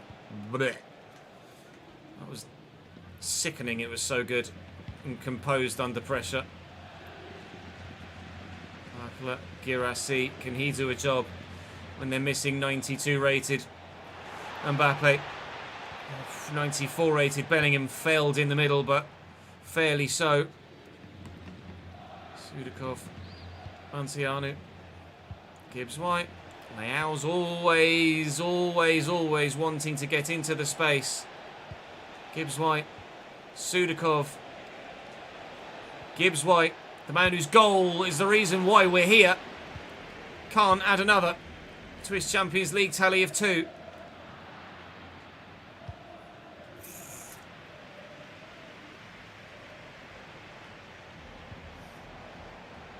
Well in, Cambiasso, that's very well done. Looking for Elise out wide.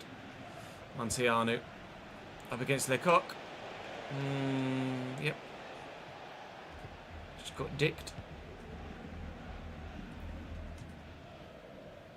Barcola. Great pace, acceleration and agility as well to keep the pace going. Keep the speed of the play going. Oh, that's loose. Sudakov will have the legs to get to it. Here's Elise. Montiano wants it in that channel. He's not going to get it though. Fucking hell. This is going to be tough, isn't it? Really, really tough.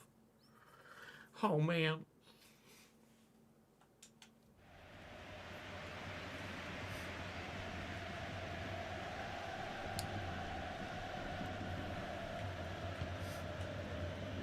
Bellingham.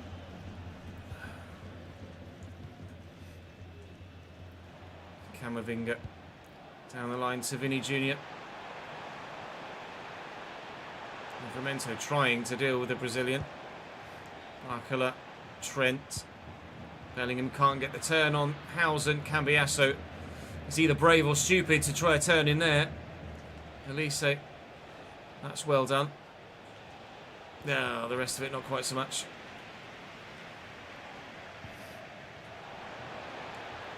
Trent. That's the option down the line. Bellingham. Oh, let's try out the playstyle plus of slide tackle from Tonali. Definitely caught Bellingham there. I think I get away with it without a card, actually. That's half time. Did he get booked at all? Not sure if he even got booked there, Tonali. I don't think so. He's got away with it somehow.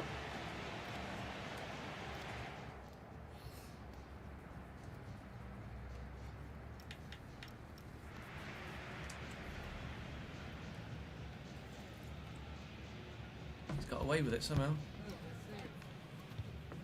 Yeah, decent, thank you, Josh. How are you, mate?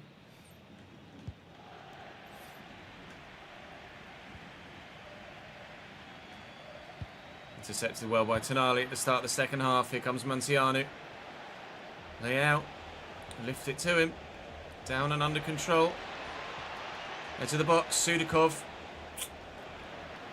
Was hoping to get there first and spin Bellingham. Failed. Similarly, Barcola. Leao.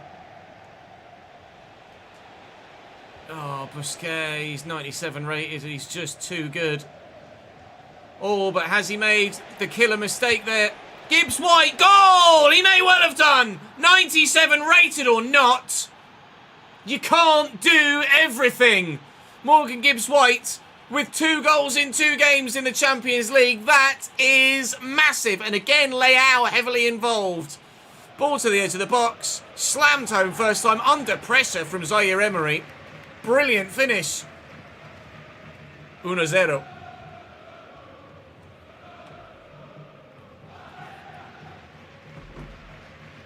Semis, Danny.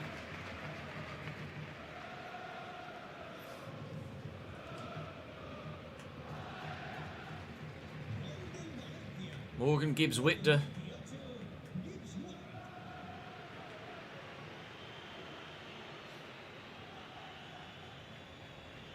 Vinny. Zaire Emery. Zaire Emery still. Barcola. Valverde. Little reverse. Zaire Emery now. Trent. Tonali intercepts well. Keeper. Well done, Dave. Oh, Lecoq wins the header well. Valverde. Barcola. What a challenge, Housen. No, it's not meant for you, Sandro. Handball in our favour, I think. Take the quick free kick. If Trent can get out of position here, that'd be lovely. Leao's in. Can he get another assist? Back post. Elise! This is getting stretched now. The more it does, the more it suits Real with the pace that they've got at their disposal out wide. I can't get there. I tried to just reach for a slide tackle. Sudakov's just murdered Vinny. If you can't beat him, break him. It's a yellow.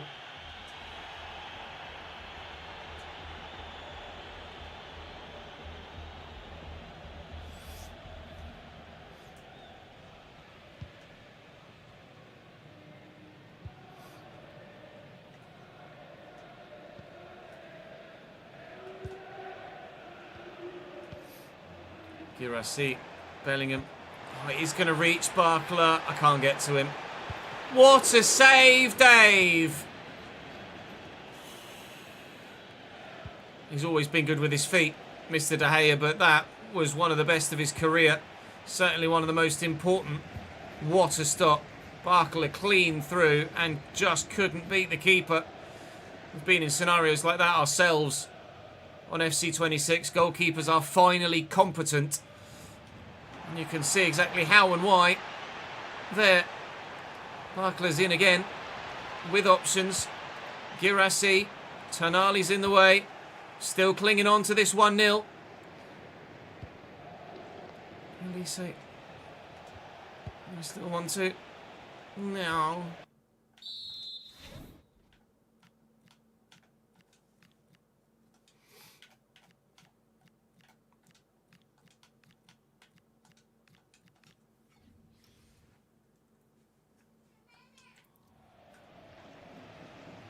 Oh, intercepted by Sudakov. I'll play the right pass at the right time here. Marciano looking for Leao. It's asking too much of him.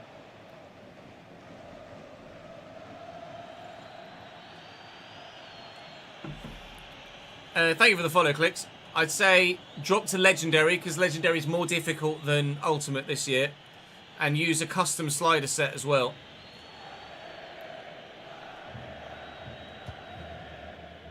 There are plenty available on YouTube. You can also do exclamation mark sliders in chat if you want the one that we use. Sutic. Gibbs White. He's on the run there.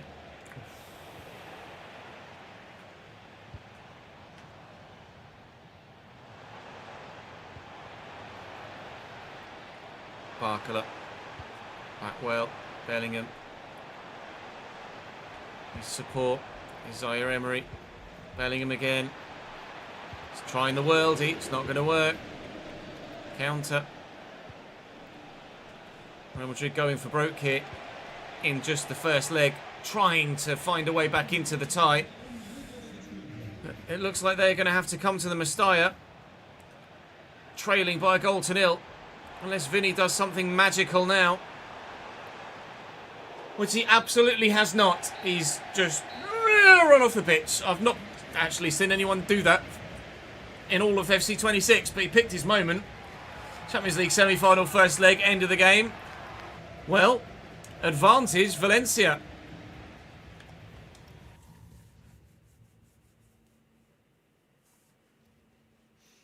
Mango Kunagero, thank you for the follow, mate.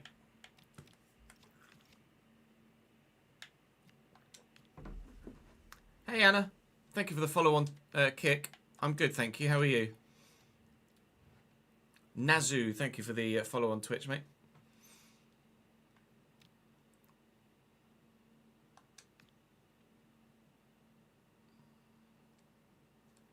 Sabia.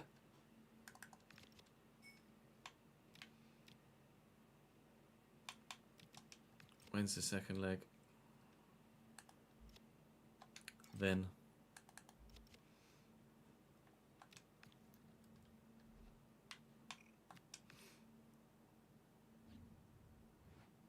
Oh, we won, Christ.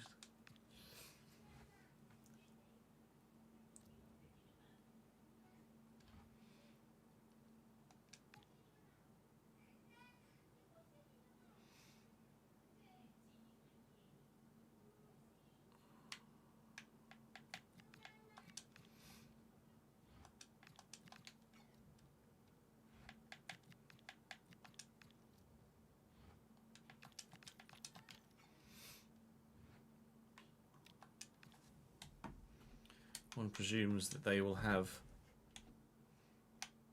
Kylian available again for this one. Mbappe, Vinny on the right this time. Yep, as good as they need to be.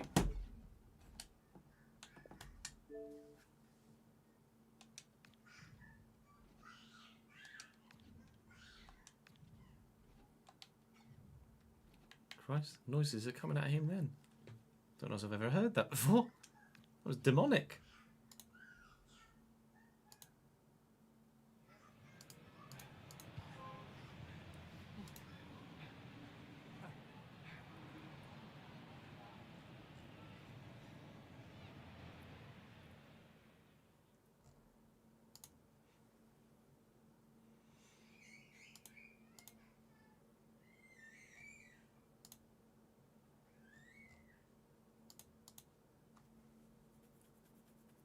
Come on. Don't bug on me now.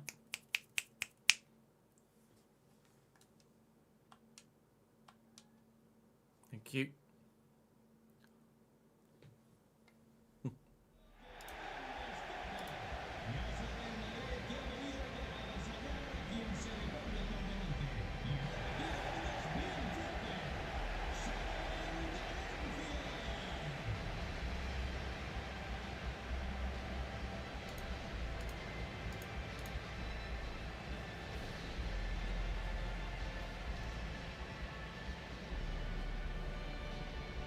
Doesn't actually list the scores there, does it?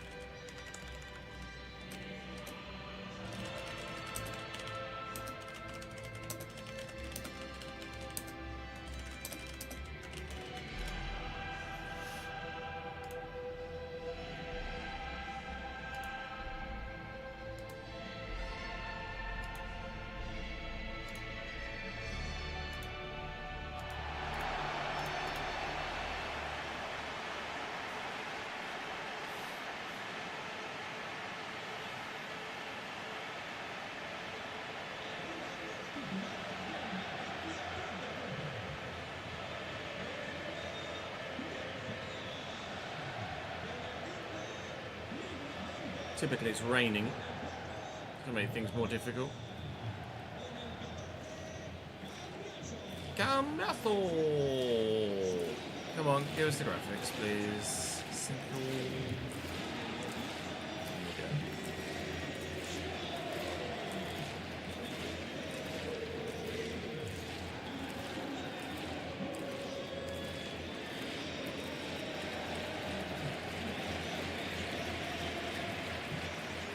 One change to the personnel, which is, of course, Kylian Mbappe restored to the starting lineup, but the wingers switch. Vinny on the right this time, and Barkla on the left. That's a change been made by the AI manager. So intriguing to see them make that change based on the first leg's performance. Obviously, having a certain number 10 back in the lineup is going to make a difference for Real as well. But they have a mountain to climb here. Admittedly, it's not a massive one. It's only a goal to nil. It's the smallest mountain they could have to climb. But you still got to get up it. And hopefully they won't. This is huge now. Tyre Emery and Bellingham. Immediately on the front foot. Vinny's through. And misses. Angle narrowing. Keeper storming out towards him. And he can't find the target. He's not got the cojones for it.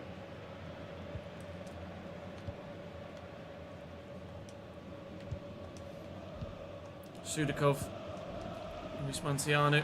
Out to Elise. Back into Sudakov. Across here to Tonali through that gap. It's Morgan Gibbs-White. Oh, no! I tried to get it on his right to have a better chance of scoring. I had all the space in the world. Run, Elise. And I just couldn't find the shot. Sudakov. Big save, Courtois. Powerful shot from the Ukrainian. Can't find the back of the net. Poyomo can't even get to the ball. Real Madrid survive.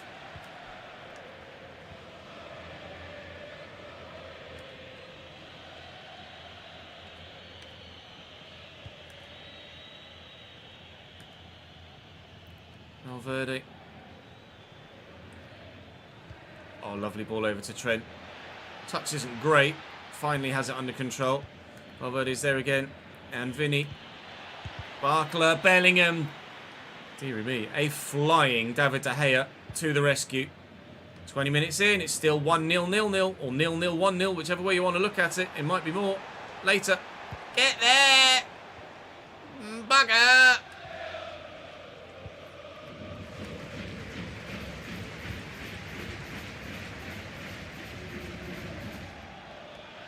Valentino.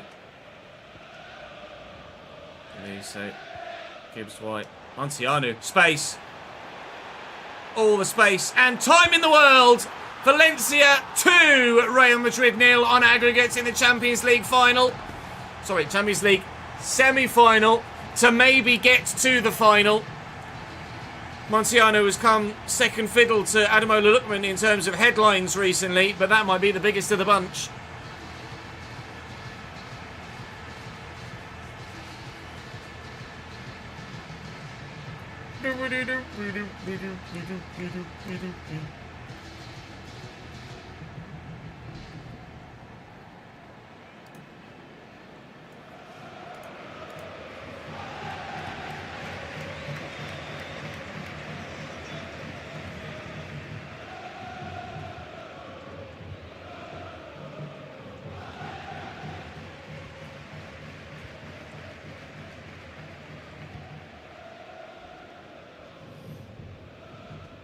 Tackled by Gibbs-White and Zaire Emery.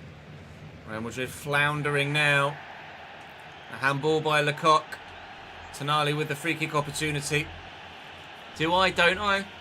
I mean, he's got the power in the free kick. Actually, I didn't realise Sandro Tonali could take quite such a good free kick. Why not?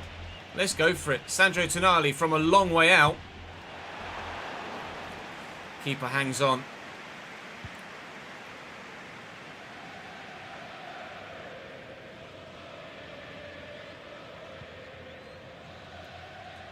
Oyomo, driven, layout, 1-2 with Sudakov, 1-2-3 with Sudakov, 1-2-3-4 with Sudakov.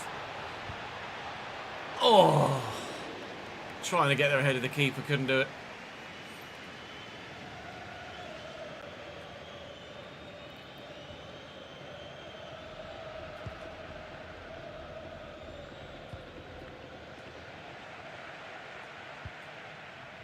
Bellingham.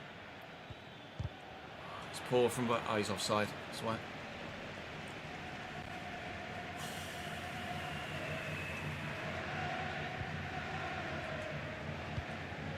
Tonali. Cambiasso. Rafael Leao. On the breakaway. Through the gap. Montiano can't beat Lecoq. Needed to make the turn. Handball? No. Bellingham Lofts it over his own head to get away from me. Mbappe worried about that through ball. And that one. Valverde.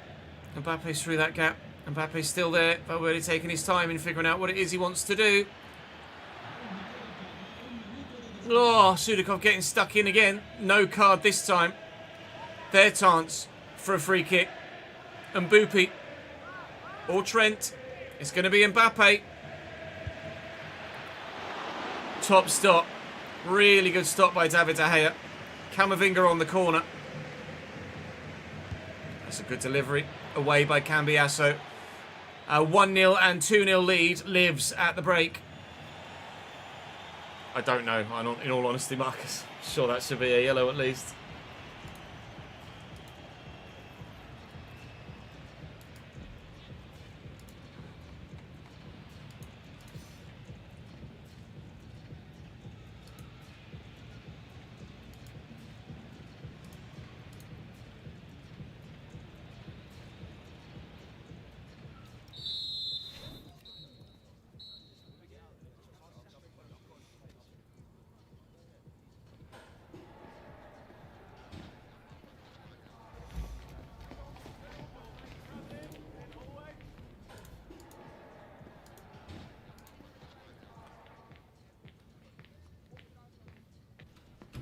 I didn't think Mbappe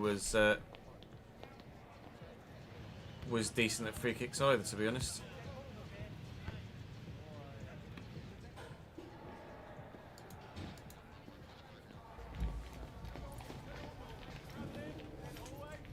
Javelin in the hallway. I wish I knew what they were saying in that.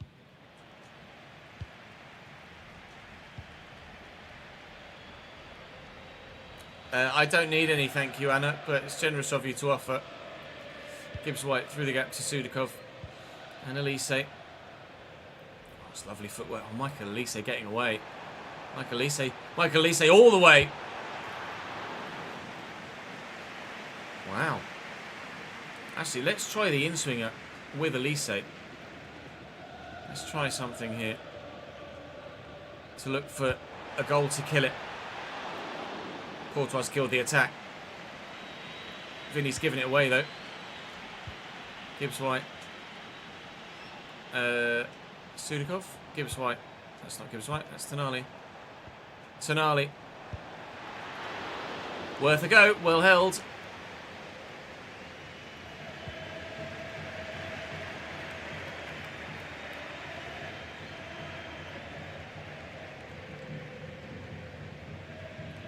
Vinny and Mbappe and Vinny.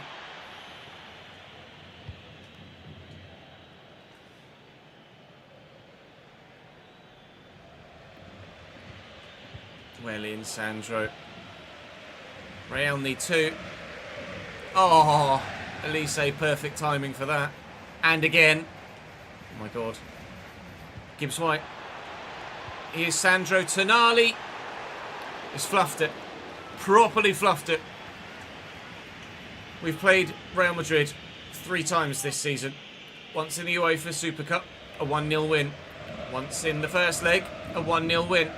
And in this second leg, we are less than half an hour away from doing it for a 3rd time by a single goal to 0. We can afford to draw. We can afford to concede a goal. Our heart rate won't thank us for conceding a goal, but we can competitively afford to concede one. But obviously we don't want to see the momentum shift in the game. Tino Livramento up against Vinny.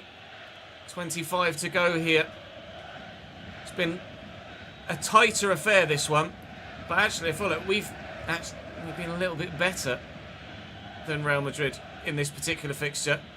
I felt less threatened by them. So in the process of saying that, now watch them go and score the equalising goal on the night. No. Oh, Sudakov was beautiful with a little back heel. Just a give and go maybe. Here's Tonali. Gibbs White in some space. Oh, it's the wrong one. It's the wrong one. It was meant for Montiano. Put the pressure on Timo though. 15 to go. Real Madrid need 2 goals. Doesn't look likely at the moment.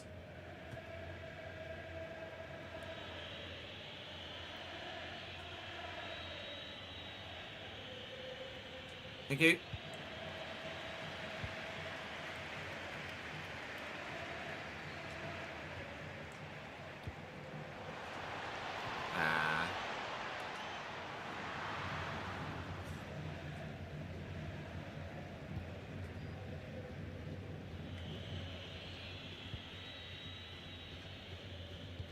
Nice interception. It's poor from them to give it away. I'm surprised it's not a foul. Now, Tonali. Valverde intercepts. Time really is running out for Real now. I tried to challenge Barkley there and he just kept going as if I wasn't even there or existed. Despite the fact that I got the controller vibration for the physical challenge. Again, Bellingham brushing me off as if I'm not even there. Goes that wide to Vinny. It would be quite the Real Madrid comeback now if they're able to do it from here. Bellingham, Valverde, De Gea says no. He wants this clean sheet. He wants a Champions League final spot. Corner comes in. Elise heads away. Surely they can't do it from here with only 1 minute added on. They absolutely, definitively won't. Real Madrid are going out of the Champions League and Valencia are going all the way to the final. Champions League final on the way for Los Che. Now the pressure builds, as if the pressure wasn't big enough already. We've seen off the biggest club in world football. Real Madrid 0. Valencia 1 for the 3rd time this season. The same scoreline. Bayern 1, Juve 1 was the score in leg 1 there. What will the scoreline be in leg 2? And who have we got in the Champions League final? It's Juventus. Juve see off. We played Juve, didn't we? I'm sure we did. We did. Juve see off Bayern Munich. And the side that we scored in the last minute against in just our 2nd Champions League game of the season will be our final opponents at the end of the year. They won by a single goal to 0 themselves in the 2nd leg away from home in the Battle of the Allianz Arenas, or the Battle of the Allianz Grounds. It's Allianz Stadium 1, Allianz Arena 0. And we will have a rematch against Juventus at the end of the season. When in the calendar does that come? I know it just was there. I think we've got a full week's break, don't we, between Mallorca and Juve. We do indeed. So tomorrow we'll have the Champions League final against Juventus to come. The La Liga title is beyond us now, of that I'm sure. The board, they only wanted me to reach the final. So we have done that. So hopefully they will see fit to allow me to keep my job, please, if you don't mind. That would be lovely. Yilmaz is disappointed not to have played, but quite frankly, everybody else is doing the job right now. Sucic is saying thank you for putting him back in. I didn't actually get the chance to respond to that one. 12.5 million quid for making it to the final. Well, or 12.5 million euro. Join me for the season finale tomorrow. Champions League final is on the way against Juventus. I'm going to go and simulate my way to the end now of the La Liga season, but I'll show you the final result of that in tomorrow's episode at the beginning of it, because this is the end of this one. Oh Christ, what a game.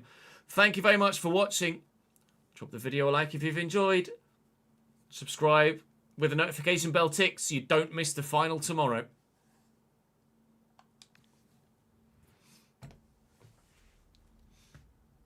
Right, chat, you have a choice.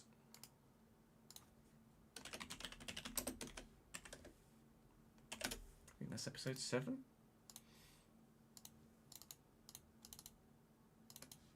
It is.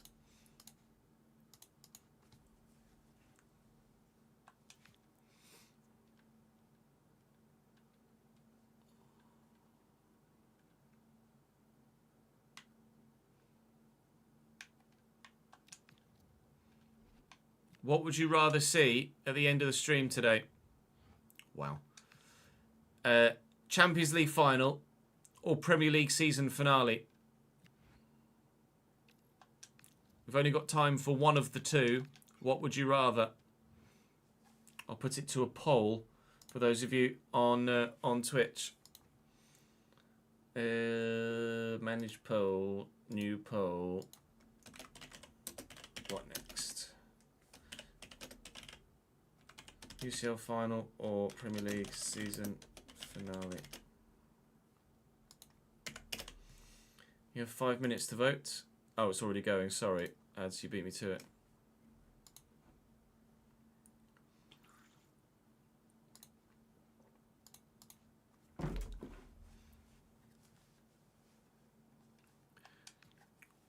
What would you like to see next? Anthony, thank you for the follow, mate. Appreciate it, pal. 9 minutes ago. Apologies I missed it when it first came in.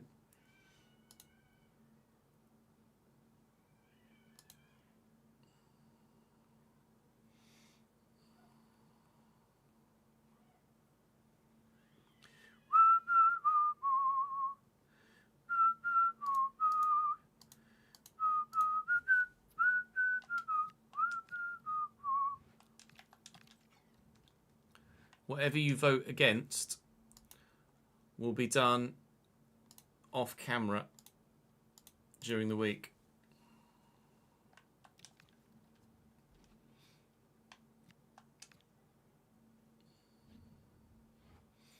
Of course, Mallorca beat us by 2-1.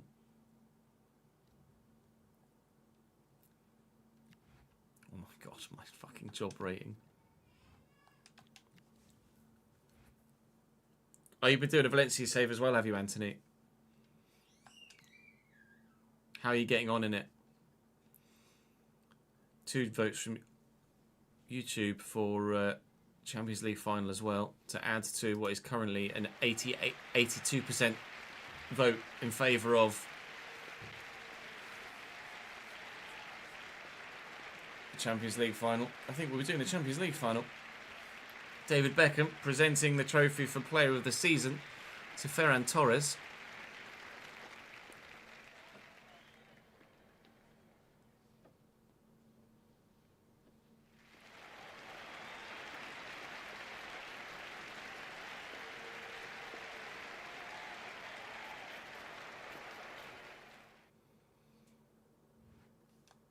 Congratulations, mate.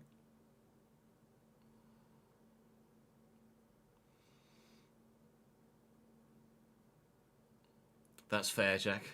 It's a very fair point.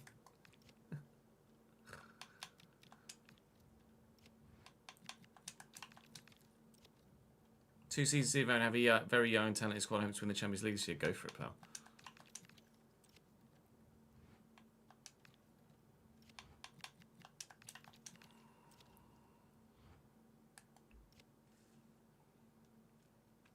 Right. Well, I need to go and put the suit on then, don't I, really? We'll have an extended break whilst I go and get changed for the Champions League final. BRB.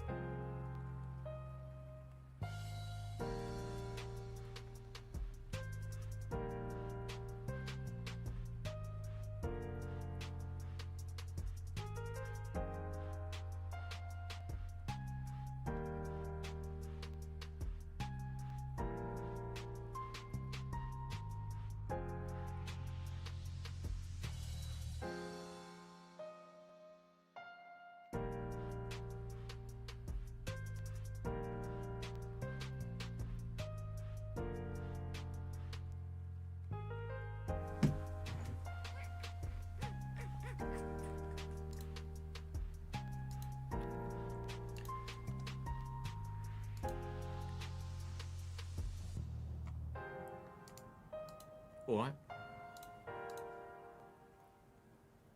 David Moyes at Leeds now in your save. That's intriguing.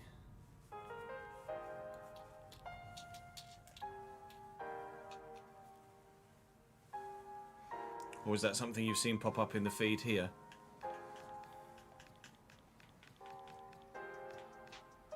Oh yeah.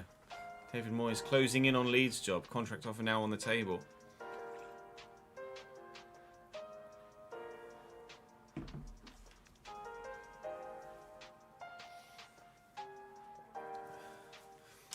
So they got 9.3 million likes.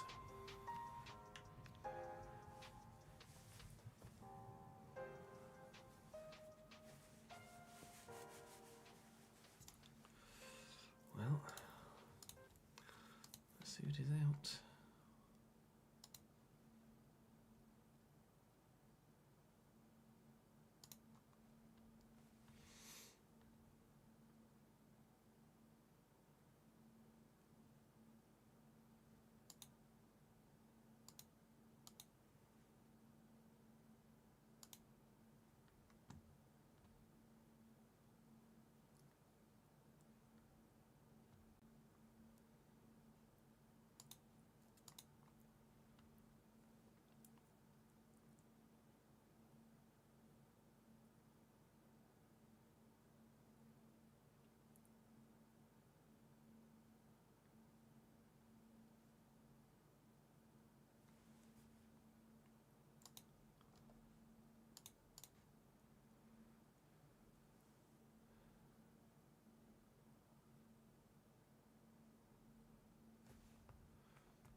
The broken touch on.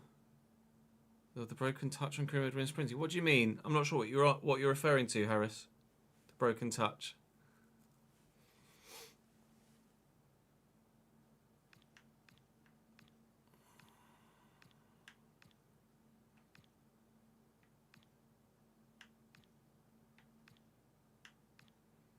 Bit jarring when they have the same picture on back-to-back thingies, isn't it?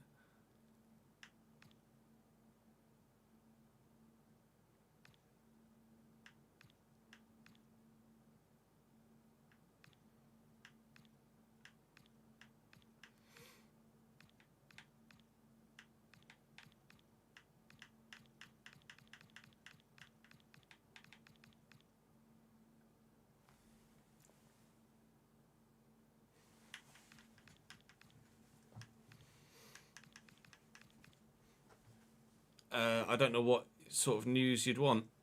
So when you start to sprint, the first touch is normal. The second one due to the... What does it seem? Due to it being heavy. Oh. That is frustrating. It doesn't happen all the time, but you have to kind of adjust in how you're sprinting.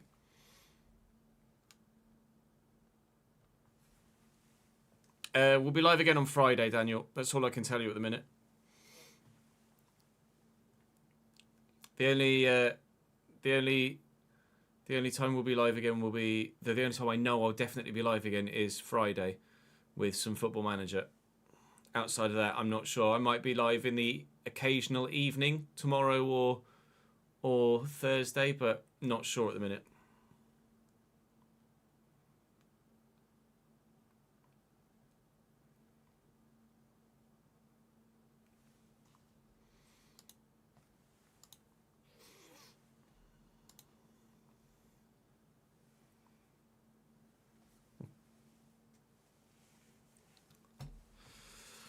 Oi, oi, oi, oi, oi, oi, oi.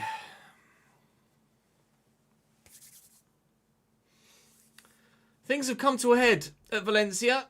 I honestly didn't think we'd actually be able to pull it off when we started this kind of fast-track season to try and get to the Champions League final and win it. But somehow we've been able to pull it off thus far. We've gotten to the Champions League final. We finished 7th in the league phase, which was rather unimpressive, really. 5 wins, 2 draws and a defeat. Playoff rounds we obviously weren't involved in, but we were able to get ourselves through on penalties only against Roma, which was particularly dramatic. The quarterfinals obviously was Liverpool, which was very, very close indeed. And the semi-finals was 2 back-to-back 1-0 wins against Real Madrid. Juventus also won by the same scoreline in their second leg, which is why we faced them at Old Trafford for the Champions League final. Old Trafford, what a venue. We have, of course, played Juventus once already in this campaign. They were just our second game in the Champions League. We won by a 1-0 away from home with practically the last kick of the game in the Allianz Stadium, and we were able to take all 3 points. It was our first win of the season in all competitions, actually, let alone... oh no, we had beaten Vallecano the weekend before. First win of the season in the Champions League, at least. And, well, what I would love for there to be one more in this final journey here at Valencia. This will be the last episode of this save, and we hope we can end on a high. We've won La Liga, we've won the Copa del Rey, we've won the Europa League, we haven't been involved in the Conference League. Can we win the big one? Without cheating and skipping to the end, let me know in the comment section down below what you think the result is going to be here between ourselves and Juventus. And I'm going to hop on a plane to Old Trafford. Well, to Manchester. Then we'll probably get the bus.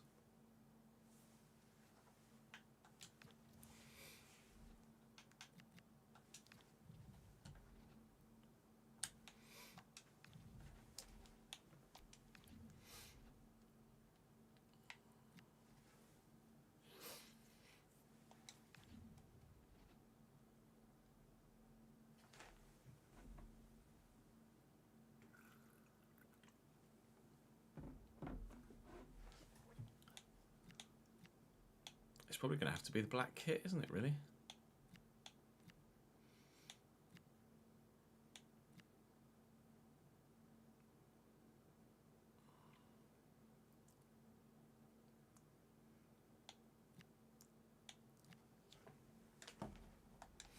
That'll be alright, I'm sure. I'm going to have to change the formation though, aren't I? Oh no, they're playing a 4-1-2-1-2. I remember, I just had a flashback to thinking that before. Shagrova, Locatelli, Cucurella, Kirkes. That's weird. Well, it's not weird. It's very FC. But we had Juventus in the Palace save, and they had at left back Cucurella and Kirkes. So that's intriguing, but also not necessarily that surprising. We've got Luca Perry. What a bench. What a bench.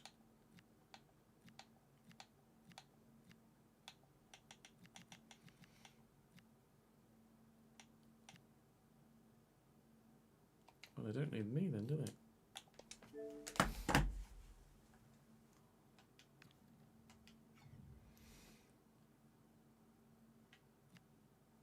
Oh, what? Now it says Wembley Stadium there. It said on the previous graphic it said Old Trafford, and now pre-game it says Wembley Stadium.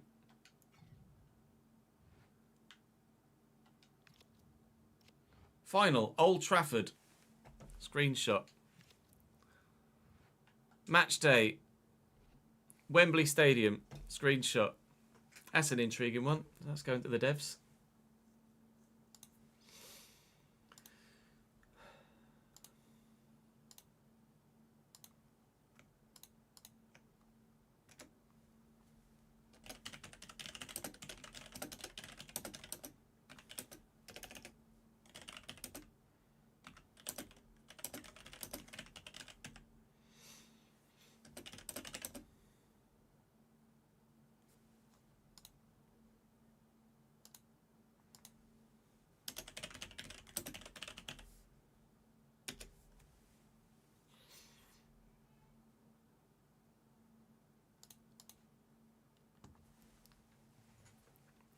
Some might say, they'd be wrong, but some might say. Some might say.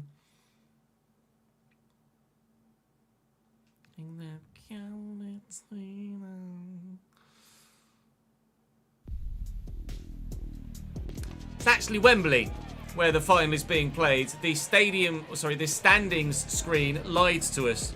It's not being played at Old Trafford. We're actually at Wembley Stadium for the Champions League final here. It's the trophy of trophies at club football level, isn't it, really? It's the dark versus the light. Juventus are in their all-black third kit because the other two don't work. And we are in our usual home strip of white shirts and black shorts. Dean Housen would love to stay, but will he be a Champions League winner with his lone team currently as it stands? He's definitely not getting any first-team football at Real Madrid, is he, with Lecoq and Busquets in their squad? I thought that was bloody Berbatov as one of the assistants there.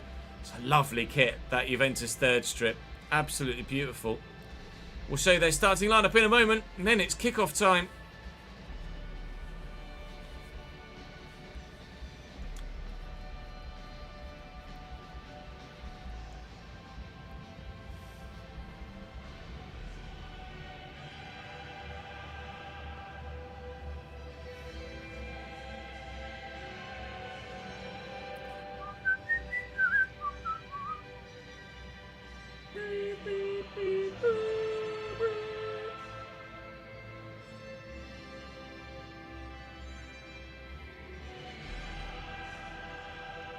Yeah, belter of a kit, you're not wrong.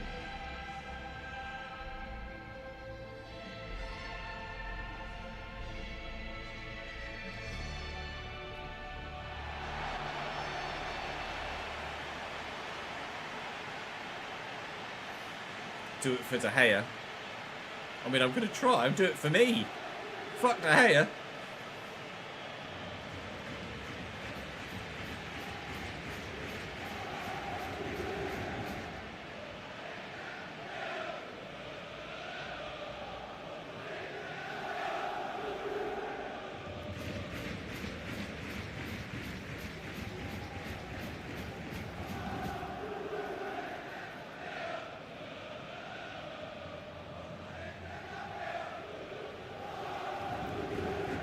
Oh, God.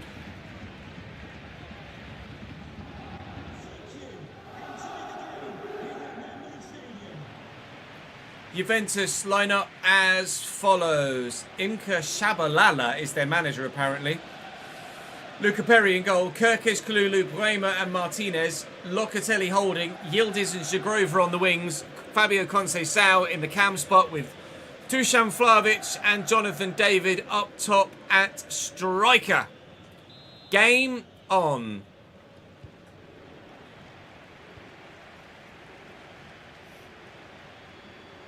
Locatelli's taken it past Rafael Leao to begin. Sorry, Elise to begin. Yildiz, delivery in, away.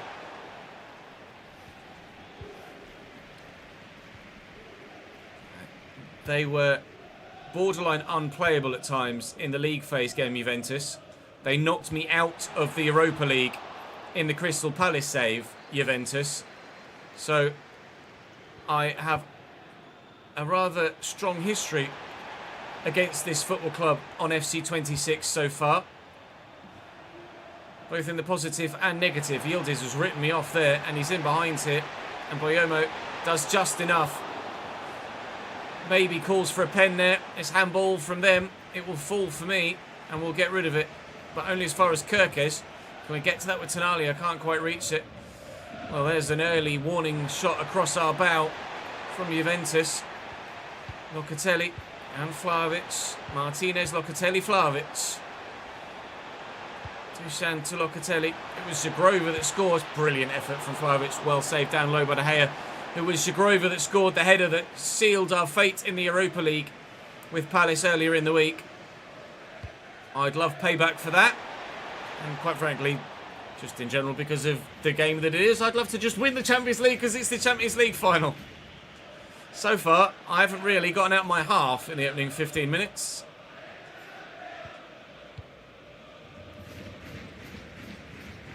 Cambiasso. Leao just gets there ahead of Arnau Martinez. And loses it to Leao Martinez. Sorry, Arnau Martinez. Zagrova. Arnau again. Zagrova, Conceição. He's so good. Conceição is one of the trickiest players I've played against on FC26 so far. One of the hardest to tackle. Jonathan David offside, thankfully, but it's just all Juventus so far.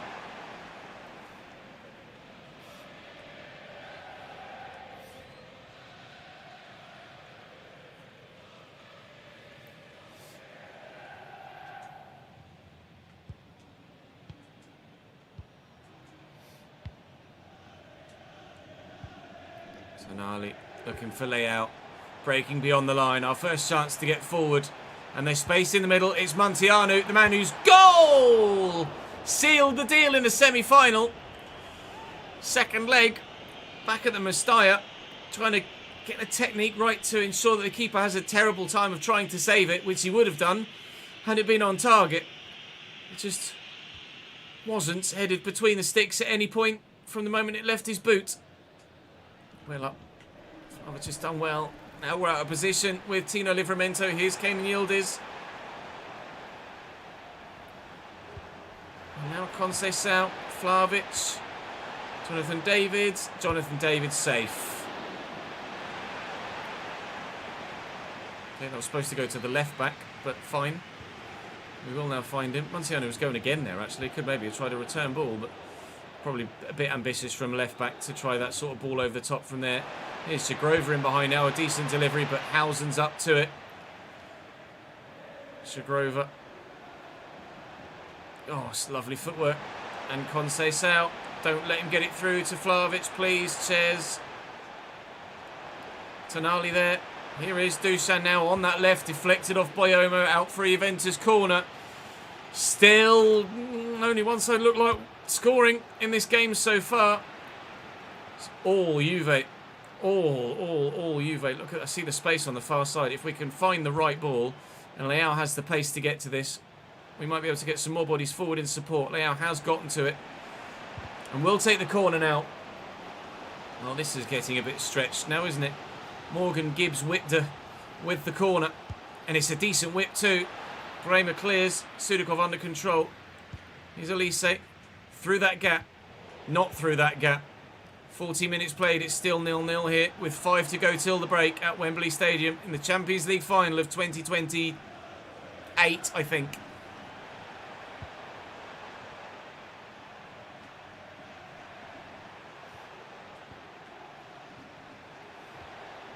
Shagrova. Yildiz. Best chance of the game so far. Ghosted past the fullback and then fired it straight at David De Gea in goal. Needed a much more accurate finish than that. Oh, tried to poke it through for Leao. It will be 0-0 at half-time, but let's be honest. There's only one side that looks like winning this so far, and they don't play in Spain.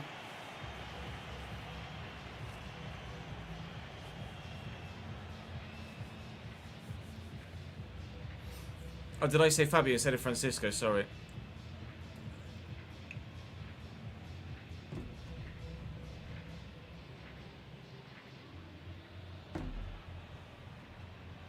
This is actually like a Champions League final. How so, Cole, do you think?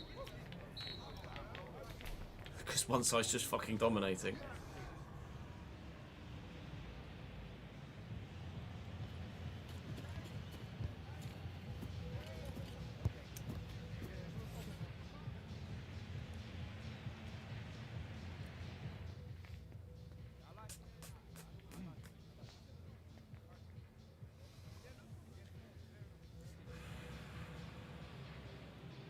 Juve can't win, they have to make it 10 Champions League final losses. Don't jinx me, Blaster. Don't jinx me.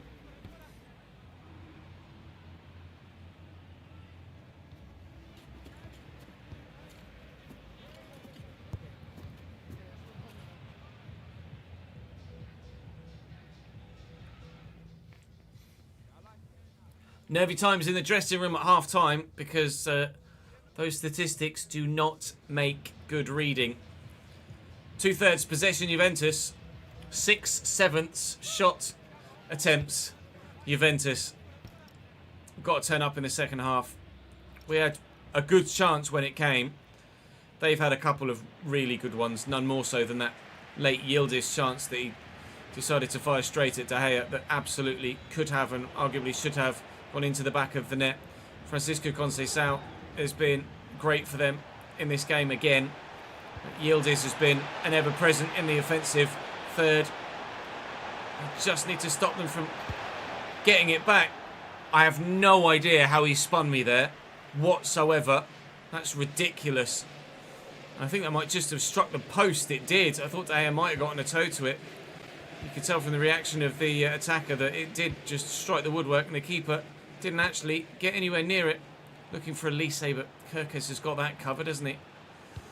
Well, the first half has started. The second half has started. How the first half ended with Juventus coming rather aggressively towards our goal. Vlahovic, David, Jonathan David trying to use that pace.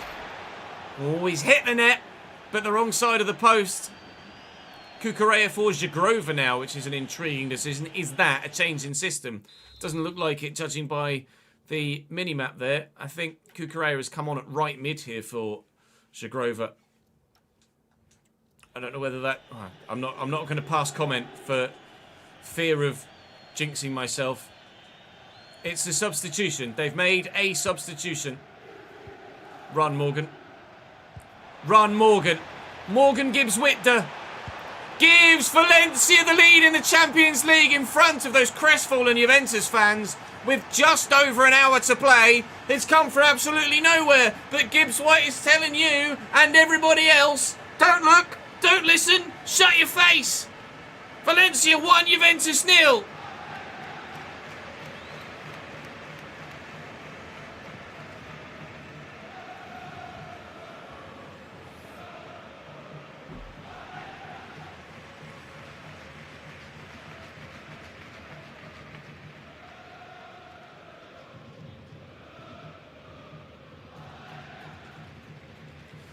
Gibbs White with a goal. Oh, Gibbs. Gibbs White with a goal in the Champions League quarter-final. Gibbs White with a goal in the Champions League semi-final. Gibbs White with a goal in the Champions League final. Prior to the last, well, basically the knockout rounds of the Champions League, I had been saying I didn't feel like Gibbs White had been doing much. I said maybe he'd gotten the occasional assist and actually was performing better than it felt like in games. But actually, well, he's really turned up now, hasn't he? He is the sole reason why we're winning. He was the sole reason why we won against Liverpool. And the sole reason why we headed into the second leg against Real Madrid with an advantage that we then obviously held on to thanks to Montiano adding again. 22 minutes to go. Jonathan David for Juventus here, but Sandro Tonali stands firm. We're halfway there. We're halfway there. I really thought we were going to get knocked out against Liverpool when we got that draw.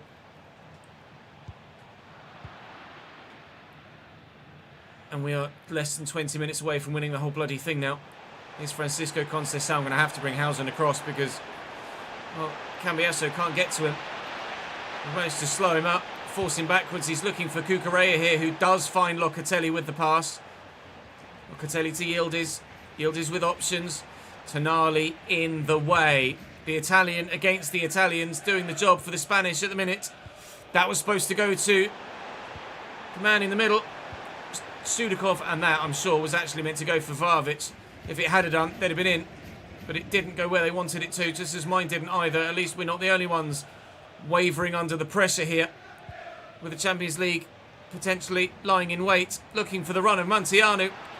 Oh, Pierre Kalulu does brilliantly. I'm going to make changes. I'm going to look for... don't know why the referee blew his whistle. We're going to look for Sanchez. We're going to look for... Valentin Gomez. Not sure who's wearing the captain's armband at the minute. It's Boyomo that's wearing the captain's armband. I'm going to go for the pace of Yilmaz out wide if we need to hold on to it. I'm going to drop Montiano to Cam. I'm going to bring Ademola Lookman on up top. Gibbs White, goal scorer, potential match winner. Going to get the round of applause from the fans with not long left to go at all. Big changes. I hope it doesn't interrupt the flow of the play and the general feeling of cohesion on the pitch for us, but well, the way Juventus are playing around in the minute, the final whistle might come. before they have the chance to even enter the field of play. Sudikov just walks up and takes it off. Kirkes and Elise now. Oh, I've actually just turned into Bremer there. Good ball forward. Flavish flicks, but can't find a teammate. Boyomo out of his feet, round the corner. Sandro can't beat Pierre Kalulu. Those subs aren't going to get themselves onto the pitch, are they? David De Gea just got man of the match. Jonathan David's in behind. It is literally now or never. And it's going to be never. As Jonathan David, with the last attempt of the game, those subs coming on are going to get 2 seconds worth of football. Ladies and gentlemen, señores y señoritas, si se puede. Not only is it yes we can, it's yes we have. We've won the Champions League with Valencia. Back-to-back final defeats in 2000 and 2001. And again, it's that scoreline. It was 1-0 against Real Madrid across 2 legs. It was 1-0 in the second leg against Liverpool in the quarter-finals. It's 1-0 in the final itself. Amunt! Valencia win the Champions League. In 3 seasons in Spain, we've won 4 trophies. That's one of the most fruitful campaigns we've ever had. It's certainly the best and most fruitful campaign I've had in the last 3 or 4 titles of iteration of this game. It's Boyomo, who came in season 1 and smashed everybody that came in his way from centre-back.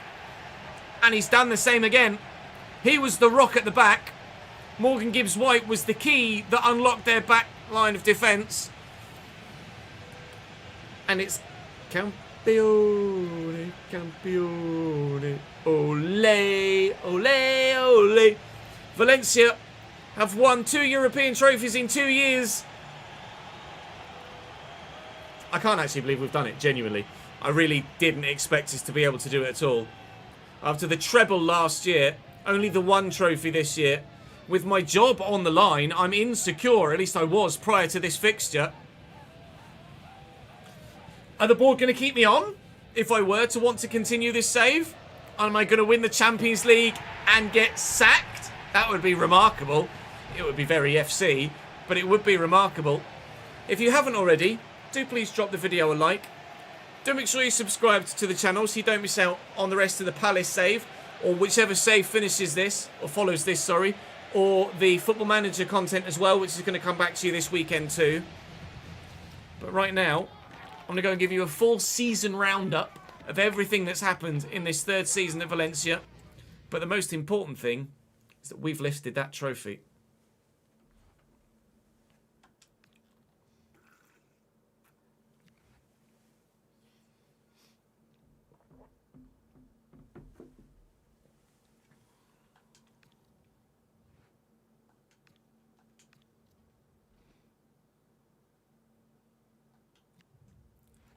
Everyone looks complacent.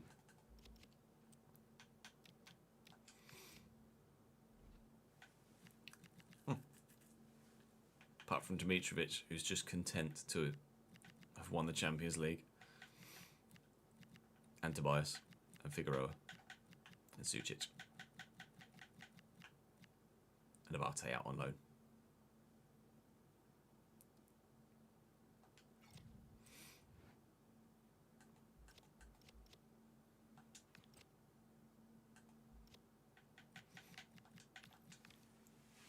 The board is still unhappy with me. It's not like I did a Ange and finished 17th in the league, but won a European title. We finished in the top 4. Like, come on now, give me some credit, will you? Fucking hell.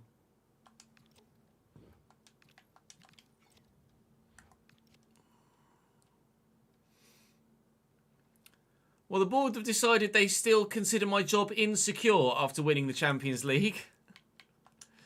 We have, well, it says current stage final. Hello. Winners. Winners! Fair enough. Thankfully, for Carlos Corberan, he is still in a job. Oh, dearie me. So, everything that we were involved in first, before we look at other competitions, he says, as he loads up that thing, and it already shows you that Man City won the Premier League. Barcelona smashed the league this year, 90 points. Their total, well clear of us in the end. We do finish 4th, so it would be Champions League football again, obviously, even besides us winning the title, or winning the trophy. It would have been Champions League football, nonetheless, for Valencia next season. So, what... frustrating to be insecure after finishing 4th in the league and winning the Europa League, winning the Champions League, but it is what it is. Relegated at the bottom of the league would have been Alaves, Zaragoza and Deportivo La Coruña, all of which were relegated a long time ago because Vallecano are up there on nearly 40 points and Alaves 11 points down. The Spanish Supercopa was won by Barcelona. We obviously got knocked out against Atleti, but that was just a simmer earlier in the season for obvious reasons. The Copa de España, the Copa del Rey, was won by Real Madrid on penalties after a 2-2 draw in what surely was a fantastic Madrid derby. And then Super Cup. And then Champions League. And then Europa League was won by Benfica over Porto, a big Portuguese derby there. And the Conference League, Shakhtar Donetsk win the Conference League against Athletic Club de Bilbao on penalties. Congratulations to the Ukrainians. That's huge. Is that the first time a Ukrainian side have ever won a European competition? It may well be. The Euros are ongoing. France currently top of their group. Portugal top of theirs. England top of theirs. Go on the boys. And Denmark top of theirs. Although Croatia could topple them if they win their next game. Go on the boys.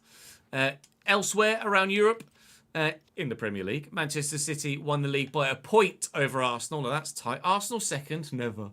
Liverpool third and Man United fourth. Villa fifth and Forest sixth. Chelsea only 7th. Spurs only 9th. Newcastle only 12th. Coventry up in the Prem finished 13th. Everton, Sunderland and Brentford relegated from the Premier League. In League it's Monaco from PSG. Fair play to them for that. In the Bundesliga, it's FC Bayern München from Leverkusen, Leipzig and Dortmund. Serie A is Inter from Juventus, AC Milan and Roma. So Juve will get Champions League football next season as well, despite losing the final to us. In the Segunda Liga, Elche and Leganés are promoted, and then we'll find out the promotion playoffs in a moment. FA Cup was Liverpool over Crystal Palace. Sad for my Crystal Palace save. City won the Carabao Cup. Virtue Trophy was won by Huddersfield. In France, the Coupe de France was won by Nice over Paris FC. In the Deutsche Pokal, it was Bayern. In the relegation playoffs in Germany, Hamburg stay up. St. Pauli, unfortunately for them, go or stay down. In the Coppa Italia, AC Milan from Fiorentina.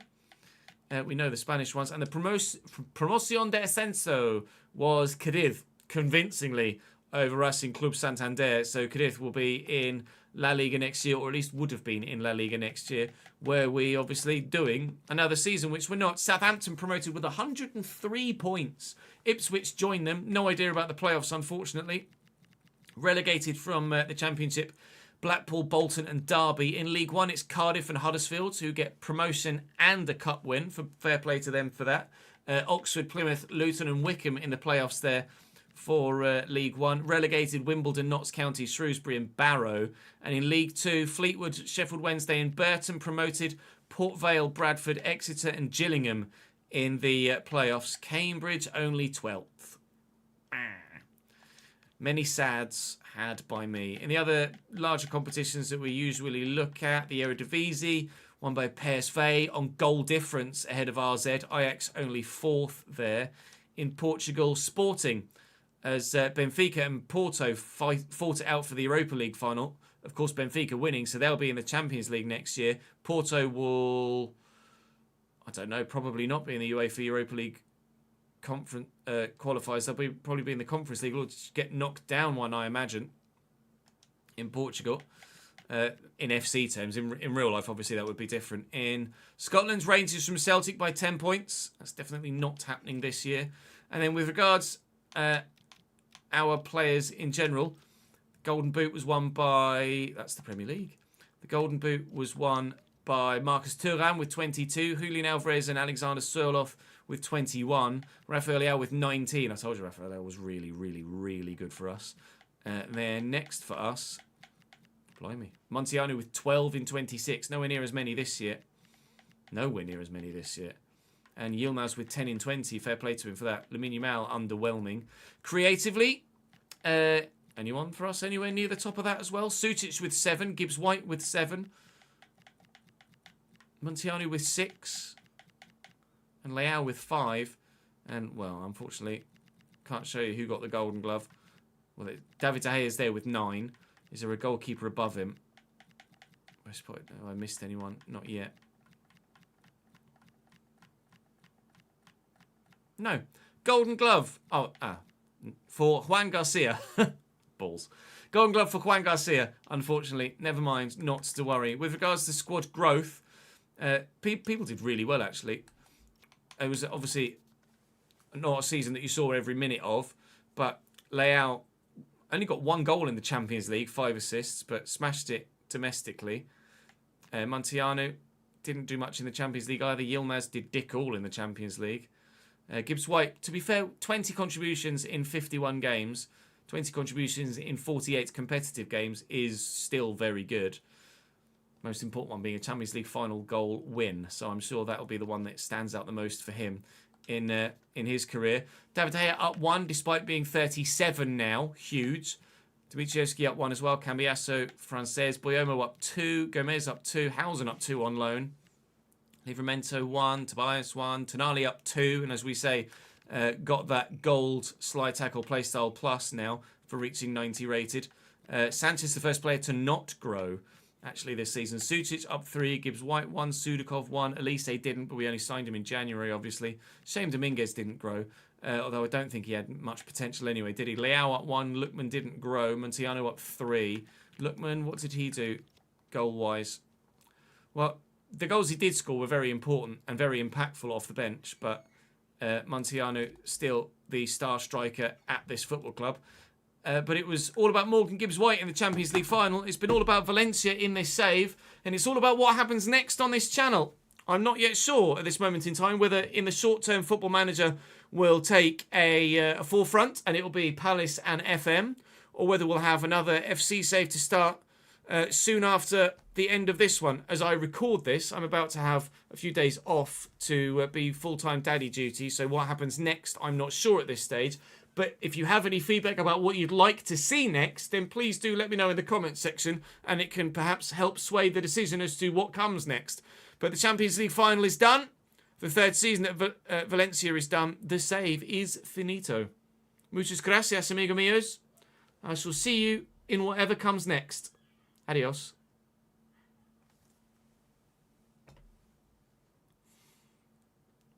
Right, let's save that. Valencia S38.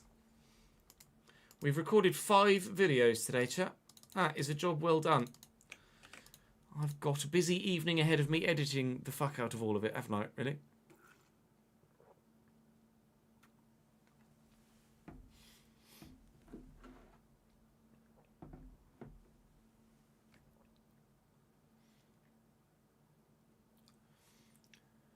Zor Naing, thank you very much for the subscription on YouTube, mate. So, I'd be curious to know what you guys would like to see next. We've seen some. Oh, nice one! Go for it, Obsolete. I'd be very curious to see how that gets on, mate. We've seen some suggestions for a youth academy save. We've seen some suggestions for a championship save. We've seen some suggestions for a journeyman. Some suggestions for FM taking the forefront if it's getting the views. So we'll wait and see what in general the consensus is from the YouTube comment section as well. But I'd be intrigued to know what you guys are suggesting. We have been very fortunate to be raided by Xbox a few times recently, so I'm going to send you over to Charlie and Henry and go and join Xbox on today. They're doing a giveaway for their first playthrough part 2 of the Outer Worlds 2. So I shall send you over to Xbox. Thank you very much for joining me today, guys, lads, everybody. Like I say, might well be live tomorrow evening. I might well be live Thursday evening, but the next time I'm definitely live is going to be Friday with Football Manager all day. But I do have Crystal Palace videos to record during the week, so we'll just have to play it all by ear. But thank you for your support today. I appreciate it very much. Thank you for the subscriptions, for the follows, for just your general viewing eyes. And hopefully, I'll see you at some point soon. Love to you, mothers. Bye-bye.